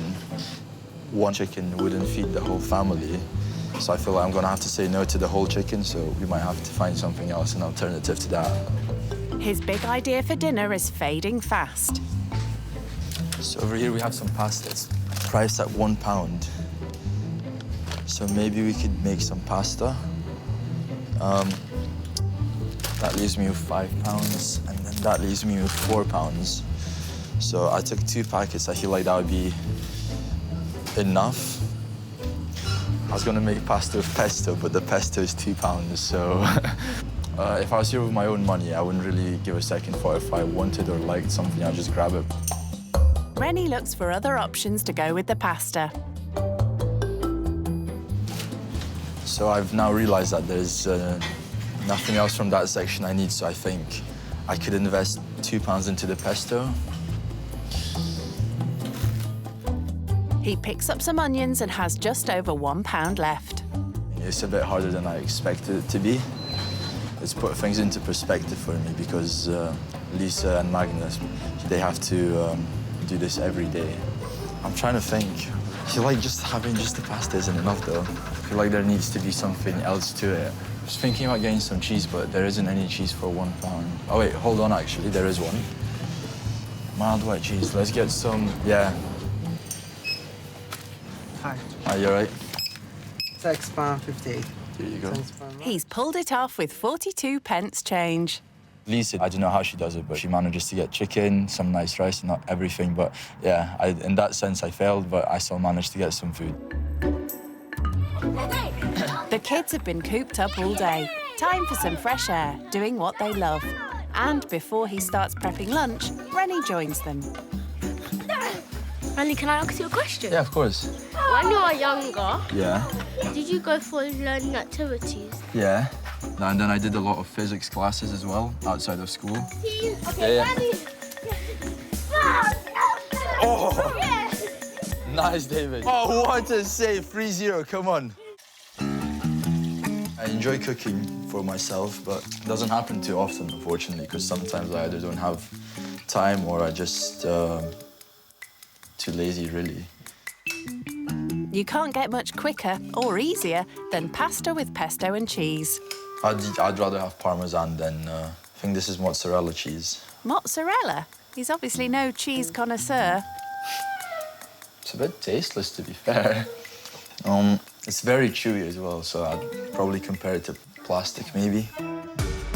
Well, it was only £1, but it's got Rennie thinking if he could cope long-term with so little cash to buy food. So if I was on this budget, I feel like I wouldn't be able to stay healthy because I would be eating stuff like this every day. Okay, let's put some pasta in. What do you think Ron is preparing for us? I think he's going to get McDonald's. I've never cooked for a family this big. Okay, so for this, I'm gonna need a knife. Yeah, I wouldn't be impressed if someone made this for me, so hopefully they don't get too upset with me. What do you two think that Rennie is preparing? It might be macaroni. Macaroni cheese. Oh, I hate that. I love that. I hate that. The pressure's on. I'm slightly nervous about what they're gonna think about it, but hopefully they do enjoy it. Okay, guys, so here's your food. I made some pasta with cheese and pesto and just a little bit of salad on the side. No worries. Ronnie, how much did you spend for the meal? I managed to spend just under. I've actually got the change. It's £6.60, I think. Yeah. Wow. Here's the change. I just managed to. Yeah. That's good. Yeah. For you to go out and you make a meal within that budget and you still have change back, you actually to know the value of money. I thank you very much. So Lisa, you make most of the food in the household usually. Is there anything you'd change maybe, or add something, or maybe take away? No, it's perfect. The taste is Delicious. Oh, You like it? I'm glad to hear. Rennie's pulled it off, and Magnus is impressed with his efforts. I think I've learned a lot from Ronnie, which I wouldn't have thought that the rich people could have done. I think he is that type of rich that also cares for people around him. Living skint is coming to an end for rich kid Rennie, but thanks to Magnus, Lisa and their kids, he's returning to his life with a new approach to his studies. I'm back at uni tomorrow, and yeah, just a lot of work to catch up on, really. Yeah, guys, I just wanted to say thank you. It's a once-in-a-lifetime opportunity, and I'm really happy I took it. You've been amazing hosts. Yeah, and I've just got a little gift for you as well.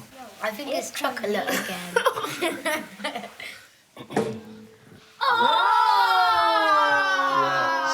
I feel like you guys take education very serious. So here, I got you this guitar and 12 music lessons. So yeah, hopefully you guys will learn and acquire a new skill as well. The guitar is for all the children to share. Wow, what do you all say? Thank you, Ronnie! Yeah, no worries, I'm glad you like it. I am deeply impressed. I thank you so much. Thank you. I think we would never ever get to buy one of the guitars, so I think it's a very valuable gift to us. Yeah, guys, unfortunately, it's time for me to leave. I'm going to miss you a lot, and thank you so much for these couple of days. Take care. Thank you so much. Okay. Yeah, all the best. Kids, keep on making your parents proud. Oh, sorry. Favorite heart. Thank you so much. Thank you so much. It's nice to have you. I pray the Lord will go with you. Thank you so Anything much. Anything you do, you succeed. Amen. In Jesus' Yeah. name. Amen. Thank you, guys. Yeah. Take care. Thank you so much. Bye. It's been an absolute pleasure.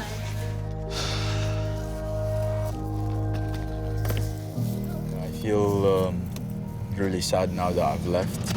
It was a great experience, even though it was only for a couple of days. I feel like we just bonded so well. The kids are feeling the same. I feel sad that Ronnie's gone. Jesse, you're gonna make your mommy cry now. Ronnie is not gone forever. We can still get in touch. Take this, clean your eye, Jesse. It's okay. That's okay. I'm fully certain now that money doesn't necessarily buy happiness. They have each other, they go to church, and they support each other, and that's what makes them happy and just connected.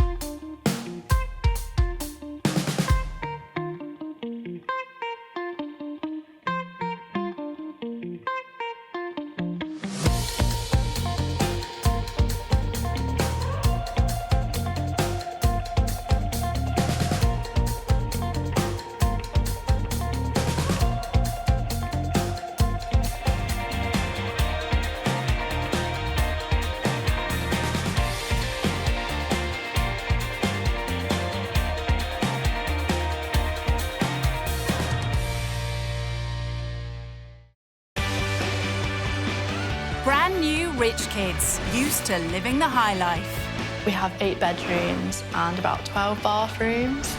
Walking is for peasants. They're about to take a giant leap out of their comfort zone. It looks a bit rough. What's the benefits? They'll stay with typical British families living on the breadline. Wow, that car's really big. People are rich, they're stuck up. Just snobby. Snobby. I think I find it quite hard to live here. Sleeping on a sofa for the rest of your life isn't ideal. You don't know what a struggle is. They'll learn what life is like What does this button do?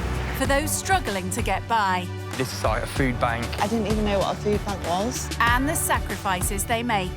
He gets everything he wants, and we just about get everything we need. So when was the last time that you actually treated yourself? Will the cash-strapped families change their views? Doesn't make you a bad person just because you're rich. It doesn't mean you're a good person just because you're not rich. And will the rich kids learn? I have no idea what I'm doing. There could be more to life than money. The best experience of my life. When Rich Kids Go Skint.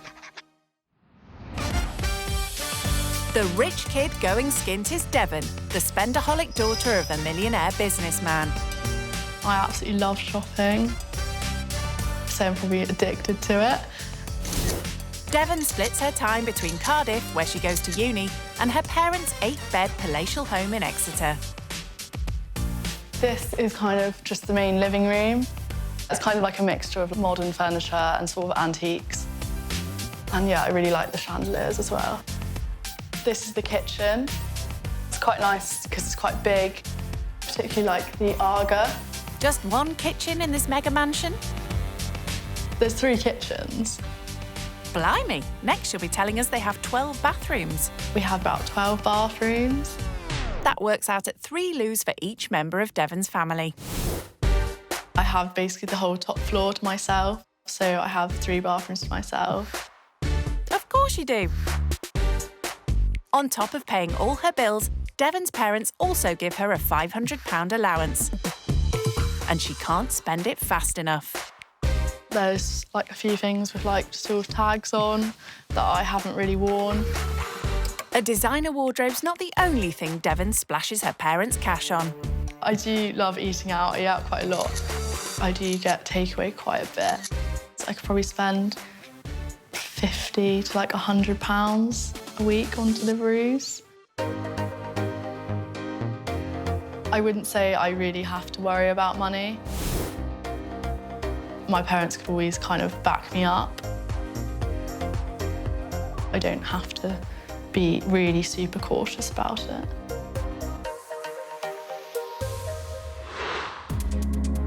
Things couldn't be more different for the cash-strapped Gibbons family from Lincoln.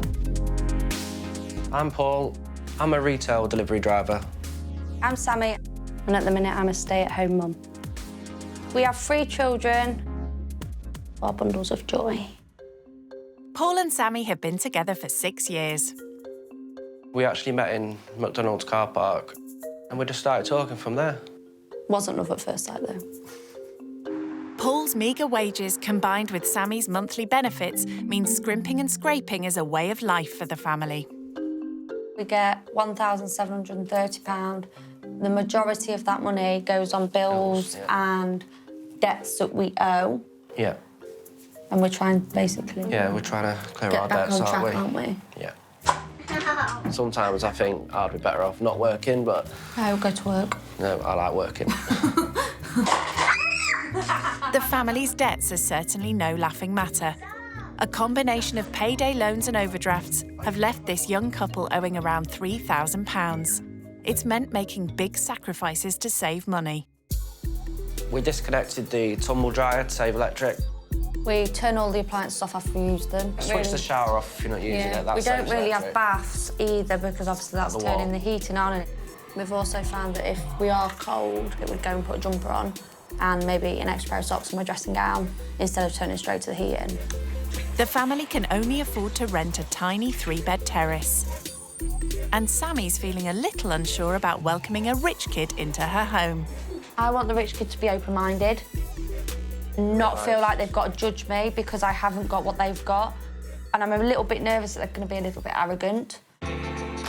Sammy's not the only one feeling anxious. It's kind of weird now because I know, like, I am actually going. Yeah, it's all getting, like, serious now. Before she heads 260 miles north to Lincoln, all Devon has to do is decide whether it's her Gucci or Louis Vuitton bag that will accompany her. Looks like it's Gucci. So this bag was kind of vintage, so, like, it wasn't as expensive as it would be if it was, like, a brand new bag. Second-hand? So around £20 then? This one was about £300, but new, I think it's like £1,000. In Lincoln, the family are awaiting the arrival of their well-off guest. Obviously, we're not very posh, are we? Nuggets and chips would make us happy. They're like caviar sauce. Do you know what I mean? So, yeah, I feel a bit scared. Low-cost ingredients have clearly never been on Devon's grocery list. I think a loaf of bread probably costs about £3, £3.50. I'm not really sure. Cheapest milk, maybe like £2. Crikey! Where does she shop? It's 11 a.m. as Devon arrives in Lincoln. I guess I see a few shops around here, but there's no Waitrose. I feel nervous. My biggest fear will be them not liking our house, you know, because our house, you know, we love it. Anything we have, we work hard for. Hate to tell you, Paul, but Devon already has quite a few opinions about the area. It looks a bit rough, like quite run down. There's quite a lot of rubbish on the floor. The houses look quite small. Yeah, I guess I am a little bit out of my comfort zone. I guess it's not really sort of an area I'm used to. It's not really the sort of house I'm used to either.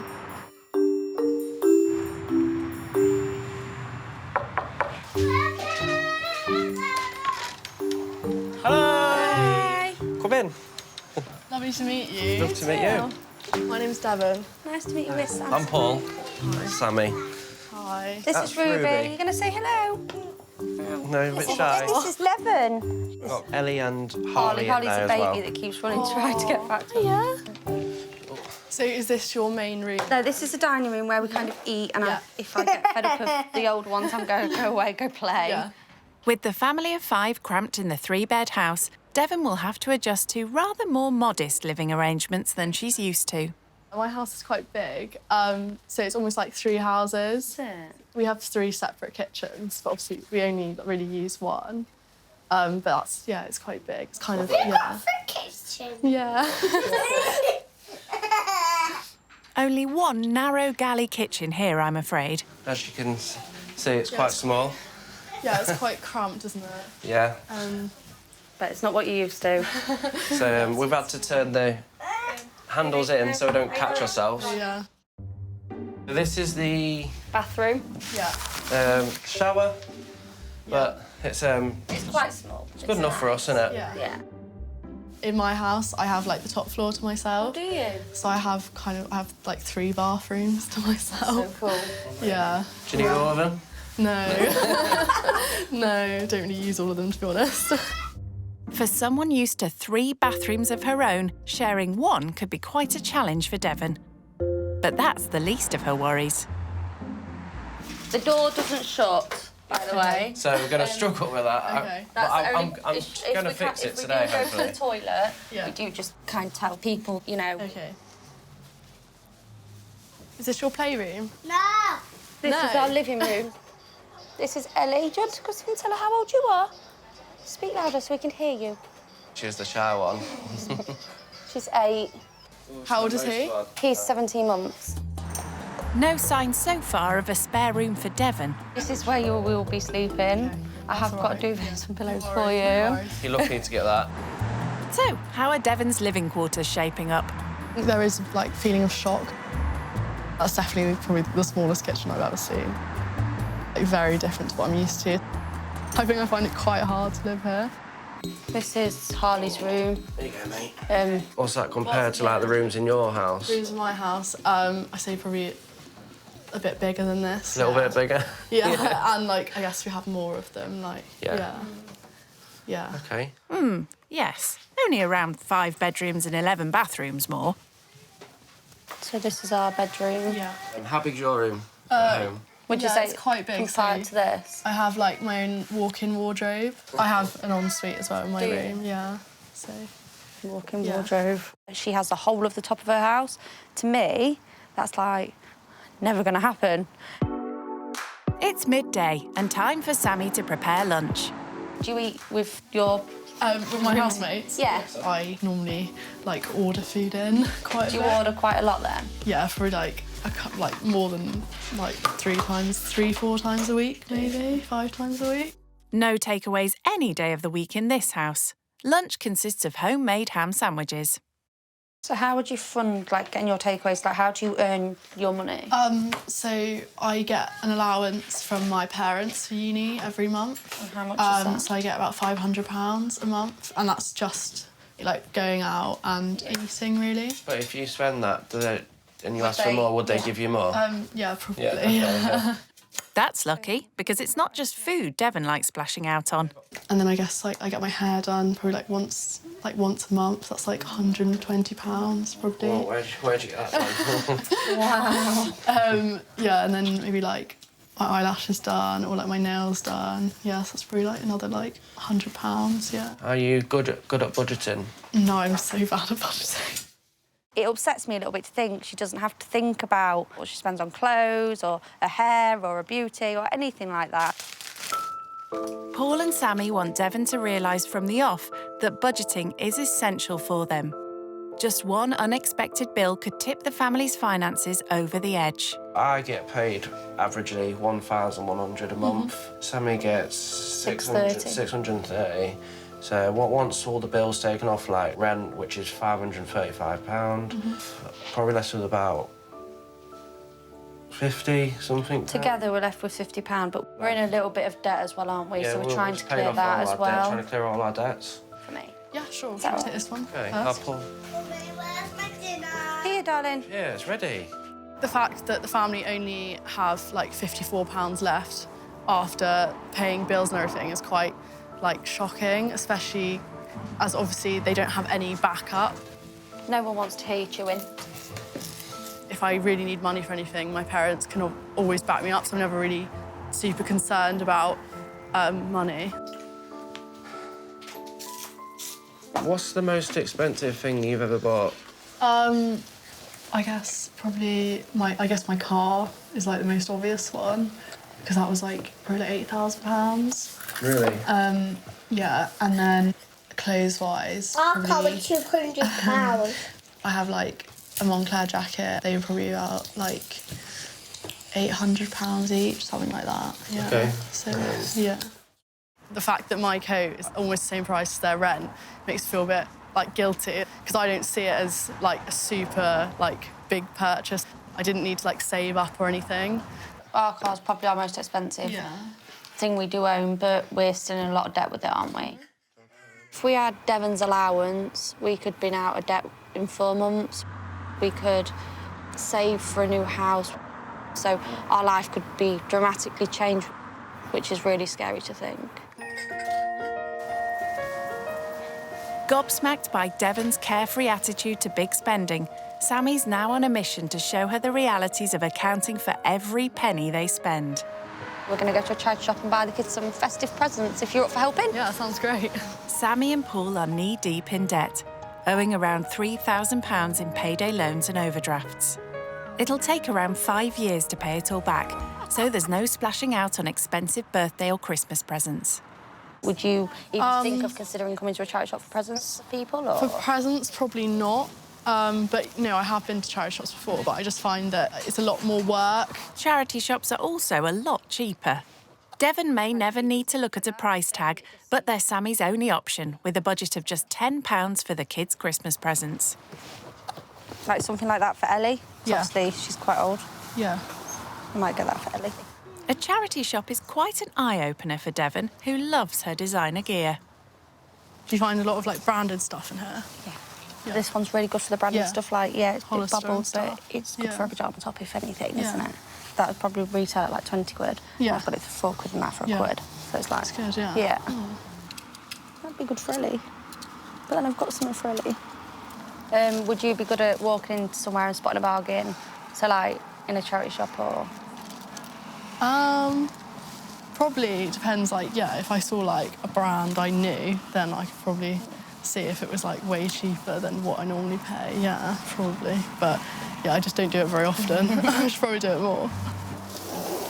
Do you think Harley'd like that? I think he'd like that. Just get them then, and we'll go. Like Spent about £10 there, so I've got 3 Christmas presents for 3 different people for £10. Yeah, that's so good. Yeah. Be surprised what bargains you can get, isn't it? And what offers. That's £7.46 then, please. Lovely, thank you. So I've actually come under budget there by like £3. So would you like save that money or? If I needed it put towards the food shop, I'd use it for that. Okay. Or you could put extra £1 on the gas each or the electric or, you know, something to help throughout the week. Yeah. Thank you very much. Have a nice day. See you, and you. Bye. For Devon, who's used to the best of everything, seeing how the kids make do with second-hand toys has been a revelation. I think it's really nice that their kids are literally just happy with whatever they get bought by their parents, and they're just grateful for anything they get. I don't know, it's kind of like humbling. Being heavily in debt means budgeting's become a way of life for Paul and Sammy. Sammy gets just £34 a week in child benefit, some of which has to go towards the kids' packed lunches for school. So it's another lesson in economising for Devon. So do you like look at the prices a lot? Yes, these are kind of the same as them, say, but do you know what I mean? I compare, so they're just wafers, whereas they're bigger. So because they're bigger, I'd probably get them ones because they're obviously going to be more filling. Okay. Apples.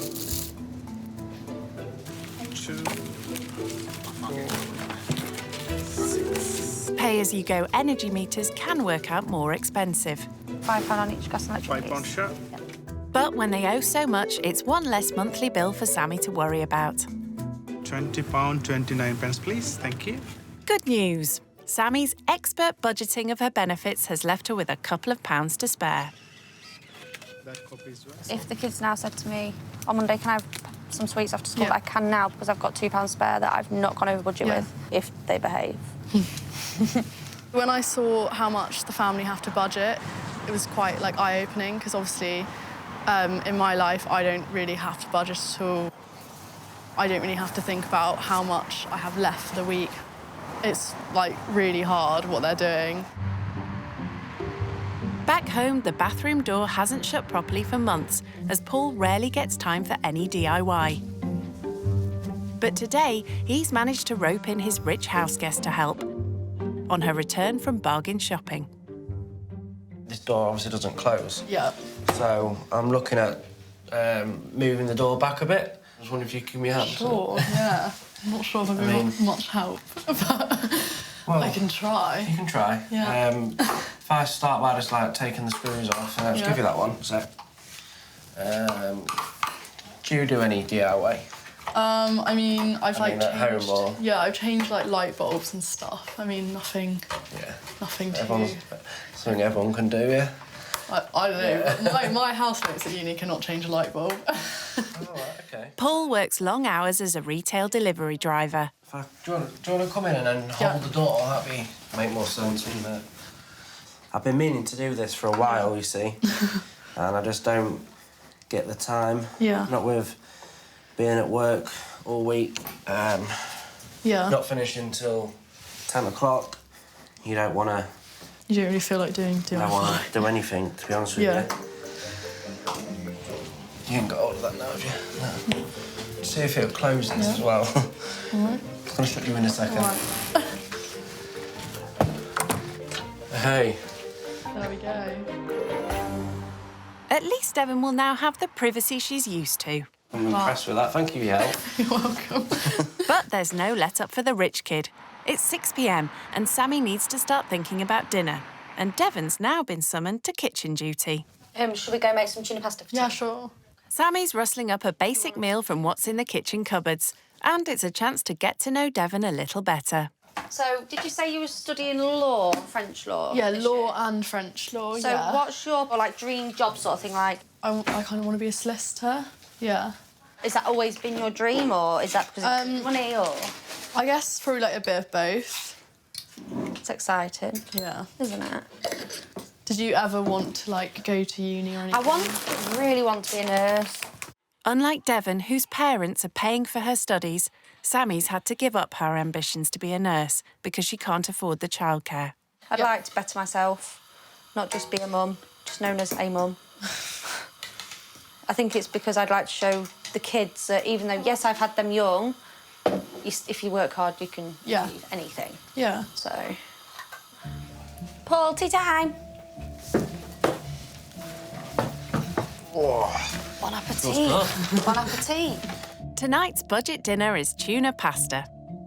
With their debts alone costing them £70 a month, the family are forced to budget no more than £5 for any meal. To feed us normally, this meal would probably cost us what? Probably about... Two quid for a big bag of pasta? Yeah, so probably about £3. pound to cook this, isn't it? If that. If that. Yeah. How much would you say you average a meal? Honestly, like, I literally have no idea. I probably couldn't even tell you. I eat out quite a lot, so that would obviously be, like, quite a lot more. I do normally do, like, a weekly shop for, like, £100.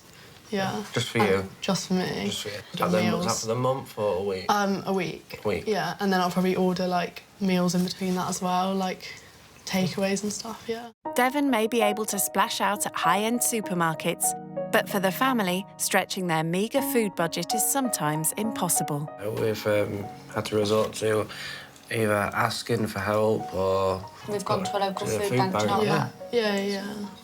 And that just tied you over. Even our friends at some times have come round with not, wouldn't say loads of shopping, but like yogurts for the kids, mints. Just the odd bits and Just the odd bits that keep us going until payday. It's hard because it's exhausting. It wears you down. Yeah. So...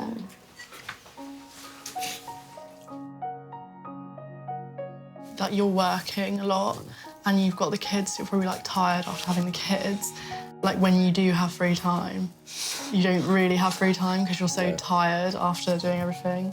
Whereas, obviously, like, my parents work and stuff, but they do still have, like, a lot of time off where they can relax, like, enough time that they can spend a lot of time with us.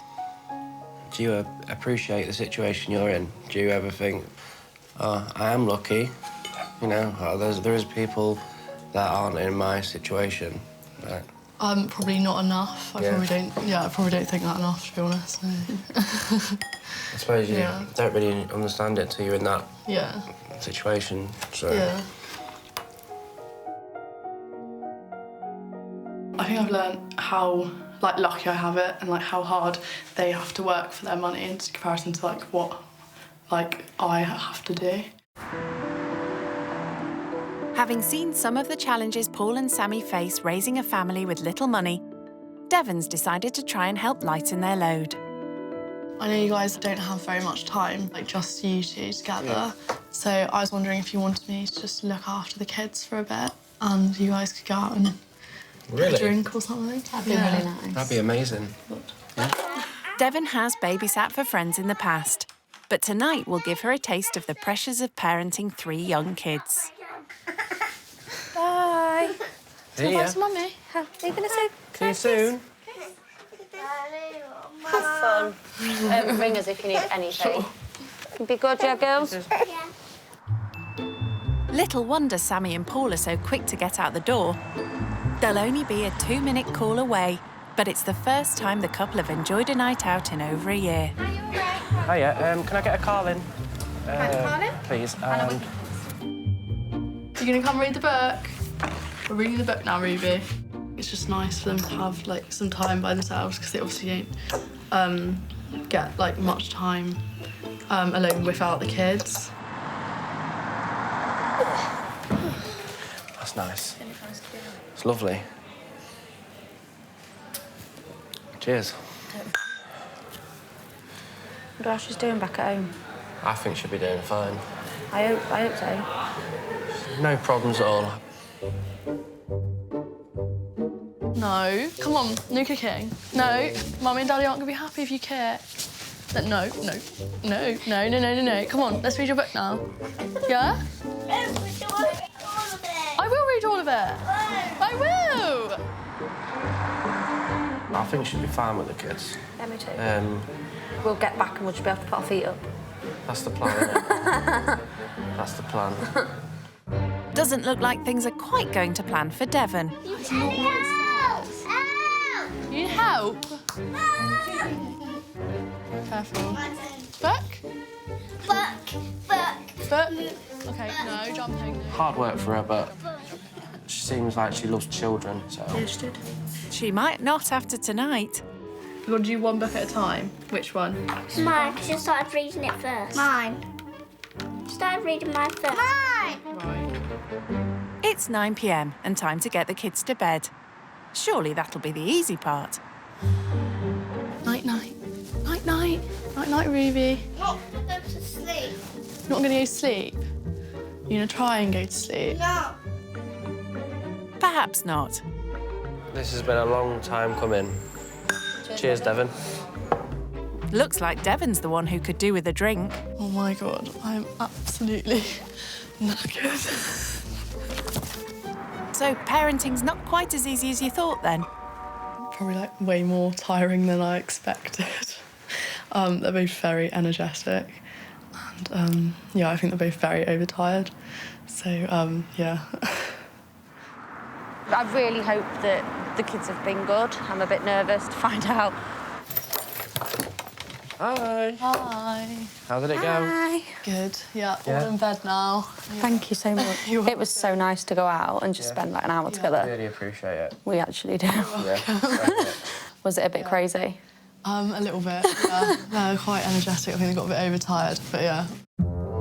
No doubt Devon's also feeling a little overtired by now. But sadly, it's a sofa instead of a comfy, king-size bed to recover in. There you go. All good. Night. Thank you. Right. Night.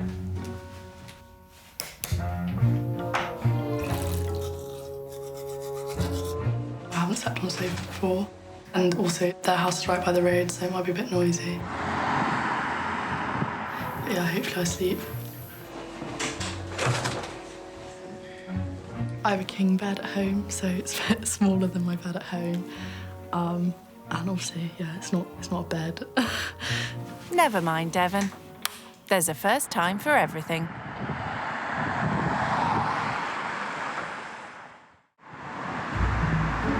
"8 a.m. and everyone's up enjoying breakfast.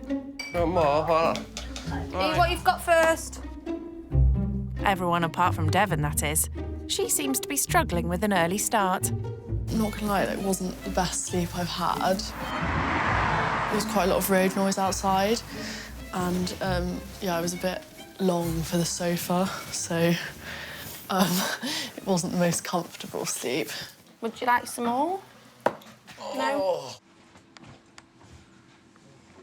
Normally on a Sunday morning, at this time, I'd probably still be in bed. Hate to tell you, Devon, Hi. but the family have something lined up that will make you feel even more out of sorts for a Sunday. We're going to do some household chores, like putting the washing away, doing the pots, ironing. Do you do any household chores at home? Sometimes I load the dishwasher and make my bed and stuff. Chores are always done together as a family on the weekends. And seeing as Devon's now almost an extended member of the family, there's no reason for her not to give a hand. Thinking maybe we could get some washing upstairs. Yeah, fold it up. Yeah, all thank right. you. Household chores are certainly a world away from Devon's pampered life back home. We do have cleaners that come in and do quite a few chores, like hoovering all the floors and everything, cleaning the bathrooms. So I never really have to do that. What would you normally be doing, now? On a Sunday morning? Yeah, if you was at home, what would you be doing?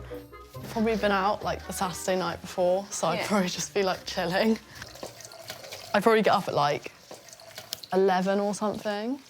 OK. And then, maybe, order some food in, Chores may not be part of Devon's normal Sunday morning routine, but Paul and Sammy hope she's taken something from the experience. Devon doing the chores with us this morning was a real big help. We don't normally have anyone helping us out.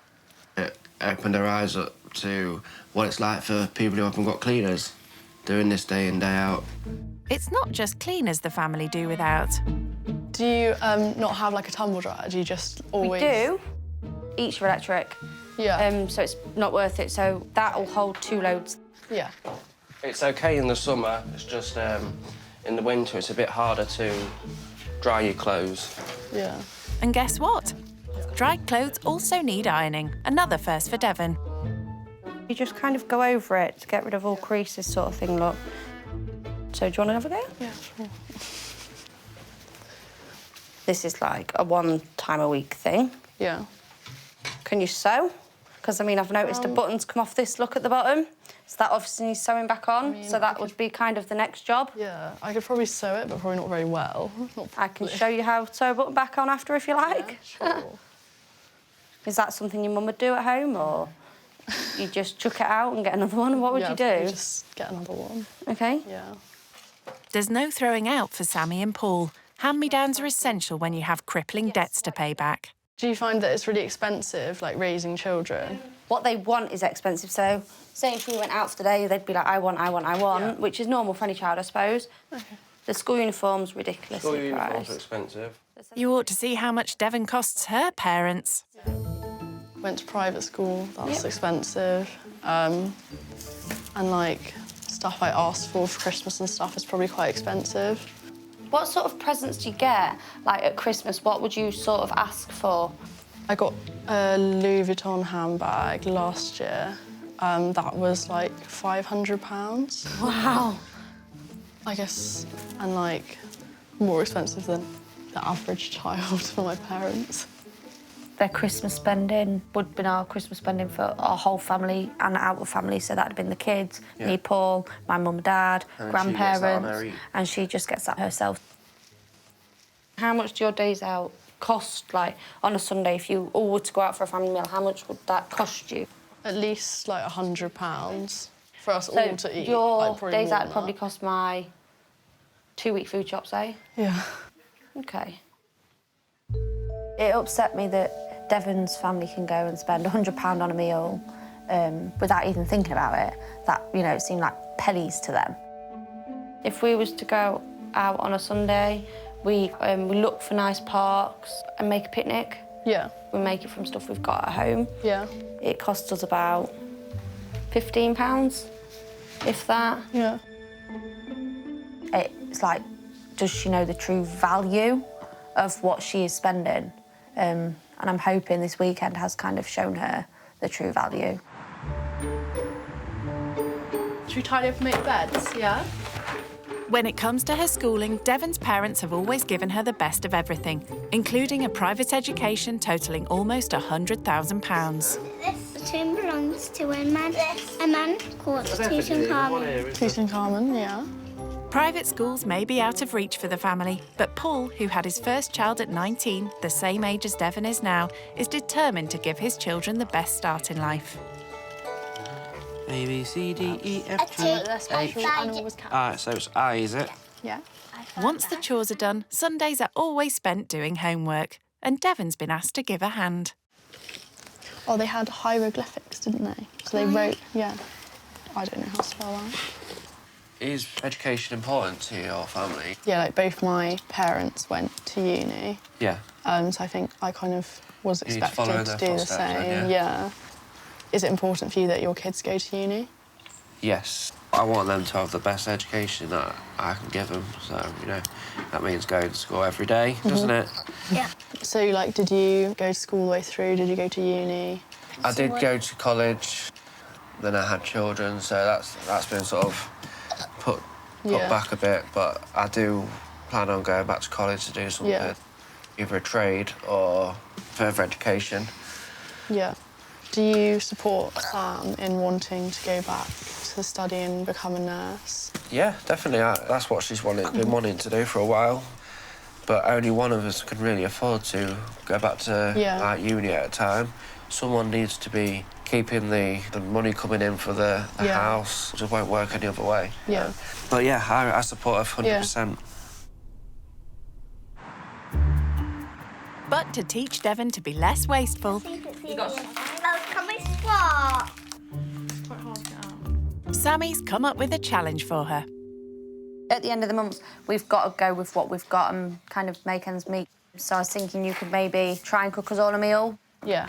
It's kind of what we live with all the time. As it's 5 p.m, Sammy wants Devon to make the family's dinner. So this is my meat freezer. But there's no money left in the food budget for any fancy ingredients like she's used to. What do you have? Got chicken, pork chops. That's kind of it, really. Okay. Devon will instead have to make do with what's in Sammy's kitchen. Chicken? Yeah. And then I've got sauces in that cupboard. round the corner in the dining room. So do you want me to leave you to it? And... Yeah? This could be quite a challenge for Devon, who's more used to throwing out what she doesn't eat. I can only cook what's here, so I think that's like a bit harder than being able to like think of a recipe and then go out and choose the ingredients. I think I'm going to make sweet and sour chicken because they already have the sweet and sour sauce and the chicken and the rice.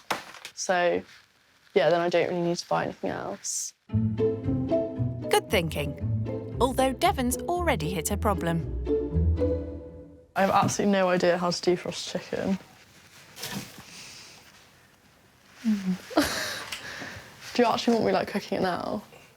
Yes, that is the idea. There's a hungry family counting on your culinary skills. I'm going to defrost the chicken. Good thing she has her phone handy to check out how to do it online.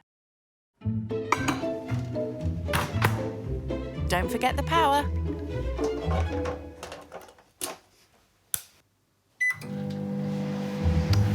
It's defrosting for a minute, but I'm going to probably put it on for longer. But you're supposed to watch it. I don't really want to kill anyone.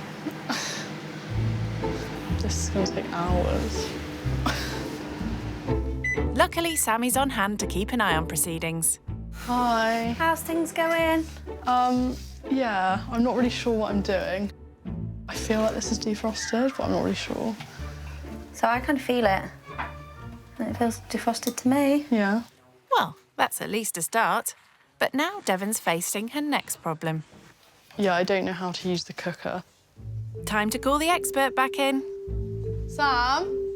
And as ever, she's keeping a close eye on the cost of everything. So what we do is, would you mind switching the microwave off because that saves electric for me? So if we're not using something, we do switch it off. We always switch this off because it saves on gas. And then you click this. Okay. So which one are you using? This one? Yeah. And then it's this one here. Okay. Okay. Yeah, thank you. Thank you very much, Lee. Well, I didn't even know that really saved money. Not really something I've ever thought about doing. It's probably also the first time Devon's been forced to use what's left at the end of the month to make a meal. Despite battling to even turn on the cooker, somehow she's managed to serve up dinner. That's beautiful. Looks really nice, thank you. Right, try. Tell me how much you want. Keep going. Keep going. That'll do. I know you're hungry. That's fine for now, thank you. Thank you very much, Devon. Put them in your ear. So how much would this meal that I've made have cost? I'd say about £5. And that's for 6 of us. Blimey! Take note, Devon. That's less than £1 per person. I was just thinking, because you were talking about how the chicken was really cheap and everything, I was just wondering if you ever think about, like the animal welfare or, the environmental impact. I've never really thought into the fact of an animal's welfare.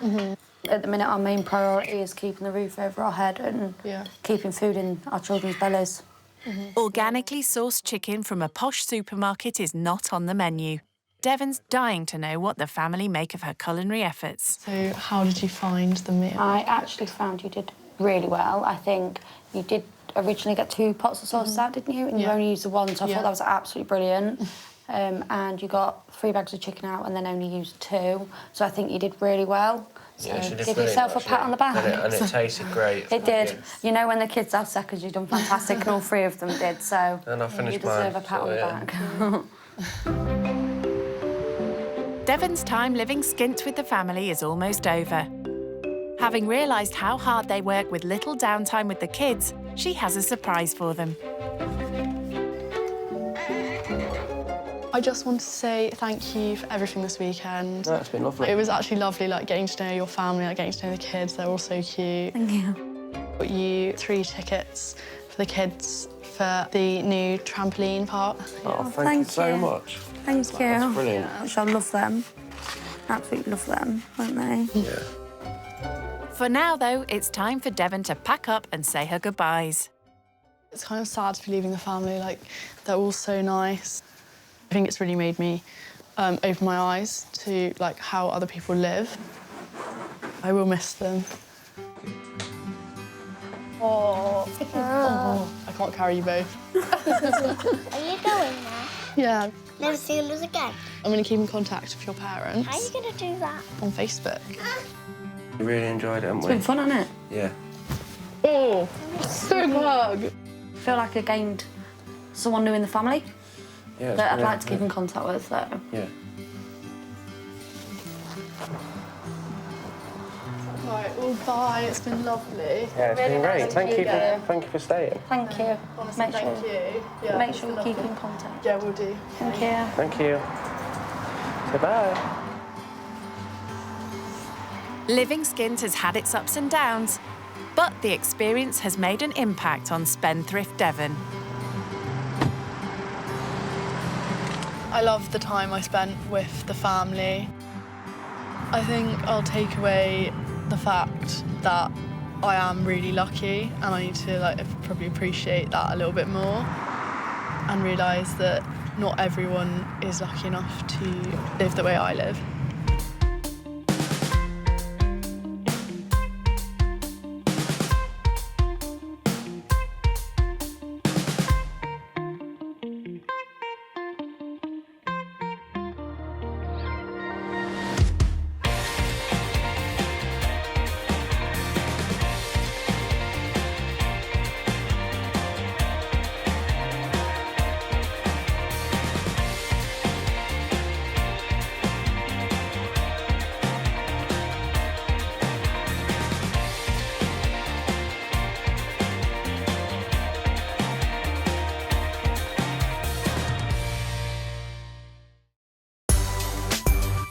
Rich kids are used to living the high life.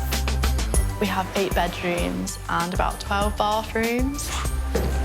But it's at Christmas when they really go to town. So I think my family usually spend between like 5,000 and 10,000 on Christmas, but this year it might be more. We'd go skiing every year, but my dad would just cover the bill.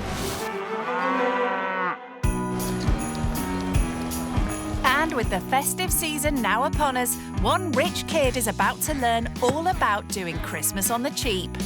Grow your own Christmas tree, £1. They were like 400. That would pay for 3 of these for Christmas, wouldn't it? When you want to give the kids what they want and you can't do it, it is hard. I feel quite bad. Will the rich kid learn? I can't do it. That there's more to the festive season. Happy Christmas. Than spending loads of money.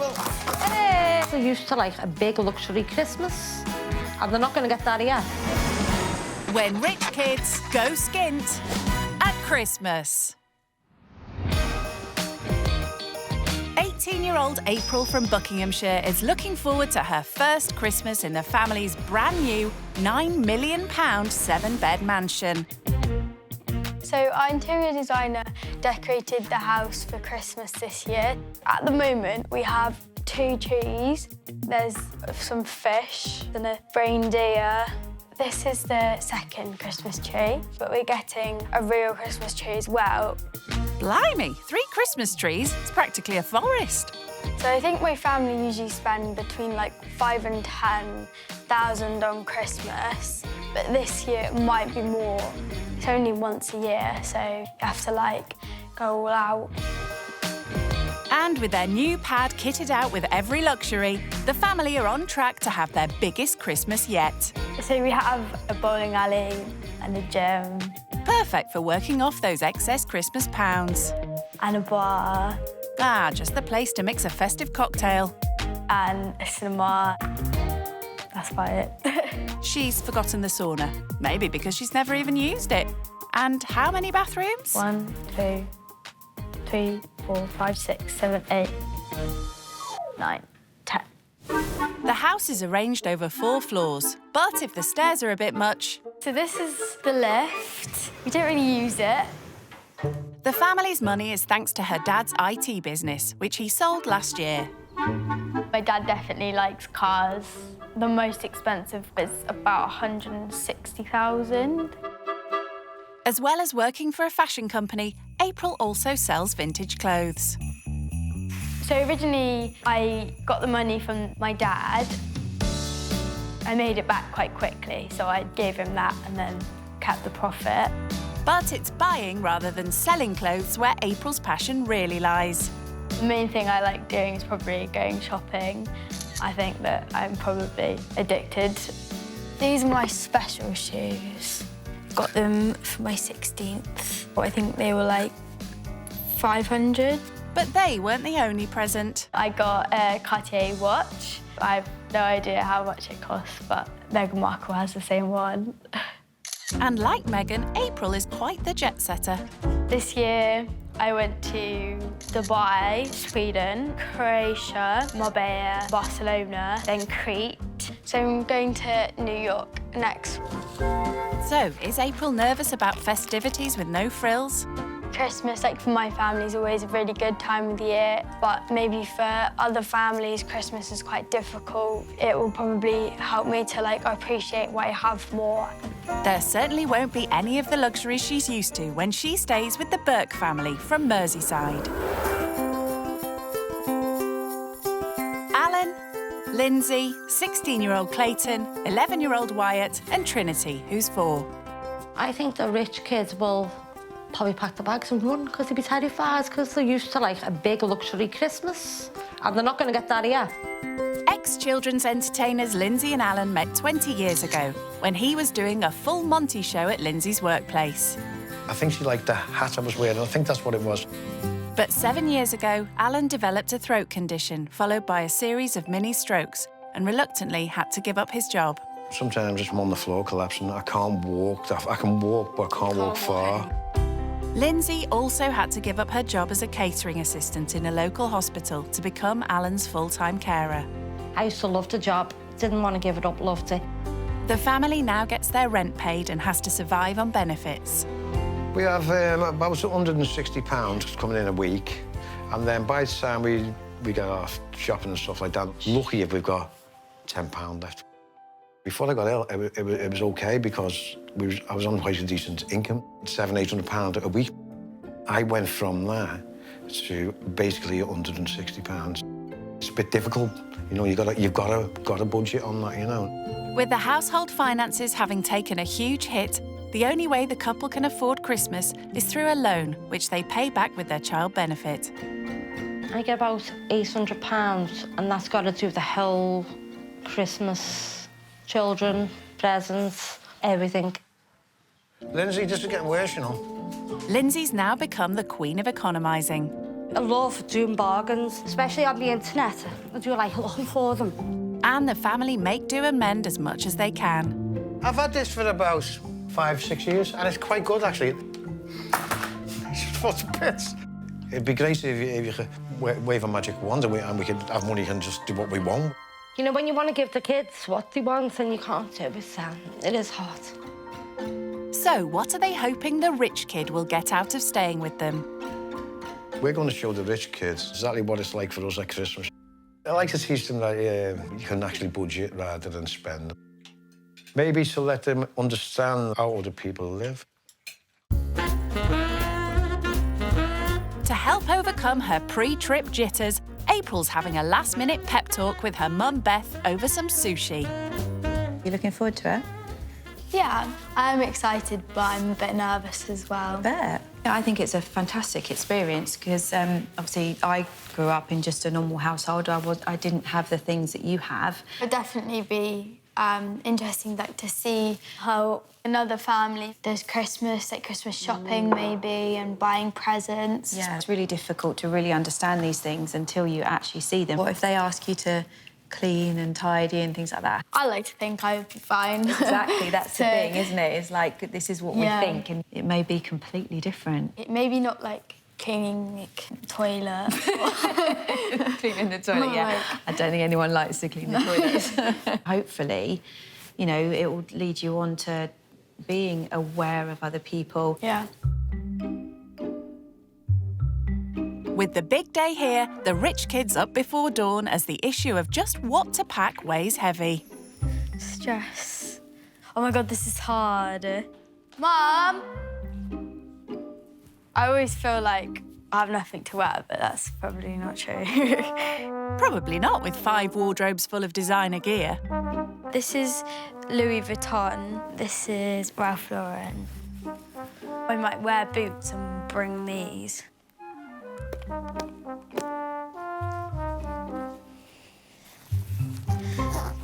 So is that all the essentials? Oh, my toothbrush. April's leaving her multi-million-pound home to travel 200 miles north to Merseyside, where the Burke family are preparing for her arrival. I don't know if they're going to like us. We're just going to try and teach them what we do at Christmas with the low income and see if they can do it themselves. Well, she'll be here soon to join in the Christmas countdown in a council house. I only really know about council houses from, like, sociology at school. Don't see sofas on the street near me. I'm nervous now. The family were hoping to turn on the Christmas lights to welcome their rich kid, but they're running out of credit on the electric smart key. We're in the dark now. And that rich kid's coming in a minute. I know, it's pitch black. I say we just let them sit in the dark. Oh. It's what we do anyway. If it goes, doesn't it?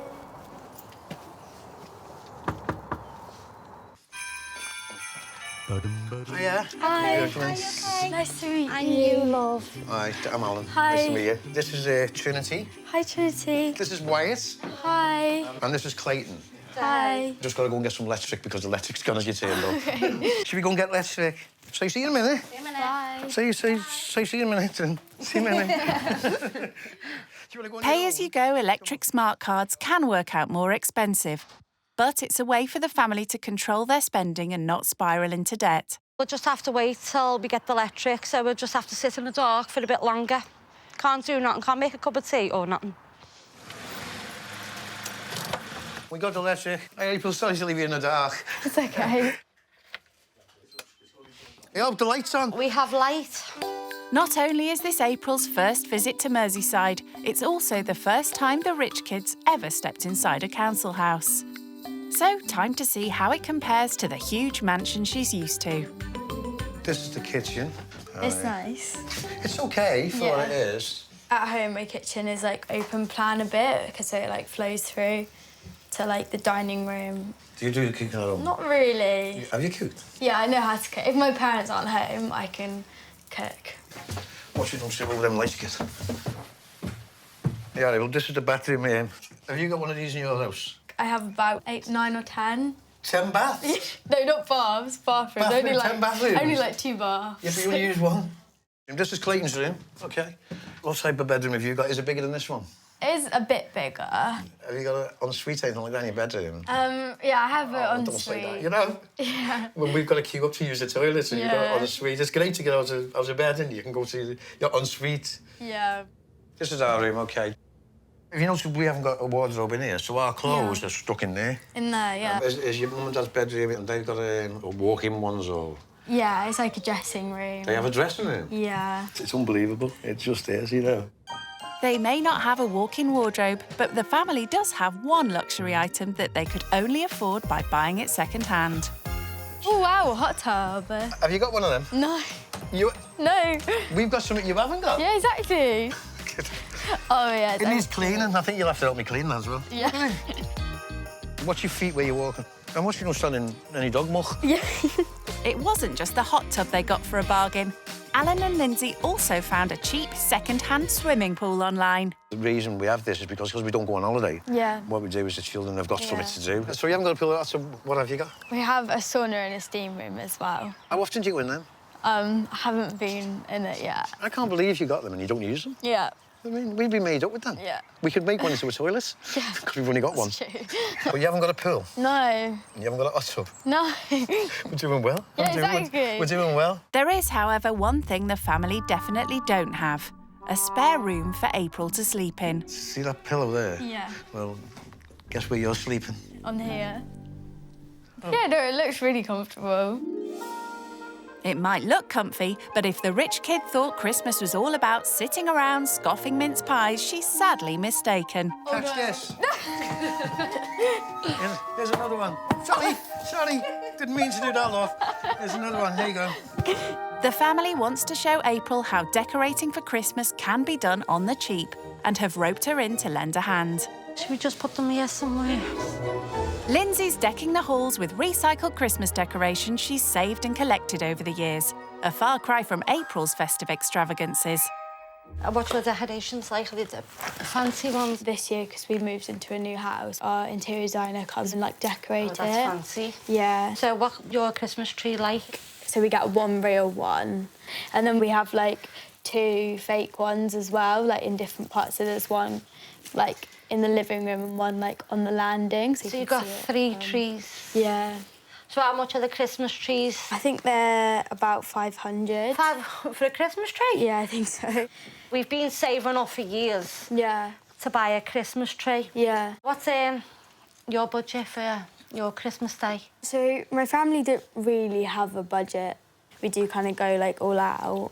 So you've got no budget at all? No. So you just go mad? Yeah, basically. They certainly do, spending up to £10,000 on Christmas. But for Alan and Lindsay, simply affording presents for their kids is a struggle.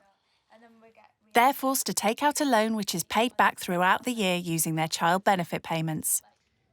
I can't touch my child benefit all year. Right, because yeah. it gets paid in there, so... So it goes into a Christmas saving yeah, kind something of like thing? that, yeah. You get a loan, yeah. It's worth it for having it for Christmas. I'd love a lot more, but... Yeah. Hearing how easy April's family have it at Christmas has been difficult listening for Lindsay. You just go and buy what they want. Get all your Christmas presents in, do what you want. You wouldn't have to stress at Christmas, would you, really? It'd be nice just to enjoy it like that.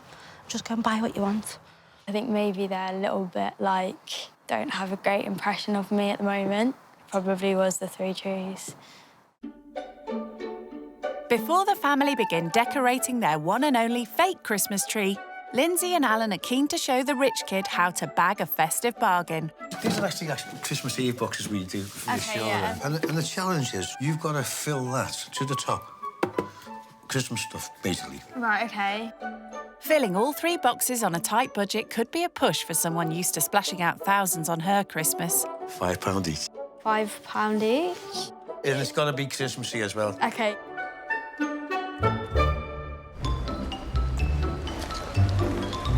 Alan's brought April to their local high street to hunt for cheap Christmas knickknacks. There's actually a charity shop down here, which Lindsay would never dream of going in. You don't mind having a little look, do you? No, that's you fine. might find something nice. Yeah, thank you.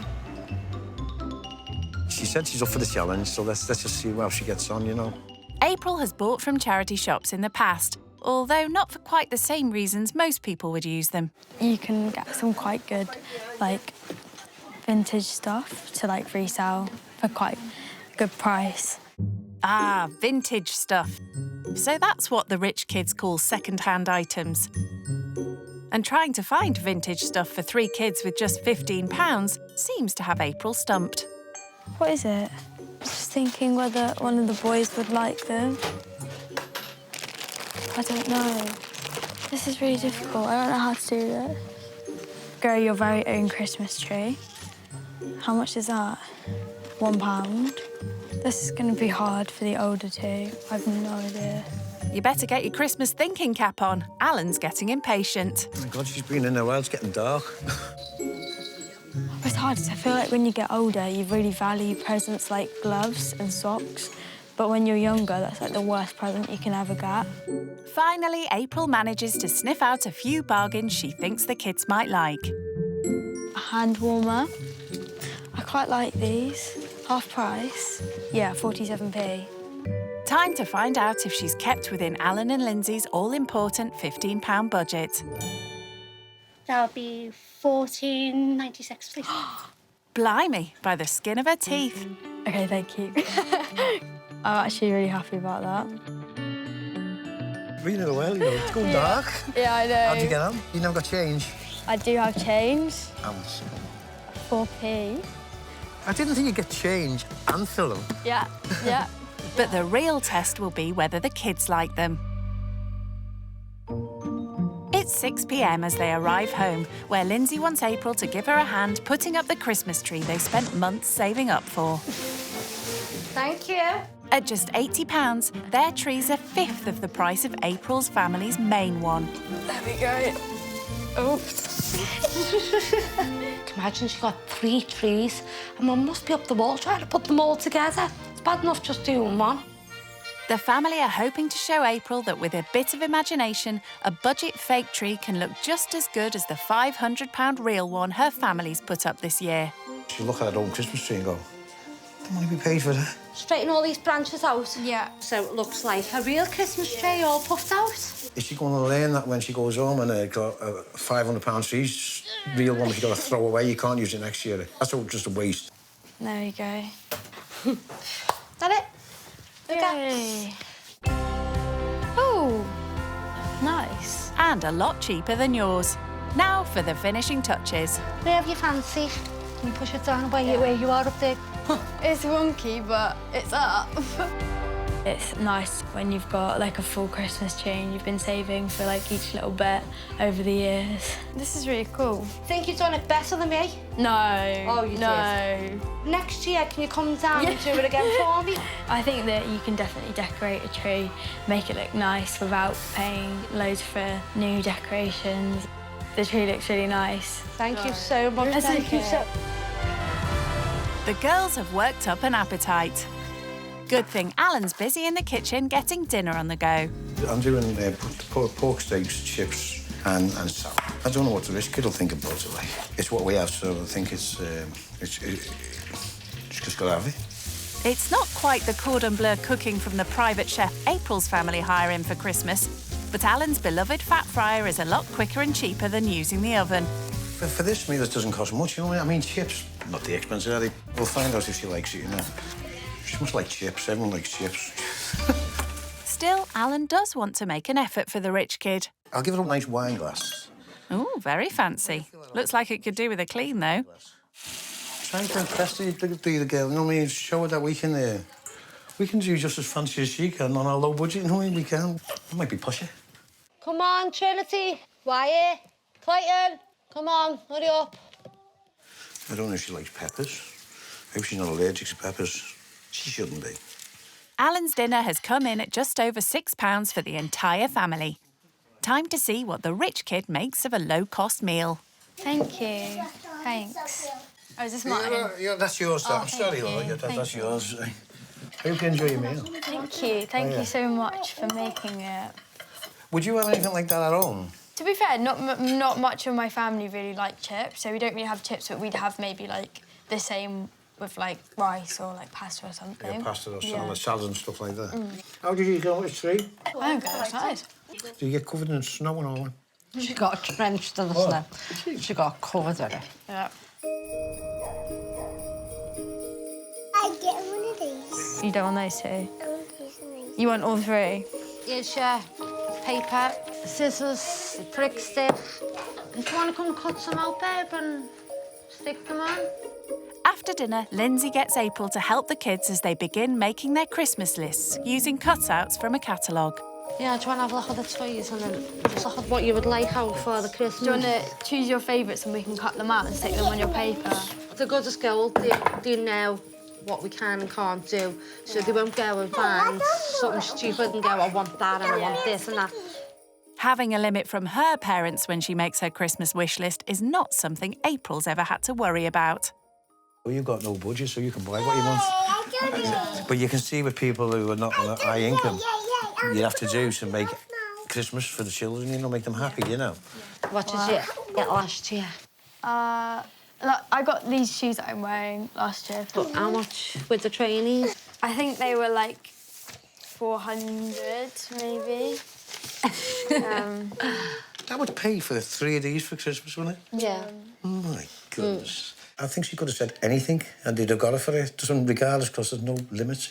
So she could just have asked for... She could ask for a new gym. She's got a gym anyway, and she's got one of them, hasn't she? When they said, like, oh, your trainers, you could, like, pay for, like, all 3 of their Christmases. I feel quite bad. Earlier, April was tasked with buying a few cheap gifts to fill boxes that Alan and Lindsay traditionally give their kids Clayton, Wyatt and Trinity on Christmas Eve. Are you ready to see what I got for the Christmas stocking? Go on. The rich kid stuck within the tight £15 budget. But what do the couple make of what she's bought from the charity shop? The first thing I got is this. Trinity will love that unicorn. I got these for Gypsy. They were cute. Some Christmas socks. I thought they were nice. So I got them each grow your own Christmas tree. Have 3 Christmas trees like you. And then I got this for Clayton. What's that? Reusable mini hottie hand warmer. Yeah. I got these gloves for Wyatt. Oh, I spent £14.96. She actually had. Oh, she actually got change as well. I got 4p. change. Oh, we got change. And I maximised the money. I was surprised I managed to get so much for £15. And pretty much all the stuff I got was brand new, and it was so cheap. So, I mean, I definitely, if I was on a budget for Christmas presents, why wouldn't you? I think we should get these wrapped up for the kids, you reckon? Oh, come on then, let's get it done. Are you good at wrapping? Nope. You are. Are you good at wrapping, April? Yeah, sometimes. I'm absolutely Depends on the shape. While they pack the Christmas boxes, Lindsay and Alan are keen to hear how April's family made their money. My dad started his own company, like maybe a couple of years before I was born. The company got more and more successful and he built it up and then he sold it last year. So you went from basically having not so much money to getting more money. Yeah. And we went the other way. We went from having money to losing money. Yeah. So we went the other way for us, you know. Health problems meant Alan had to give up work as a kids entertainer a few years ago. Been having strokes. Oh, yeah. I've had about 11. Lindsay also had to leave her job as a catering assistant to look after Alan, and both now survive on benefits. Like, I have good days and bad days, but sometimes I can't walk. And it's difficult. But I had a decent job, actually. It was great.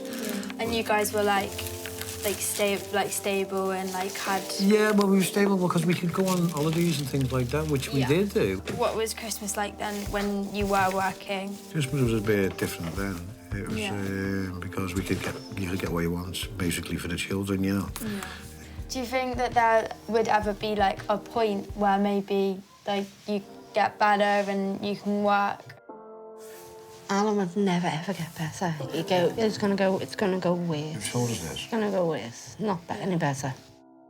Well, at least you're working, aren't you? Earning your own money and not just not doing nothing, taking all the money off your mum and dad. Yeah, both my parents have just always like taught us like success won't come to you. Like you always have to work for it. Like, do you think all of your kids will like want to get into work? Yeah, but when they like left school and I forced them to get a job, I would never have them climbing or sitting around doing nothing. No. April can do the honours. Put them under the tree. Yep. Here. Yay! It's now 10 p.m. All ready for bed? Yeah. Look cosy. Do you like my socks? Oh, lovely. Keep your feet warm now on the floor. Yeah, exactly. With a big day of Christmas celebrations planned for tomorrow, April's keen to get an early night. But unfortunately for her, there's no luxurious king-size bed to slip into. You in a pillow? Yeah, Trinity's pillow. Have a nice night, love. You too, sleep well. And you, love. I'll see you in the morning. Good night. Good night, love. I actually feel very comfy. And I'm very tired.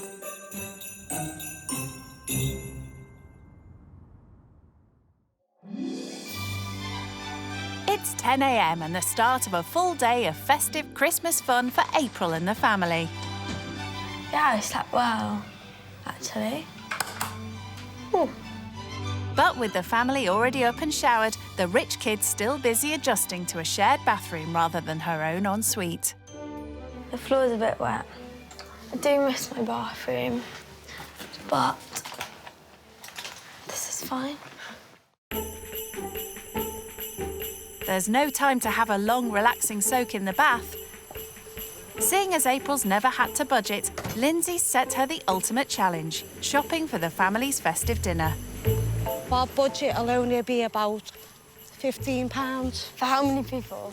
for 6, so it'll be for me, 6 you, people? Alan, and their children. OK, so do I have to get, like, a turkey for everyone to eat? You don't get a turkey because turkeys is a lot dearer. Right, yeah. So Dad take most of your budget then. Yeah. So we're looking at, like, a piece of chicken or something each. Right, OK, yeah. Kids would like a little cupcake or something each Right, for OK, afterwards. and pudding as well? Yeah, just a little, yeah, because we don't get a big Christmas cake. Yeah. Once all the kids' presents are bought, there's very little left over for the family's main Christmas meal. So your budget is £15 to get everything in. OK. OK? Yeah. Good luck with that, love. Thank you. For someone not used to looking at prices, it sounds like she's gonna need it. It's definitely going to be difficult to buy a whole meal for 6 people for only £15. I think it's a very small budget, especially for a Christmas dinner. She's got a big budget, she can do what she wants. But when there's like 6 of us, it's going to be really hard. I'll be surprised if she does it. Luckily, Clayton's been taught to shop on a tight budget from a young age and is on hand for advice. Go on, go and see how she is. OK. What do you usually have on Christmas Day? Usually my siblings are mostly fuss eaters. Yeah. They usually just have chips. There's no point just going overboard to get like tons of meat if they're not going to eat it. Yeah. I don't really get the Christmas meals that I want, like, Yeah. you know, meat. No one would eat it. With 2 fussy kids in the family, Lindsay and Alan aren't keen to spend loads on expensive meats, especially when they have so little in the pot for their Christmas dinner. I feel bad for Clayton because he obviously does really enjoy Christmas dinner, but they just can't afford to buy a whole turkey just for one person. The fact that you don't get roast dinner makes me want to make a nice roast dinner, so the pressure is on. But the realities of doing Christmas dinner with little money soon become apparent. The chicken's quite expensive. I don't know, but I think we're just gonna have to go for it.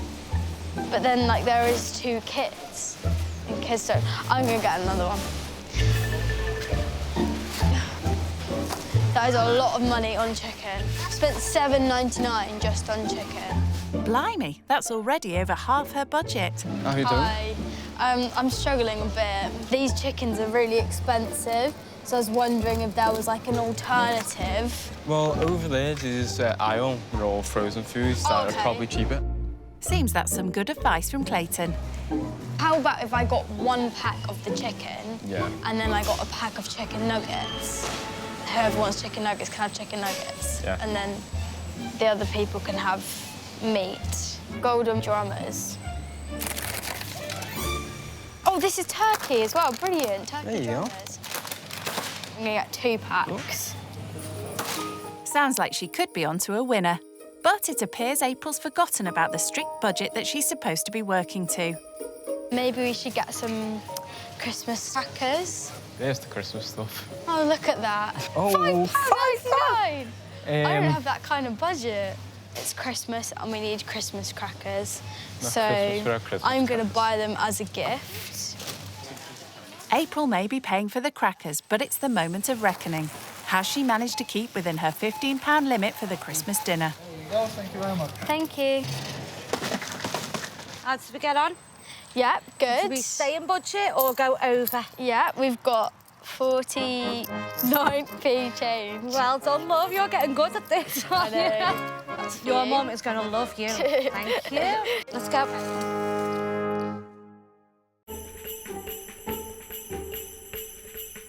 Time to see if she's bought enough to feed the whole family.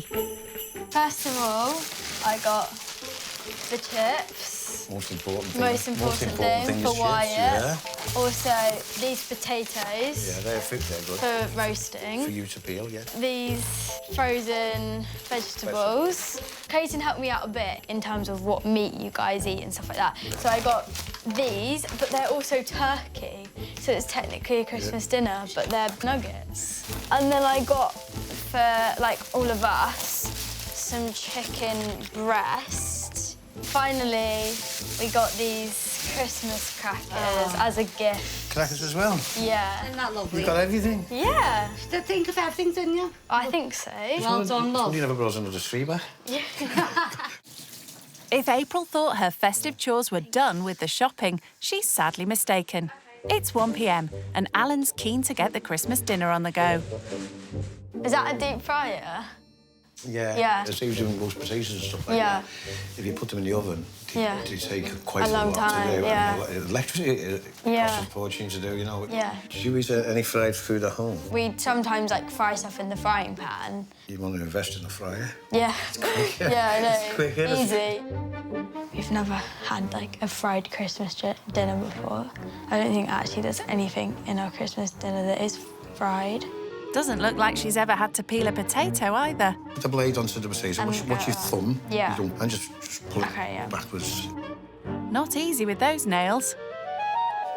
That's it. So you got to just drop it in and just keep going. Just keep going. Okay. I've got some down my sleeve. Oh. She hasn't got a clue. I can usually peel a bag of potatoes in about a minute, full bag. I'll do that one now.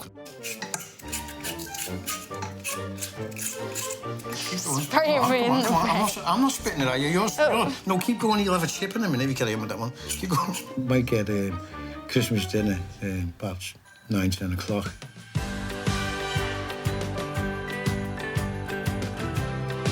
Guys, I got some boxes for you. While the dinner's cooking, it's time for Clayton, Wyatt and Trinity to see what April chose for them when she went Christmas shopping yesterday. Here you go. What do you say to April? Thanks. Thank you. It's okay. Is that beautiful?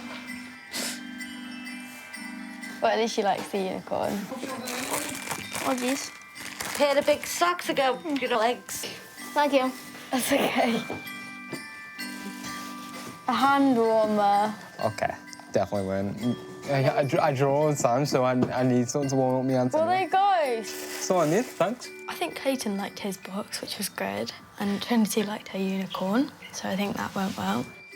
Presents are well thought out, and it was like gifts that we actually use and we actually like.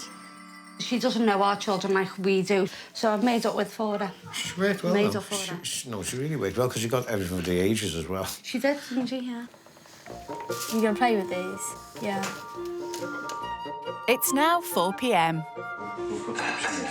Because he likes chips. He's a chip, and that's why it's never do.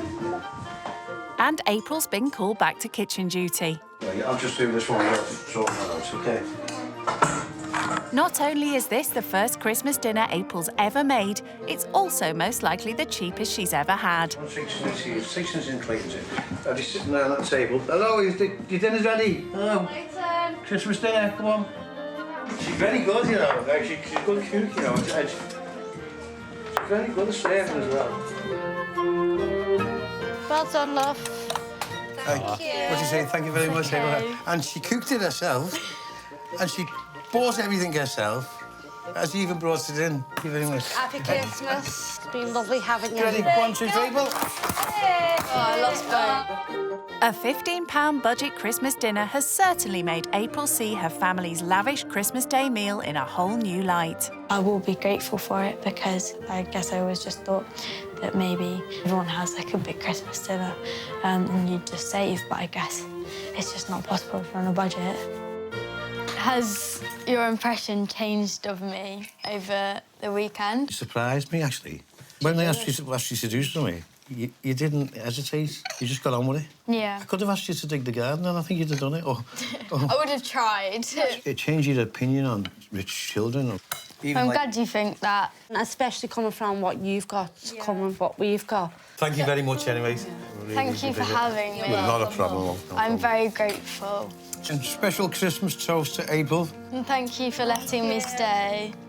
And Trinity, actually, didn't you get April a present yesterday?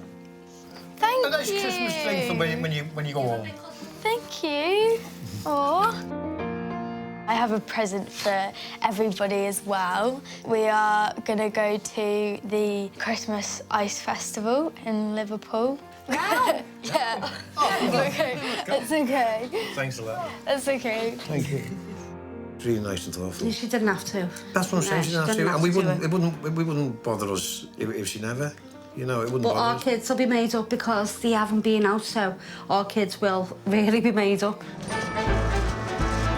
Liverpool's Christmas market is held every year in a square in front of the city's St George's Hall. Filled with festive fun. Yeah, look, wow! It's a real treat for the Burke family, as Alan and Lindsay can't normally afford to take the kids out on their tight Christmas budget. What's she got to do to win a husky? Have a go each. Well done. Oh! There we go. Thank you. And now it's time to get their skates on, as April has another little Christmas treat lined up at the market. It's hard work to walk in these things. And when I step on there, I want to fall over, so you better save me. The last time I went on there was about 1970, and I fell over. It seems the kids may need a little convincing to take to the ice. Where's Clayton? Has he fell over? I can't move. While skating may not be for all the family, it seems Trinity's taken to it like a duck to water. Or a penguin, that is. Look at Trinity. Trinity, this way, babe, down there. Watch her, Lynn. Stay with her. She loves it. Hi, beautiful. I am very glad that I did this. I haven't really had Christmas at someone else's family before, so it was nice of them to, like, let me join in and help make it. I did it! I've had a really lovely time. She actually brought us out somewhere with the children, you know. And even though it's cold, I mean, she still had she was so nice enough to even bring us out and come out with us. I mean, she could have just went home and she never, you know. Stand by, April. 1, 2, 3, cheers. Back home, it's time for April to pack up as her first skink Christmas has come to an end.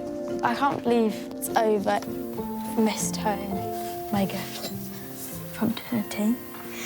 I'll have that when I get home. It's been a far cry from the extravagant Christmas festivities April's used to. OK, bye. OK, bye. Can I have a hug? Thank you for having me. But as she says her goodbyes, she's leaving with a much better understanding of the struggles many families face during the festive season. I'll see you soon. Bye. Have a safe journey home. Thank you. Oh, miss her. It's interesting to see in a family, like, on benefits, like, firsthand. You can learn stuff in, like, lessons and in at school, but it's not the same as actually living it and seeing how they live. I'm definitely going to be more appreciative, like, on Christmas, like, for my family and for, like, everything we have, because it can be very different for a lot of people. I was expecting for to be that snobby, but she weren't. It was really fun and the best thing, and an experience for us and her, you know. So. If you can come back next year. Yeah. Definitely. There is, however, one thing April won't be taking home from the experience. I don't think I'll be putting a deep fryer on my Christmas list. I mean, the chips were nice, but I'm not a fan of, like, really fried food.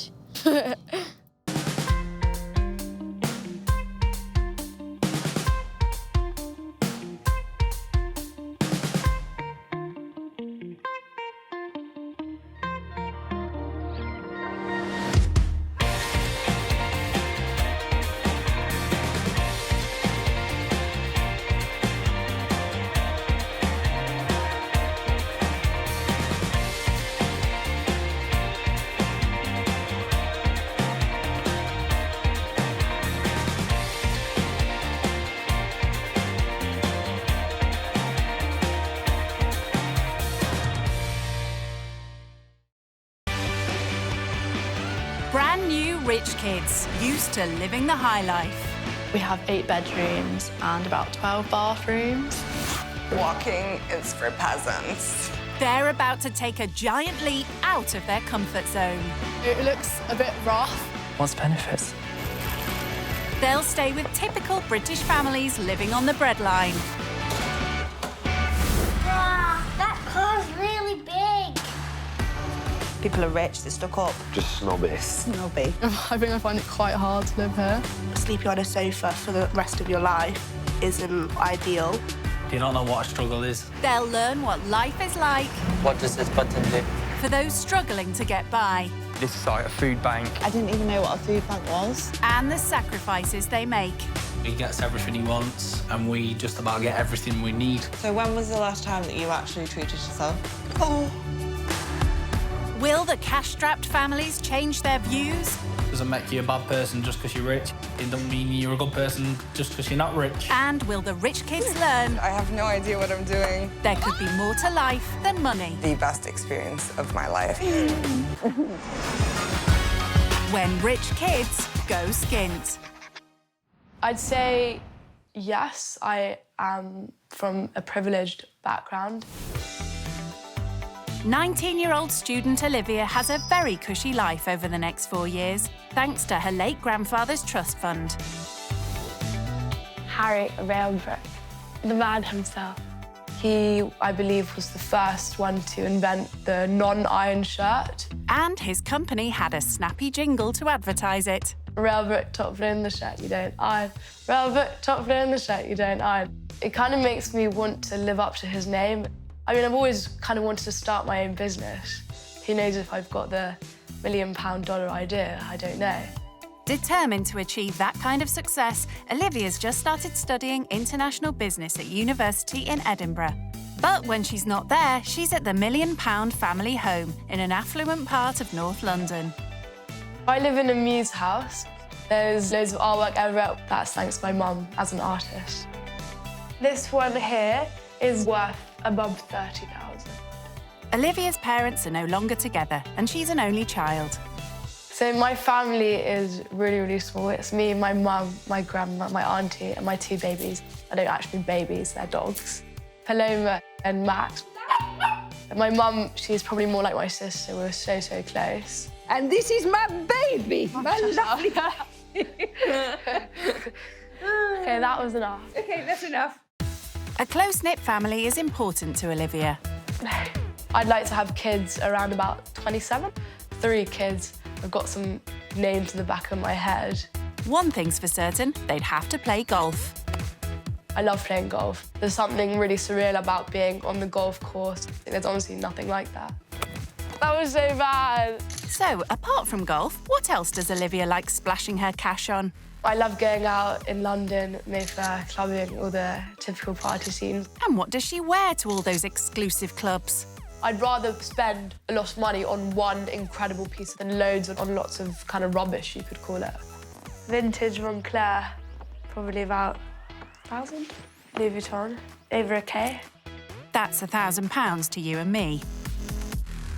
She has expensive taste, but Olivia doesn't consider herself reckless with money.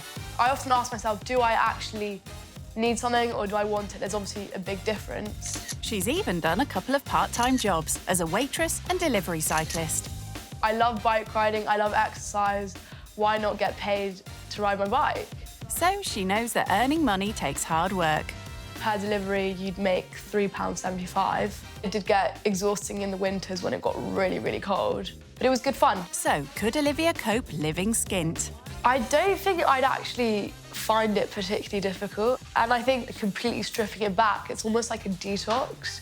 Well, it won't be a luxury spa detox. When she goes to stay with 20-year-old Connor and 18-year-old Mel. They live in a council flat in Great Yarmouth with their son, Toby, who's nearly 1. Me and Connor met 3.5 years ago. We didn't plan to have a family young, but, you know, I mean, things happen. Now that he's here, I definitely don't regret having him young, even though he was planned in the far, far future. Mel is from Yorkshire, but her family moved to Great Yarmouth when she was 8. It used to be primarily an older person's town, like a retirement town, even though it's a tourist town as well. But now it's just more overpopulated with youths. Connor grew up here and has never had a full-time job. My aspirations is just to get a job, mainly in admin, because I like working with computers and using software. The responsibility of suddenly finding themselves as parents has been a shock to these young adults. The last time we went out for a dinner was about 8 months ago, maybe a year. They now live off benefits, but Connor has just started a part-time job delivering takeaways. I do a 5-hour shift every day. I have to make 2 deliveries per hour. The pay is around about £4 to £8 per delivery. Mel is now a stay-at-home mum, despite having huge career ambitions. I was going to go to university to become an astrophysicist, but then I fell pregnant. Having only just started earning their own money, Mel and Connor are not used to managing finances.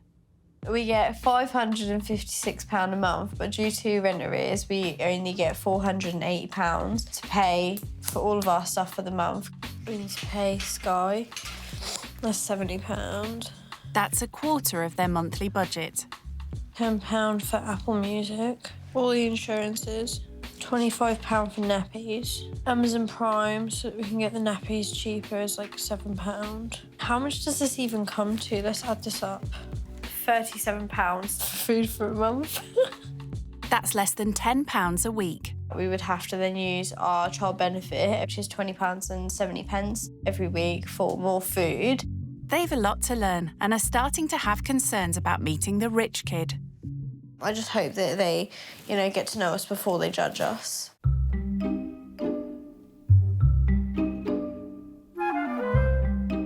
Maybe I should put a sporty outfit. Kids go to the park, do some more activities with the kids. Olivia is almost ready to leave and looking forward to meeting any children that might be in the family she's going to stay with. If they were my age, obviously, I'd be able to relate to them. They're at the same stage in life, so everything would be very relative. She's in for a shock when she finds out it's the parents that are her age. Olivia! Yeah? Before Olivia sets off on her 2 days away, her mum is keen to give her some last-minute advice. Make sure you smile. I smile, I'll be obviously very grateful, very courteous, help out if they need anything. I'll be there. And whatever they make you, you say how lovely it is. I'm not going to eat if it's meat. I don't eat meat. Yeah, it's difficult if you don't. No, but I think they'd understand. They're not going to cook me a steak if I say I don't eat meat. Yeah. Well, I don't think they'll be having steak. I think it's important that she goes and sees how other people live, and I think it'll make her think, God, I'm so lucky for what I have. 2.5 hours away in Great Yarmouth, Mel is excited to meet their lucky guest. Can't wait for the rich kid to get here. I think it's just more company. I do hope they'll like me. I feel like I'm quite a likeable person. I'm quite bubbly, funny. So, yeah, what's not to like? I don't know. I don't really care if they are judgmental, but if they, kind of go on and on and on about it, then I'll be, probably get defensive. All the little dainty houses. I'm sure they've done them up beautifully inside.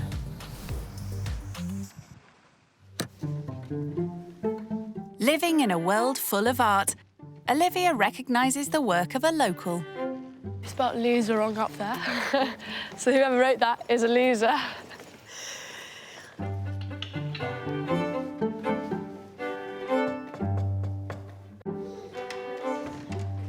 Hello. Hello.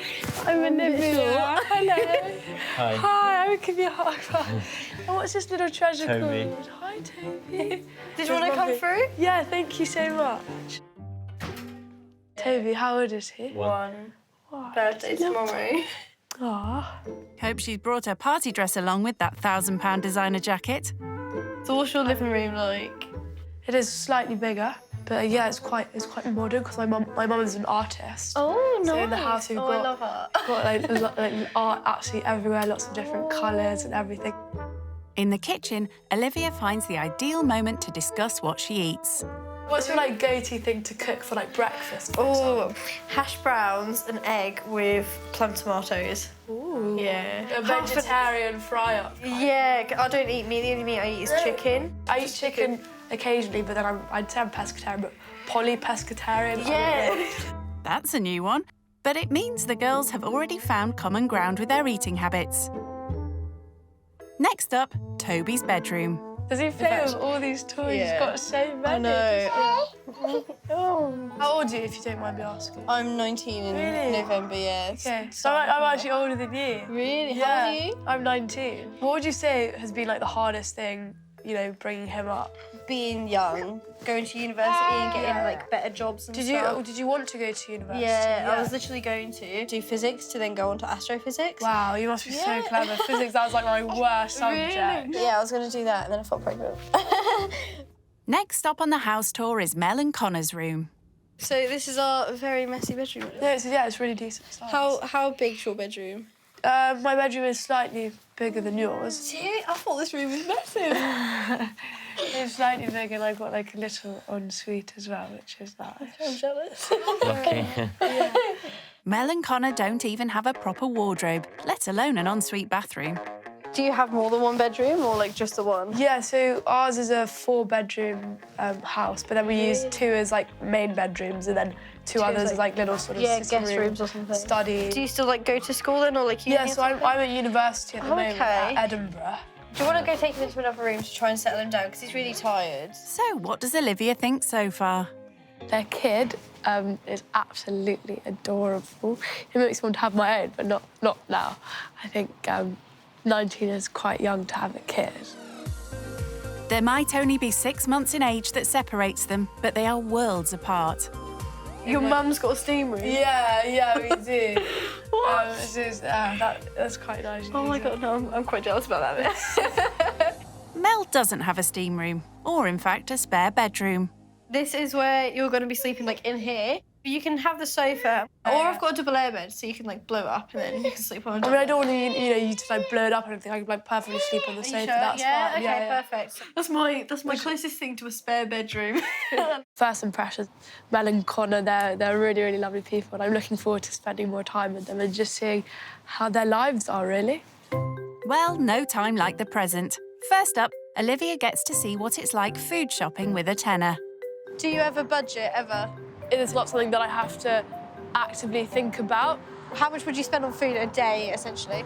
All my food at university is catered breakfast and dinner, so the only expense I have to pay for is lunch. So how much would you spend like on yourself for a meal? If I'm going like to a really, really nice place, it can be anywhere from like 50 to 150 a head, literally. Oh my word!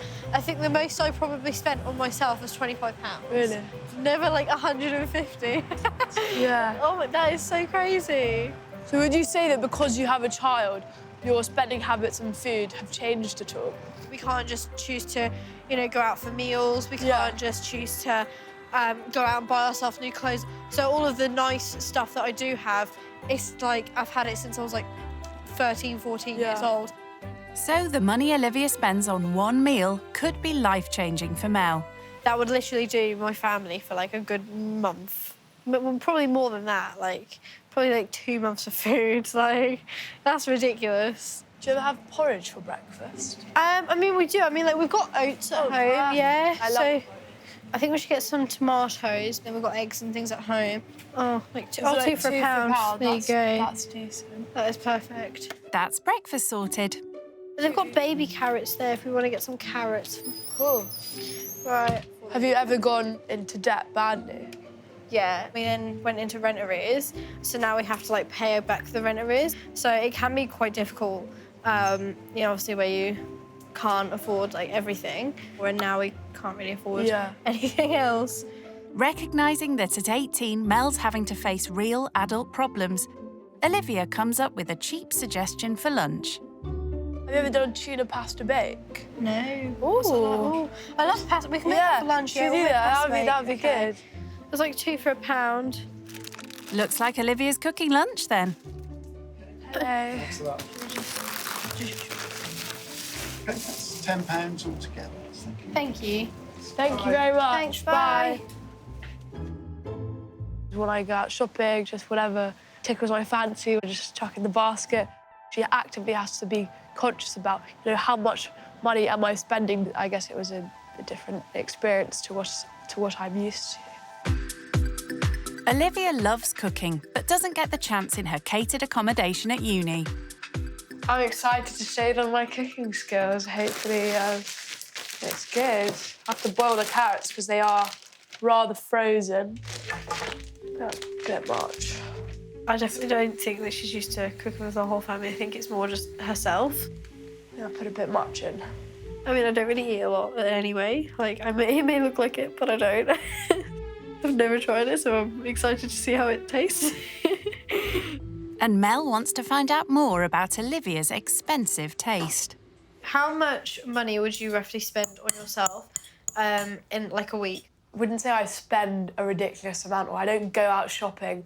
I mean, I'd rather spend like on one incredible thing. So how much was your coat? I got that second-hand vintage, but I think retail's probably about 1,000, just over 1,000 Moncler, yeah. Oh my word. Yeah. So how much did you pay for it second-hand? 400. That's so expensive. So how do you and your mum earn money then? My mum is an artist, so she gets lots of her income through that. Okay. The fact that I'm able to afford such stuff, go to university, get an education, afford these clothes, etc., is to do with my grandfather. Oh, okay. He was, at his time, a very big shirt manufacturer, and it's through that success, through that wealth, that I guess I'm able to afford all these things. And does your mum then give you like a monthly allowance? It's more like over the 4 years at uni, I have a certain amount that they've put into a fund that I can use. Olivia's certain amount is almost certainly over the average annual wage, a far cry from Mel and Connor's universal credit. And so, after all of my bills this month, I worked out I had £37 to last me a month for food. So have you ever thought about cutting back on certain things in order for you to have more money at the end of the month? The only things that I would technically be able to cut back on would be the Apple Music, which is £10 a month. But without music, it's a bit boring. Mel has reduced her mobile phone bill to £43.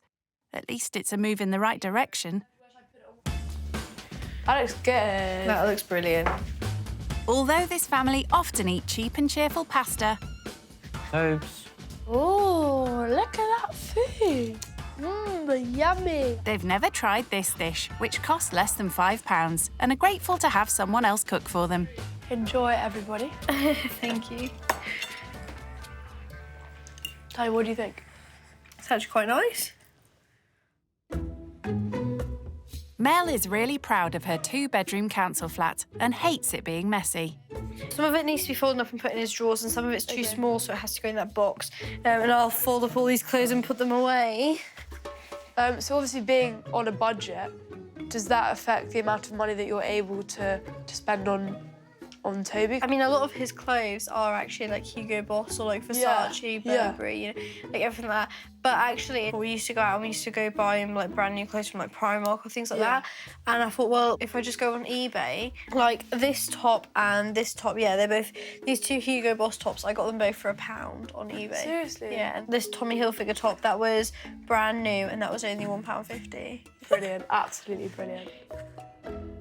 Mel clearly values designer gear, but Olivia wants to look beyond the labels. So being a mum at 18, is that something that is really difficult for you? I mean, it's not like really difficult because of my age. I guess just being a mum in general is quite difficult. Do you think you made the right decision then? I definitely do think I made the right decision, but I also feel like should I not have made this decision, I would have had a lot more opportunity in life.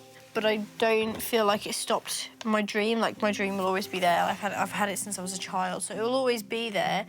But whether or not I can execute the dream is something else. Like with your career and stuff, going to university, that was something that you really wanted to do. Yeah, exactly. So I just can't win, really. In my personal opinion, even though she does have the kid, I think there are ways around it.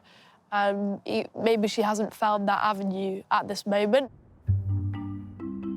Hearing about Olivia's uni experience, Mel's been made all too aware that her dream of going is on hold. Bye, Connor. So Mel is taking Olivia to the closest university to seek advice about her own future. In my experience, I'm a freshman. I cannot tell you how incredible it honestly is. Really? Like, just meeting people the first time, everyone's in the same boat. We're all new, no one knows each other. I could not recommend it enough. Really? It's just like, obviously, Toby. I mean, maybe they have facilities here that would be able to look after. Maybe, yeah. Realising Mel's dream could become a reality, Olivia is determined she explores all her options. Oh my God, they've got a nursery. That's so good they have a children's nursery. I said that there was a nursery here. Rather than having to rely on Connor to look after him and not work, I can then bring him here and Connor can still work, so that's great. There must be others in your situation, Yeah. which I'm sure all unis would have to cater for. Yeah. You're definitely not on your own. Because obviously you have like such a passion for it. Oh my God. And you should let... You don't even realise. Yeah, I Oh can my just God, tell. It's being like it's like glowing astrophysics. off you. It really is. Do you want to go inside and have like a drink or something? Yes. There's definitely ways around, you know, your situation and the fact that student finance is available. Easy for Olivia to push, whose entire student life is cushioned by her trust fund. Mel would have to take out a student loan. But that may be short-term pain for long-term gain. I just kind of let my dream die. Honestly, ever since I was a child, I've always dreamt of being an astrophysicist, and even if I didn't want to do that, I've always wanted to go to uni, always. So I think that, like, just being here is just like, it's just giving me such good vibes. Like, I just want to stay. That certainly, you know, opened her horizons to, you know, being able to study here at uni, and it's definitely something that she's going to consider now. It's now 10 p.m. and Connor is heading out to work as a delivery cyclist. Olivia is joining him to get a taste of how tough this job can be outside of a busy city. Olivia worked the same job in London and could make £15 an hour. It's good pay when you drop off, but waiting for the deliveries it's kind of bad. Connor has an app on his handlebar that tells him when an order comes in. Have you got the order in? No, it's just loading now. I've just gone online, so I should be getting a delivery soon. How long does it usually take? Maybe an hour. Really? Sometimes. To get one delivery? Yeah. Oh my God. Until then, Connor makes sure he's handy for the local fast food chains. I don't know if you already know, I used to do delivery about a couple of years ago. It was just like a little part-time thing. The reason I did it, I thought, you know, I love riding my bike. It's good exercise. Why not get paid to ride my bike? And did you get like a lot of requests for pickups? Yeah. Literally, as soon as I picked up one, the next one would come up. Easy money for Olivia, but for Connor, who's in Great Yarmouth, there's far less demand for home-delivered meals. At the moment, obviously, I'm looking for more work because... What other sort of works would you be looking for? I am looking for anything, but my plan A would be for, like, an admin job, working with computers. You seem like the perfect couple, you know, Mel into physics and you into computers. Yeah. Very technologically minded, you could say. Yeah. By 11 p.m, Connor is still waiting for a job to be passed to him. Have you still got any delivery? No, if you want, you can go back to the house and I'll finish off my shift. Are you sure? Yeah, that's all right. How long do you usually stay until you get, you know, an order? Well, it's at random, so... But I'll just do another 45 minutes and I'll be back home. OK. And you may not even know if you get, you know, a delivery before then, or not.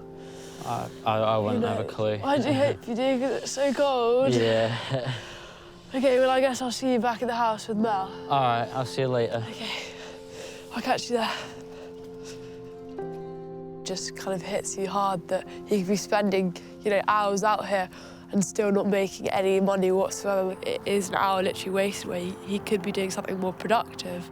It puts a lot of pressure on me trying to find work and obviously look after the family. It puts weight on my shoulders, basically, and it's hard to earn money and trying to find a job at the same time. It's nearly 11:30. Olivia's decided to forego the sofa and opt for the airbed. Here's all your bedding. Sorry, I can't seem to work this. Oh, yeah, just hold it. Okay, so like whenever you feel it's done, honestly, it's fine. It's fine. It's not gonna come undone. It's honestly, it's so lovely. That's so good. It actually is. Yeah, it really is. Thank you so much. Okay, we'll go around. Thank you. Right, so I shall see you tomorrow. I'll see you in the morning. Good night. Before she got here, my perception of a rich kid would be like potentially really snobby, but no, she's the complete opposite. She's such a lovely, down-to-earth person. Like, I just love the vibe that she gives. He thinks the same. It's crazy. She's a mother, but she's younger than me. That's definitely something that I don't know if I'd be able to do. Hopefully the baby won't be screaming, but if it does, that's fine. I'm used to barking dogs, so the baby's crying, I'm sure it won't wake me up. I'm quite a heavy sleeper. I hope she has a really good night's sleep. Good night. It's day 2 in Great Yarmouth. Last night, I slept completely through, so that was fine. I didn't hear the baby at all. After not having much luck last night, Connor decided to head home just before 12. Are you excited for his first birthday? Yeah. Are you excited for the party? Mm-hmm. You're gonna have lots of fun. Yes. Toby's 1 year old, which is really, really sweet. So I don't know what we're doing for that. Maybe a little celebration or something. Who knows? He's such a cutie. Toby's special day is starting off with a treat. I'm going to make him a breakfast that he absolutely loves. Eggs and tomato and sausage. If it was a Saturday morning, if I was back home in London, for example, I don't know, maybe take the dogs for a walk, see some mates, go for brunch. Who doesn't like a good salmon, avocado on toast with chilli and lemon? That's a given. Anyone would like that. They would if they could afford the cost, around 10 times more than Toby's birthday breakfast. Good morning. Morning. Did you sleep well? I slept very well. How was your sleep? Yeah, good, thank you. Oh, that's good. What are you cooking this morning? Probably just going to be eggs and tomato. Okay. I really fancy that. Nice, yummy. What are you going to have? If you've got porridge, that would be we've got lovely. loads of porridge. So, as you know, obviously, like, today is Toby's birthday. Yeah. So you're going to be going into town with me. Yeah. And you're going to get, like, all the party food. Oh, my gosh. Yeah. Okay. Realising that Olivia might be financially quite savvy, Mel wants to put her to the test. So that's a lot of responsibility. I don't want to mess it up. Yeah, all of the party food and, like, decorations and things. Yeah. So, yeah. Okay. The problem is you only got a tenner to do it. Like, you got to do it all. Oh, wow. With so little cash, £10 is all they can spare for their party. Only £10. If I was organising it, the budget would probably be much greater. But it is what it is, and I managed to get around it. Before they go shopping, Mel and Connor tidy the kitchen in preparation for the small party they're having in their lounge. Hang on, little man. Do you want to go run in my bath? Yeah.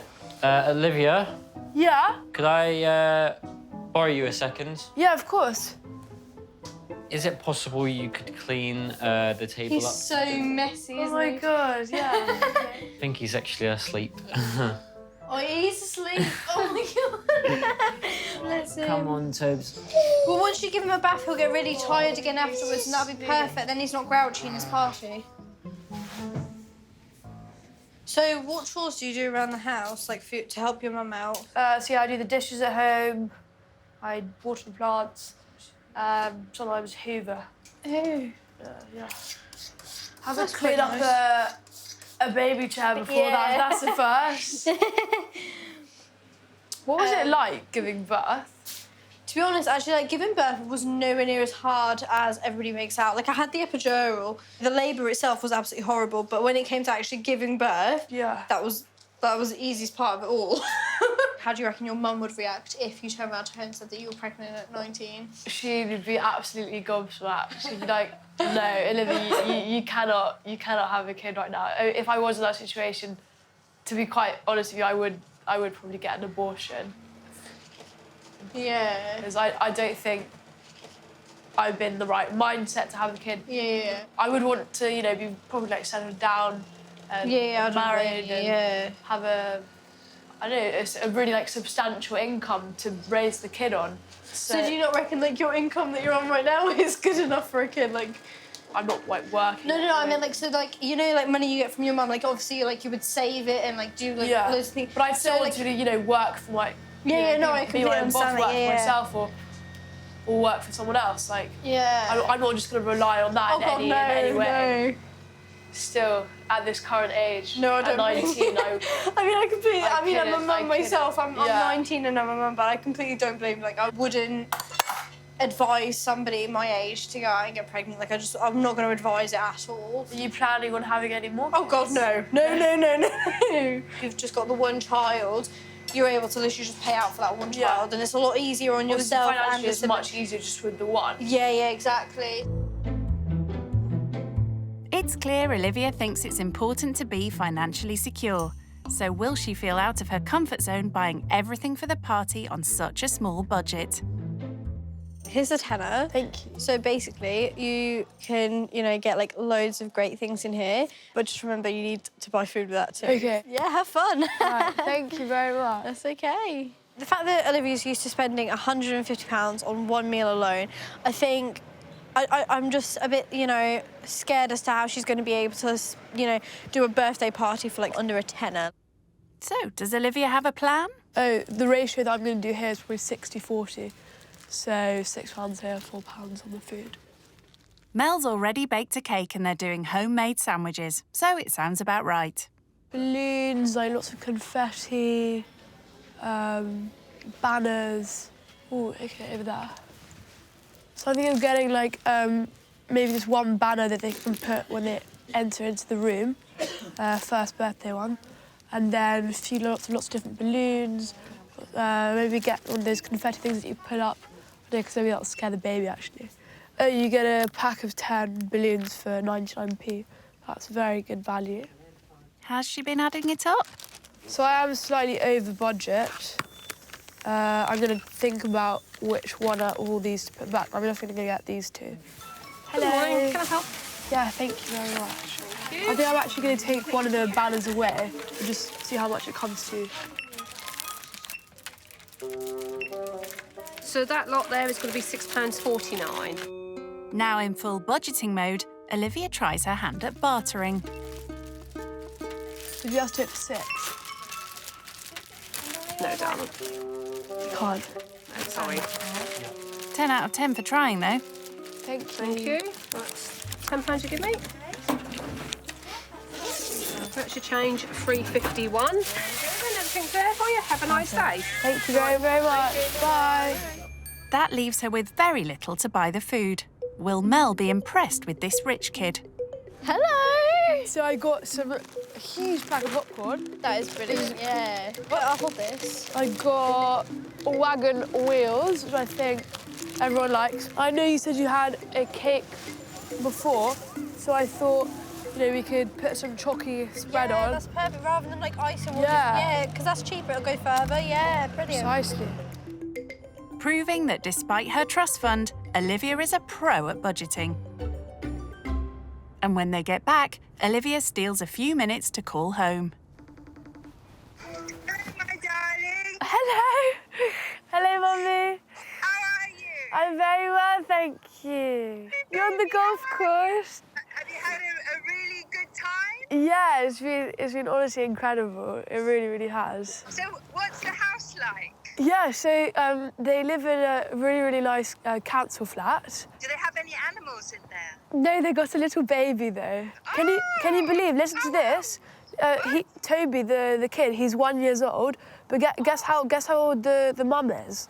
23? No, she's 18. She's younger than me. Wow, she's got a child. Yeah. Amazing. So, Olivia, what have you learned from doing this experience? I'd say budgeting. They have, for the whole month, they have £37 for food. And I was able to make a really fantastic tuna bake off ingredients that were really, really cheap. Yes. So it just kind of shows you don't have to get, you know, really, really expensive ingredients to to cook, To make a really nice, healthy dish. family dinner. Are you proud of me, Mummy? I am so proud of you. Up to the moon and back. Oh, you're very sweet. You're very, very sweet. Okay, my darling, I Mwah. love you. I love you so much. Goodbye.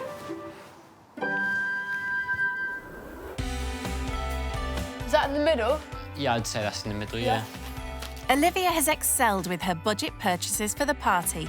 Now she needs to rise to the challenge and help make Toby's first birthday one to remember. How much did all these presents for Toby cost? Just under £100. It's quite a lot to be spending on his first birthday, no? Yeah. Do you reckon you feel the need to, spend that much on Toby, just on, like, prezzies? Because it's his first birthday, me and Mel thought we might as well, just to make it more kind of special for him. Stretch it out more your side. More your side. More, yeah. It's looking pretty good. Beautiful. Mel? Yeah? Come and have a look what we've done. Ah, what do you think? Love it. I think it looks well nice. And all done just in time for the fun to begin. So should we get all adults to play as well, but we're going to play pin the tail on the donkey. Oh my God, I'm getting dizzy already. Go, more. Yeah, go on. Oh. Are you dizzy yet? Yeah, very, very dizzy. Oh, you were so close. That's quite good. I reckon we should let Toby have a go. Right there. Woo, look at that, Toby. Amazing. Toby wins. What does the winner get? Cake. Cake? Not before he's opened his presents, though. Tobes? But the birthday boy has other things on his mind. Tobes? He's not even looking. Opting for a 10p cookie over his £100 present. It's more interesting than food. Look! Oh, hello! You're right. A special guest has arrived. Mel's best friend, Ebony. Hello, Kiwi Pie. I like your shoes. What? Yeah. How long have you known Mel for? I've known her 10 years. Yes, a Very very long time. Yeah. Very long time. Have you seen a change in Mel since giving birth to Toby? Before she had Toby, she was a bit reckless. Reckless, really immature, didn't care about anything. But since she's had Toby, she's the most selfless person now. All of our money goes on Toby. You do your job as a mum and you do a fantastic job. It's just, she's an amazing mum. Should we cut the cake? Yeah, come on, let's do that. Let's go. Olivia's pulled it off. The party's been a success. Happy birthday, dear Toby. Happy birthday to you. Whee! Well done! Thank you very much. So I wanted to give you like a little bit of a surprise because I know how much you sacrifice literally everything for Toby. And one thing that you said that you didn't have like any wardrobe for yourself. So I thought, why not actually give you something that you'll be able to put like all your clothes in? Oh my God. Should we go have a look? Oh my God. It's in the other room. Oh my, no. What? I'll look after Toby. Oh, thank you. I really hope you like it. Oh my God. So you've got like 3 of the lots of drawers, lots of storage. You have to put like there's all of your. 2. There's one wardrobe and it comes in 2 boxes. Thank you so much. I'm so grateful. Oh my word. Sure, this is actually like Christmas early. I actually feel like I'm gonna cry. It's my pleasure just seeing you happy. Thank you so much. I love it. I was actually like speechless. Like I don't know. It's just something that obviously we very much needed. I couldn't be any more grateful for it. Olivia's time with Mel and Connor is coming to an end. Yeah, I'm really sad to be going. Although I've only spent, such a short amount of time with Mel, I feel like we've really, really bonded. And I've gained such a fantastic insight into her life, seeing how she really lives with her incredible little boy Toby and Connor. I cannot tell you enough how incredible I think she's coping with her situation. The fact that she's, a young mum, literally younger than me. But the fact that she's dealing with it, that really shows me, just what you can do. I'm really happy to be going back to, you know, see my friends back at university and do some studying, because I'm behind on that now. I need to do more. I've got essays due on Monday, so I need to get going to that. Well, she'll have plenty of time on the long journey back up to Edinburgh. Oh, goodbye. I don't want you to go. Oh, thank you so much for having me. I can now, Jake. Oh, goodbye, Connor. It was lovely meeting you. It really was. I'll give you a hug, but you're holding the baby. Oh. Oh no, I just want to see that. Oh, he's crying. You don't want you to go either. Hopefully I will see you soon. See you soon. Perfect. See you. Bye. See ya. Considering that obviously like me and Olivia are very different, like worlds apart, you know, we come from different backgrounds, you know, like I'll definitely take away that, you know, you definitely can't judge a book by its cover. I mean, just because she's got more money doesn't necessarily mean she's a snob or, you know, likes to brag and rub it in people's faces. I mean, she's the complete opposite, you know. I guess getting to know me and seeing who I am actually as a person. It's not someone who's, you know, a stuck-up, snobby girl just because I've come from, you know, an affluent background. Something that I'm definitely going to take on this is to consider to do budgeting. And when I go out shopping, for example, not just get like the first thing I see food shopping-wise, but actually consider how much am I actually spending on this and is it really necessary?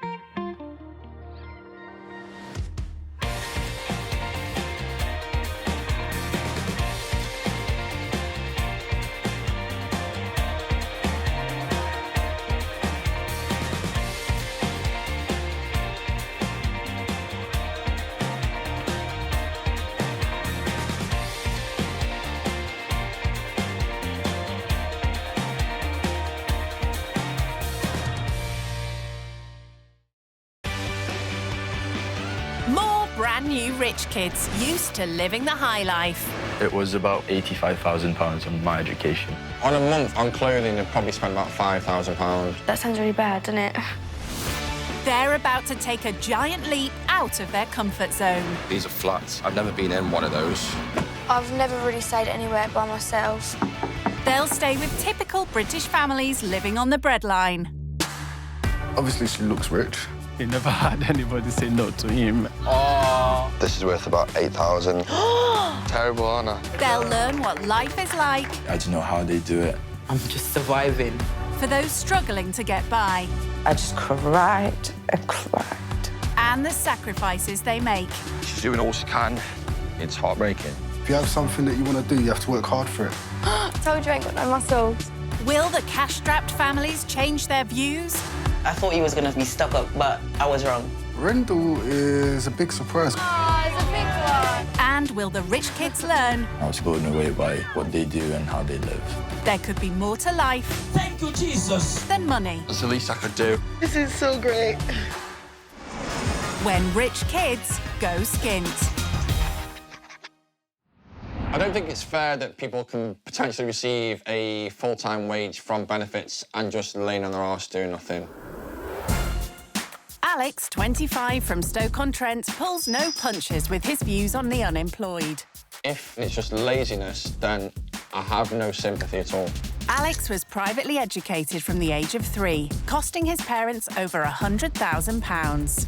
He still lives at home, a 5-bedroom, 6-floor mansion. I do still live at home because I'm not sure where my career is going to take me at this moment in time. His father is a millionaire entrepreneur. He's a very successful businessman, so that's what makes me so ambitious. To achieve success himself, Alex took a degree in international business and qualified as a financial advisor.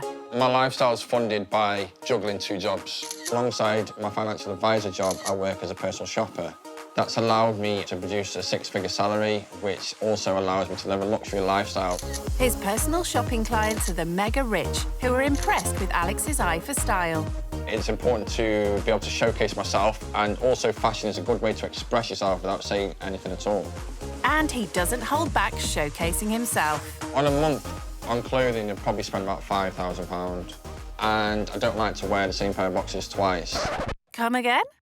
I don't like wearing the same pair of boxers twice. That's £3,600 a year just on designer undies. And it's not only clothes he splashes out on. Average a day on food and drinks, I'd probably say about £100 to £150 a day. At the weekends, we'll go out to nightclubs, and then it'll be a hell of a lot more. Tables can be sort of about £2,000 to £5,000. I drive a BMW X6 that was brand new, and that was, I believe, 65 grand. I saw it and I liked it, and a couple of weeks later, it was on the driveway. I'm very spontaneous with my purchases. If I see something, I can't miss out on it, so I need to buy it right there and then. So why does he want to try living skint? I want to see their side of the story. I want to see why this family is on the breadline. I want to be able to deliver my story and maybe install a drive in them to become a better person. Humble ambitions from our Alex. So can he improve the life of unemployed single mum Nikisha? She lives with her 5 kids. Ivany, 16, Kashai, 7, Kashana, 6, Kashayla, 3, and Kashane, 1. Having 5 kids, it's a lot. They share a 3-bedroom council flat in North London. One and floss, look at it, look at it, look at that. Ooh. She's been on benefits for 7 years, which barely cover her basic expenses. Sometimes all I have is £3 to last me until like the next 4 days. There's nothing left for me to do anything. I'm just surviving. Money's so tight that Nikisha needs to budget carefully for every meal. We can't do seconds. There's usually no leftovers anyway, so we have to make it work because this is all we have. The family go without things that many take for granted. The only time we go out to eat out is when we get invited to parties, like birthday parties, if you call that a eat out, but takeaways is too expensive. It's not only the lack of money that Nikisha finds tough. Being a single mom is extremely difficult. It's not that the dad is not involved in their lives, he is, but we're not in a relationship. And at times I would like some help. Nikisha's mother supported her in raising her kids. She was a wonderful person. She would give you her last pound and leave herself with nothing. But she developed dementia at an early age, and her last months were spent in a state care home. I did everything I could, but financially, that's a big issue when you have relatives and they're ill and you can't afford the care. I would love to have been successful in life, so I don't think I made her as proud as I should have. So what does Nikisha think the rich kid will learn from staying with her family? I think spending £1,000 on anything that's not life-saving is a waste of money. In Stoke, Alex is getting ready for his trip into austerity. He's getting a trim from his personal barber and close friend Leroy. That's going to be a real eye-opener for you still, isn't it? Because you're going to see what exactly goes on. Yeah, I could be staying on a sofa, you never know. There'll be no clubs, there'll be no shopping, no clubs, no food out, nothing. You're not going to be shopping? No, I'll be in Asda buying pot noodle and bread, spaghetti and beans, fish fingers, it'll be all of that. No pan-fried salmon. Yeah, so no more eating out, you're going to start cooking now, yeah? I'm going to be a chef now. Chef one, yeah. Come out and be a chef. First of all, I think maybe the cooking bit, yeah? One is to learn how to cook. I can't wait to see how long you last then, innit? Because Why? Why? I'm good. I'm not that bad. I'm not that bad. Alex is a very intelligent guy, but you know, when it comes to some other skills, life skills, I think it's going to be a good test for him to go through. Am I ready now, yeah? Yeah, man, you're ready now, man. So, yeah, good luck, man, yeah? Look after the guys, man. See how it goes. With his hair done, Alex is ready to pack some choice threads. I'm going to take these cargo pants. We've got a matching hoodie as well, which is the same branding. I think it was like about $250 for that, so it's not too bad, to be fair. He's taking a hoodie, but he's got his financial planning hat on. My game plan is, first of all, find out what their education was like and see if they are, willing to improve and better themselves, really. If they're not, then a climbing uphill battle. With Alex prepared for battle in Stoke, 150 miles away in North London, Nikisha's rallying the troops. Jump up, Shani Boo. It's crazy, especially in the mornings. That rich kid's got a lot to look forward to. If the rich kid is up for a challenge, this will be the perfect one. Alex is en route to London, and he's mentally preparing himself for 2 days away from his work hard, spend hard lifestyle. Usually I'll eat out 3 times a day, stuff like that. Be going to nice places, usually do a bit of shopping, and that wouldn't seem normal to the family that I'm going to now. Nope, no shopping here, Alex. Nikisha is doing the school run before Alex arrives. Ivany, you've got credit on your phone, right? Don't forget the bin at the door, please. Let's go. Alex is in the neighbourhood, and he's not impressed. There's a lot of apartment blocks that seem kind of run down. Different, very different. Obviously, these are flats here. I've never been in one of those. Fortunately, house dweller Alex is comfortable using a lift. I'm on the top floor of, about 8 blocks of flats, so I guess it's going to be pretty small. It's no penthouse, but for the next 2 days, it's home.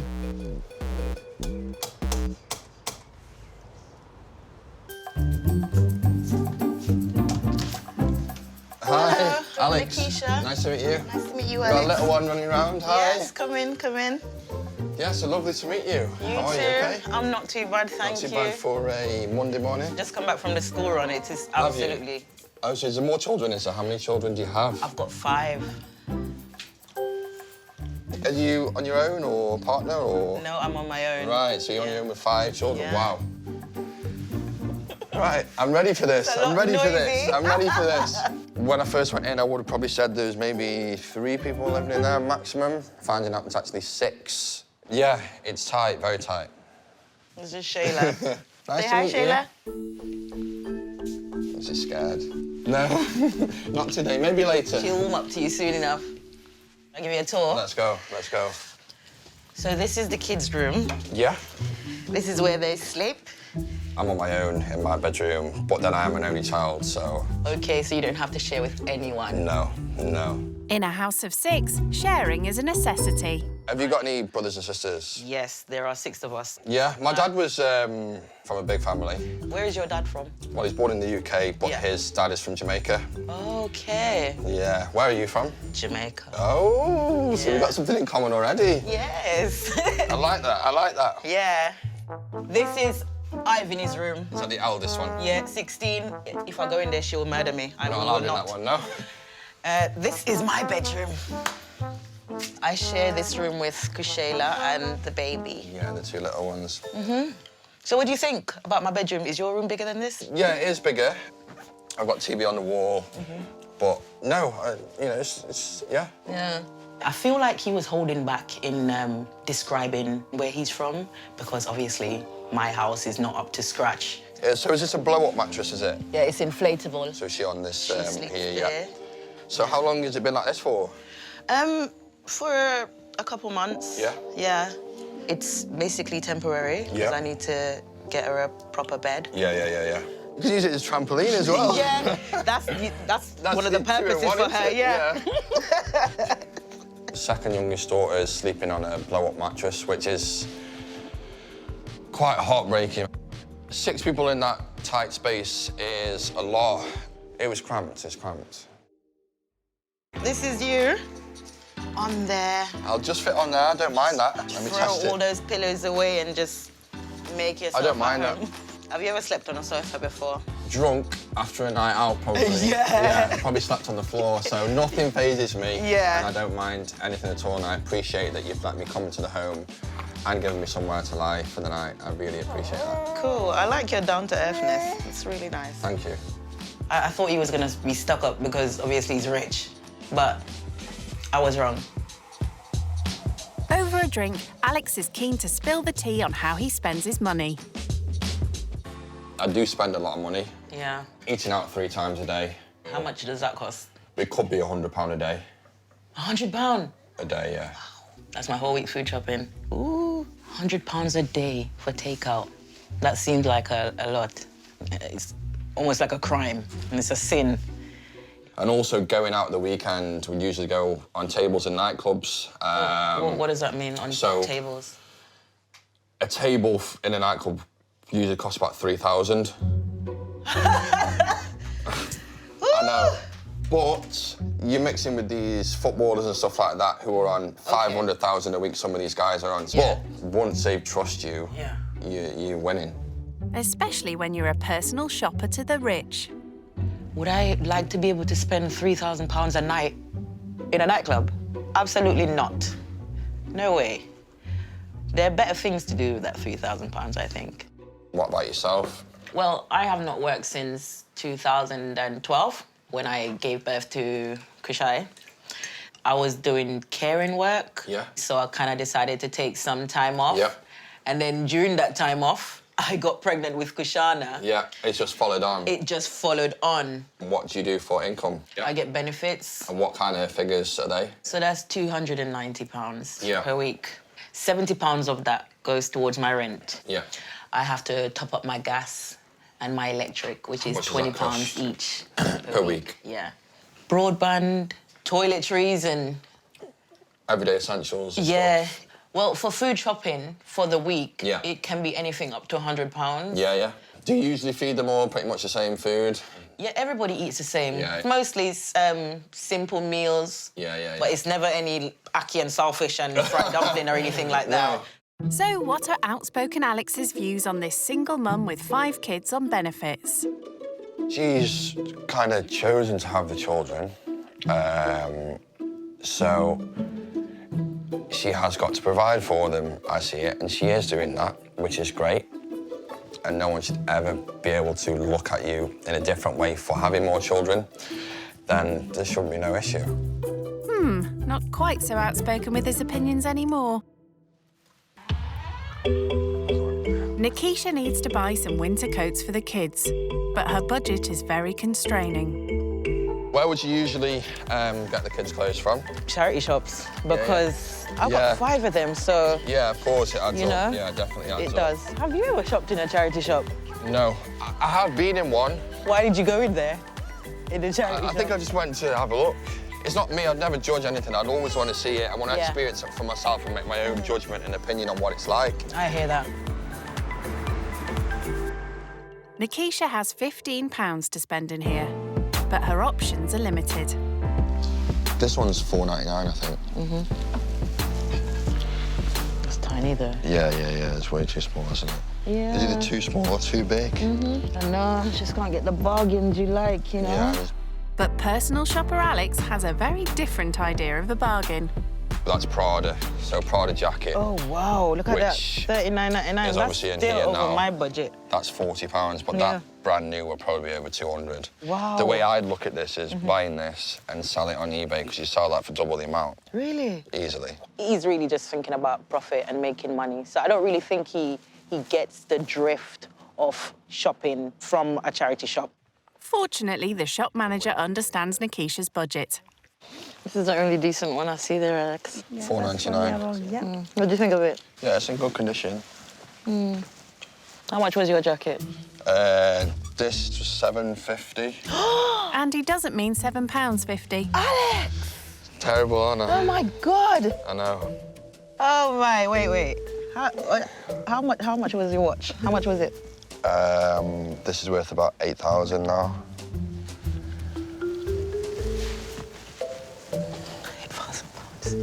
You're just wearing £8,000 on your hands just like that. But it will go up in value. What he said about it being an investment, I don't see that clearly. He likes nice stuff. I'm looking at money right now. So we'll just get that, because this is all they have in here today. Having those charity shops with all those cheap stuff. For £1.99, please. They are a lifeline. Thank you. Alex does see this as a business opportunity. He's still got a lot to learn. Let me get that door. Thank you. you go. Such a gentleman. With a family of 6, the household chores build up fast. So while she goes to pick up the kids, Nikisha wants to take advantage of this extra pair of hands. All right, Alex, I'm gonna need you to do some washing. Maybe wash up those dishes and that. And also, if you could make the kids' beds. Yeah. All right, thanks, Alex. Thanks. How will he cope on his own? Stuff in, cold wash, done. Aren't you forgetting something? I know what to do. I mean, I'm not thick, so I'd never put this stuff in, so it could be going in the wrong place, but I mean, I'm sure it all works pretty much the same. Where's the switch? I don't have a clue. I'm just gonna press anything now. If this was me at home now, I'd probably just wash it in the sink, I'm not gonna lie.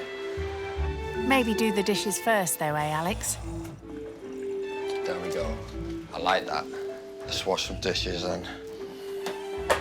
Yeah, it must be hard for her because there's like 5 children, so the amount of stuff that's getting eaten, drunk, washing as well, clothes that are being worn, is obviously a hell of a job. Now one final task. All right, so we're gonna do the kids' beds now. I'm not like a hotel maid, but I've made beds previously, yeah. I might turn this back one, just for presentation. The turnover corners, I can't remember where I've seen this, probably in a hotel somewhere or something. Sorted. I'm impressed with that myself. With his chores complete, Alex can take a well-earned rest. Or maybe not. The kids are back from school. Straight into the dining room, please. Why? There's someone I needed to meet. Come and say hello to Alex. Come. Hi. All right, nice to meet you. He is indeed. Is it the £8,000 watch that gives it away? Nice to meet you. We've all got the same hair. Yeah. Let me check the chores because I was out. Now I'm back. Normally, Nikisha's kids help her around the house. So how does Alex's housekeeping compare? This is super cute, Alex. Washing's been done, and I also did the beds. Let's go and have a look at the beds. The kitchen has passed Nikisha's inspection. But will the kids' beds give Alex a clean sheet? Wow. Oh, my God, Alex, this is brilliant. How neat is that, Kushai? 10 out of 10. Is that 10? Yeah, 10 times neat. Go on, then. Yay. Love that. I'm impressed because I really expected for you to be somewhat, I'm too posh, I can't really do that. My hands, Did you really think that? I cannot touch water or anything like that. But you're not afraid to get your hands dirty. No, I'm not, and I'll do anything and help anyone out when I can. Yeah. Come on, Alex, still got a load of washing to do and we need to take that wash out. Yeah. Far from a washout. Thank you. Rich Kid Alex aced his chores. Alex! Yeah? Alex! Yeah, I'm coming. Alex might be used to spending £100 a day eating out. What are we doing now? But today, Nikisha's doing some Caribbean home cooking. I'm gonna cook some curry chicken and rice. Whereabouts in Jamaica were you from? At Mayfair, Clarendon. Ah, okay. You been there? Okay. No, I haven't been there. I stayed at Montego Bay. So you went to the tourist spots? Yeah. Okay. Alex is from the posh end, in my mind, and I'm from the ghetto. Are you allowed to say ghetto? That's where I'm from, darling. I think the only thing we have in common is our roots and love of food, really. Yeah. Nikisha came to the UK when she was 12, following in the footsteps of her mum, who had moved over here for work 5 years before. I was born in Jamaica. My mum sent for me here just so I can have a better life. Tell me a bit more about her. She had her first child when she was very young. She was 15. Yeah. And it was very, very hard for her. Yeah, I can imagine. Yeah, she was on her own. Her mum passed away 9 months ago, having suffered with early onset dementia for 2 years. Nikisha still struggles with the loss. My mum was a role model for me. I adored her, I still do. I miss her every day. And that's the only thing that nobody can help me with. Nobody can bring my mum back. 30-odd years in this country working so hard. And because of the dementia, she messed up all her finances. Everything got messed up. Yes, yeah. When she passed away, it was terrible. It was terrible because I didn't have any money. She didn't have any savings. We didn't have nothing. And there's no justice from, you know, when you lose a loved one and you've got these massive costs on top of it, it's enough heartbreak as it is. And Even when she died, they weren't. they only gave me £1,700 to bury her. And funerals cost way more than that. And she had a basic funeral. Yeah. But expenses are not as big a deal to Alex, so he takes a more business-like view. I think people should have some kind of insurance. You can get life insurance from sort of £4 a week and stuff like that, and it's basic funeral cover. I don't know whether she could afford that, but I'm sure there'd be some sort of service out there to help her do that. It's good to hear your side of it, and I appreciate that. Of course. I've experienced. Of course. I don't know that side of it. You do, and you've experienced that firsthand, and it's good to hear that. I don't really think he understands the difficulty a lot of people in financial hardship are facing. Unless you've been there and experienced it, then you don't really know, do you? Ooh. What is that? Dinner's served and the kids can't rate it highly enough. I give it a 10 out of 9. 10 out of 9? 10 out of 9? Yeah. I like that. Dinner goes down well, but Alex's opinions prove harder to swallow. And I know people that don't work because they don't really want to, and they're still taking money from the government. 50% of the people are probably doing that. Whereas the other 50% could either be disabled, could be ill, could be full-time parents, single parents, could be you know, there could be anything, looking after family members, you don't know. Exactly. But you're one of the half that has been genuine about the system, really. Yeah. It's not really fair to say you're going to divide the nation in half and say 50% is good and 50% is bad. That's a misconception. I don't feel like I'm abusing the system. Yeah. I don't feel like that at all. Yeah. I don't enjoy being on benefits because I have experience not being on benefits. Yeah. Because before benefits, I was working, so I do know what it's like to have your own. Of course, so this is, I can't do any better at the moment, right now. This is the situation. Just make the best of it. Yeah. He told me I was in the genuine need category for benefits. He's young, and I don't think he has that experience like I've had. So I don't think he gets it yet. There's no nightclubbing for party-loving Alex this evening. It's early to bed on the family's sofa. Love you all. Family, lovely. Couldn't have been a better family, I don't think. Perfect. Obviously, it's different than my life because I'm free, no children, whereas she's got obviously 5 children to look after and no time to herself. I've got all the time to myself.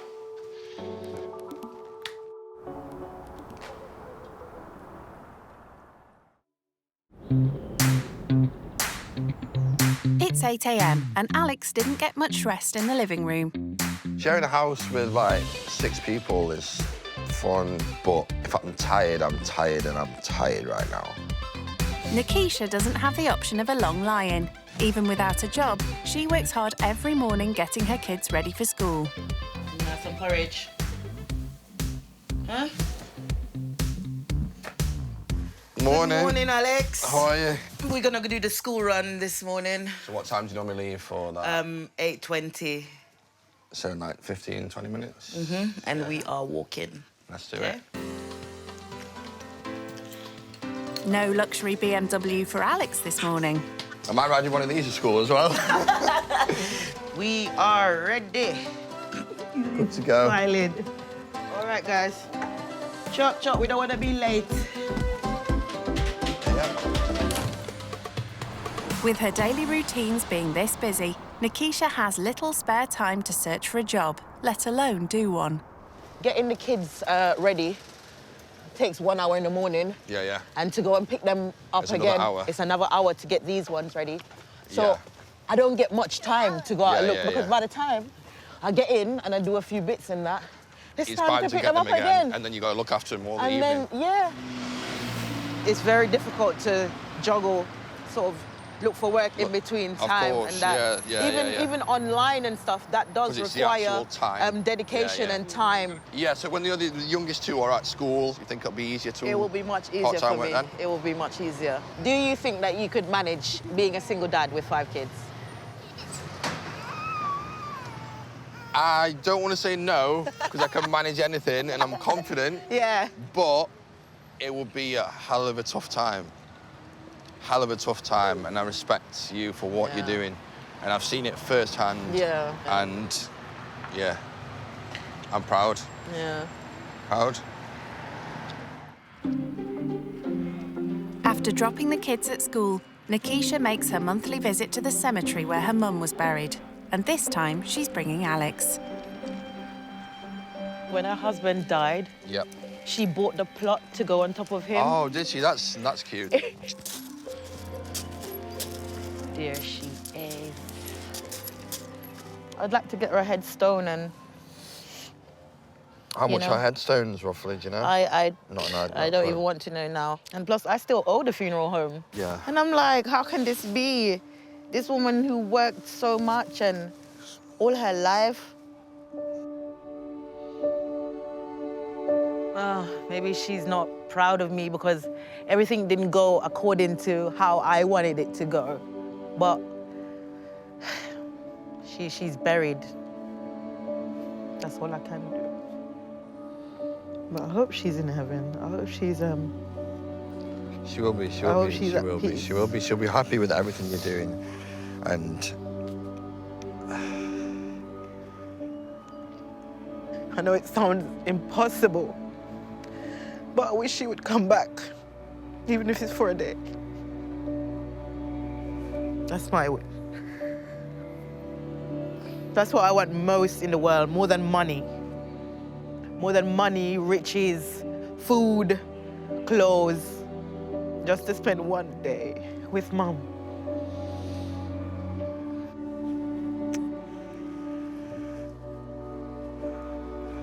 She doesn't even know Shayla. yeah, I can imagine. I mean, she's aware that I had Shayla, but she doesn't know Shayla like she knows. She'd be so proud of what Ivany you're and doing. Kushai and Don't cry. Honestly, you're doing great. I think she feels disappointed in herself that she can't afford to bury her properly and put a proper headstone on there. But she's doing all she can. She's still got funeral costs to pay off. It's heartbreaking.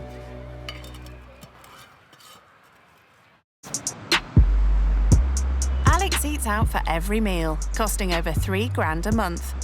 So Nikisha's next challenge could be hard for him to stomach. So, Alex. Yeah. Today, it's your turn to cook. What am I cooking? I am gonna leave that up to you. Okay, cool. Right? Nikisha spends about £6 for a slap-up meal for her family, but she knows that even £15 will be a challenge for Alex, who is used to spending £100 a day. This is your £15. Is that my budget to feed 7 of us tonight? No, Alex, I want a proper meal, please. I'm not coming in with you, yeah? I think this will be a learning experience for him because he spends £100 a day on food. Nikisha told Alex she can't afford her favourite, Jamaican ackee and saltfish with dumplings. So Alex has decided to treat the family. You all right? Yeah, not too bad, are you? He may be a fish out of water here, but Alex isn't one to flounder. Would you be able to show me where the ackee is, please? Yeah, no problem. He's not your personal shopper, Alex. Well, it's quicker and easier. He knows what everything is. It's going to save me time and it's going to help me out. This brand of ackee here. Yeah. $5.99. That's perfect. That's over a third of the budget. Ackee's going up in price now, isn't it? Yeah, it is. Selfish in the fridge over there. Get that. Maybe 2 of them. Yeah. But I'm looking on a budget. It's $6, $7, $8, £10 already. And he's only bought 2 things. That's it, plain flour. Yep. $1.50. Yep. Plantain. A couple of these, yeah. How much are these ones? 50p each, just £1. So we've got 2 packs of saltfish there. All right. Never made saltfish before. He doesn't normally cook anything. Well, my advice is you're cooking along, just keep tasting it. Remember to boil that first, yeah? Yeah. Get rid of the salt. Yep. I hope he's taking all this in. Brain's fried now. Yeah. So that's $13.27. One under your budget? Not bad. There you go. That's a budget. We got change. All right, We'll be sweet happy. as, innit? Perfect. Thank you. Nikisha will be the judge of that. We got some change. Oh my God, you bought 173 change back. Not a lot of change. I definitely expected more change than that. He should have taken his time and looked around the shop, checked prices and stuff like that. He was really quick to give up and, you know, get help. True to form, Alex likes his food fast, but never cheap. So when we get back, I'll show you what we've got. Yeah? Thank you. Let's go. Back at the flat, it's time to see if Alex has bought everything he needs for tonight's Jamaican speciality. So, let's see what you got, Alex. So we're going to go for ackee and saltfish, I think. Yeah. Do some boiled dumplings with flour. A couple of packets of saltfish. Nice. Total there was £4 for them. Ooh. Tin of ackee, £6. Ackee quite expensive these days, isn't it? Mm-hmm. Finally, we'll do some plantain as well. And a 5p bag. Yeah. Oh my, you bought the bag too? Yeah. I think you did very well. Thank you. I mean, seen as a tin of ackee, It's £5.99. £6, that's nearly half the budget. Exactly, it's very expensive. Yeah, of course. It's not easy, it's not easy, but yeah. Play with my hair instead. Nikisha has to collect the kids from school. I'll see you soon. See you soon. Okay, bye-bye. So Alex is left in sole charge of dinner. I'm just going to check the recipe. Despite sharing Jamaican roots with Nikisha, he's never cooked this dish before, so he's relying on a website for the recipe. It's their money and it's their meal, so if I get it wrong, they're going to be pretty annoyed with me, I think. Cooking time, 10 minutes, I like the sound of that. We need to put the saltfish to soak in cold water for about an hour. Better sort that. Yeah, this ain't going to be easy. While the saltfish soaks, Alex takes a breather from cooking to touch base with his barber friend Leroy. Yo. Yes, Al. What's good? How you doing? It's crazy. It's mad experience the past 2 days. From the moment I got out that car outside here and thought, wow, what am I doing? Why am I here? Let's go. To the way now I don't really want to leave. So what's the family like, Al? Big. There's a single mum, 5 children. Youngest is 1, oldest is 16. So she's got her hands full. So what have you learned so far, man? I've learned that the different way of living, how life can be in real poverty, really on the breadline, really with not even that pound to spare. And obviously people stereotype these women with 5 children. They're just scraping by, they're just getting what they need. It's a good experience you've gone to. You've learned some things off it as well, so it'd be good to catch up when you're back. Yeah, see you soon. See you.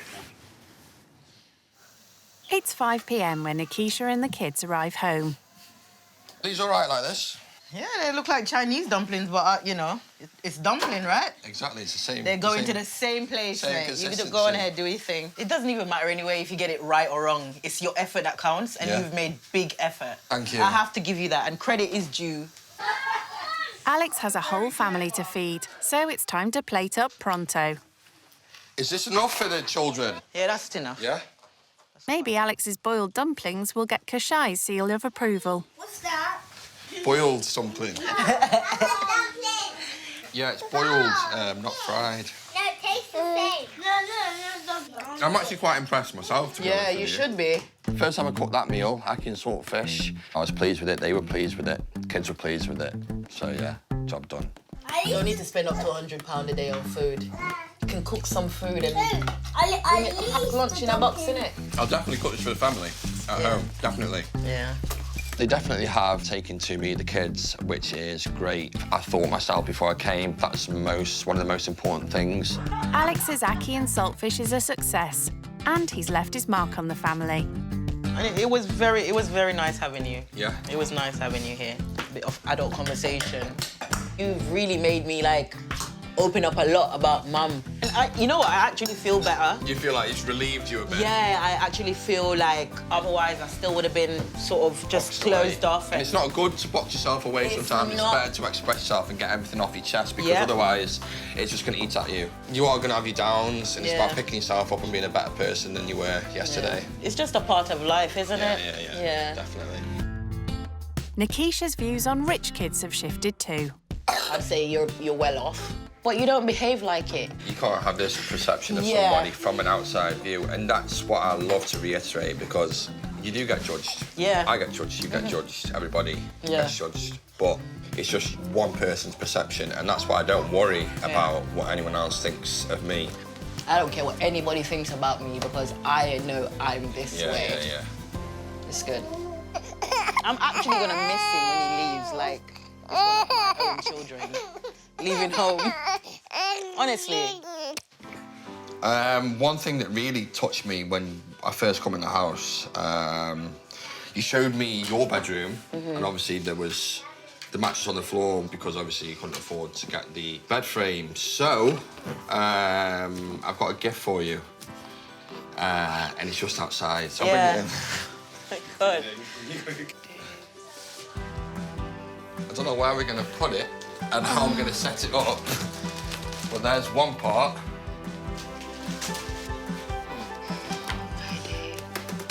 So we best get doing some DIY. Oh, thank you. That's the least I could do. This is so great. I really appreciate it, honestly, I do. Thank you so much. It could be used as a climbing frame as well, couldn't it? Shayla, Alex bought a bed for you.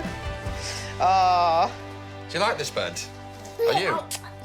This is so nice, Alex.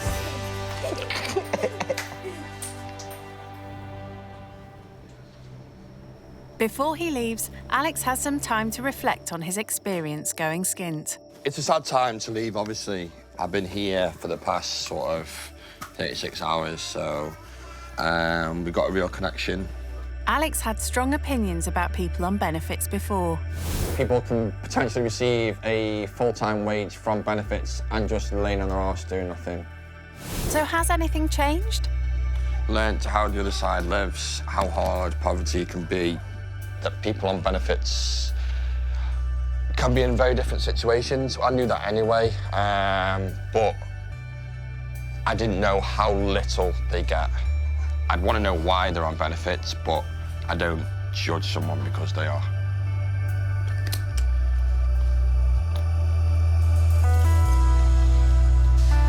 Well, Alex. The time's come to an end. Yeah. Thanks very much for welcoming me into your home. I'm gonna miss you so much. Listen, look after yourself, yeah, okay? I do.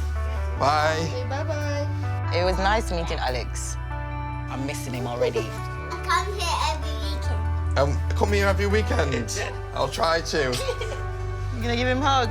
See you later. Take care. Nice to meet you. I think he's gonna look at life differently now. See you later. Yesterday, I remembered saying, I don't think that my mum was proud of me. But I think she'd be a little disappointed in me saying that, actually. So I take it back. I think my mum is very proud of me. And I'm proud of myself.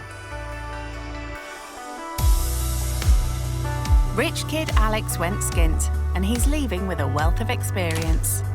Seeing people really, really struggle to get by and make ends meet and not be able to enjoy any luxuries at all in life, I've learnt a lot of different things from it. I am looking forward to going back home, but there are things that may change. I know these food banks and that exist for people in their situation that haven't got money to put food on the table. Getting involved in something like that will be something I'd look into and seeing what I can do to help the community in that way.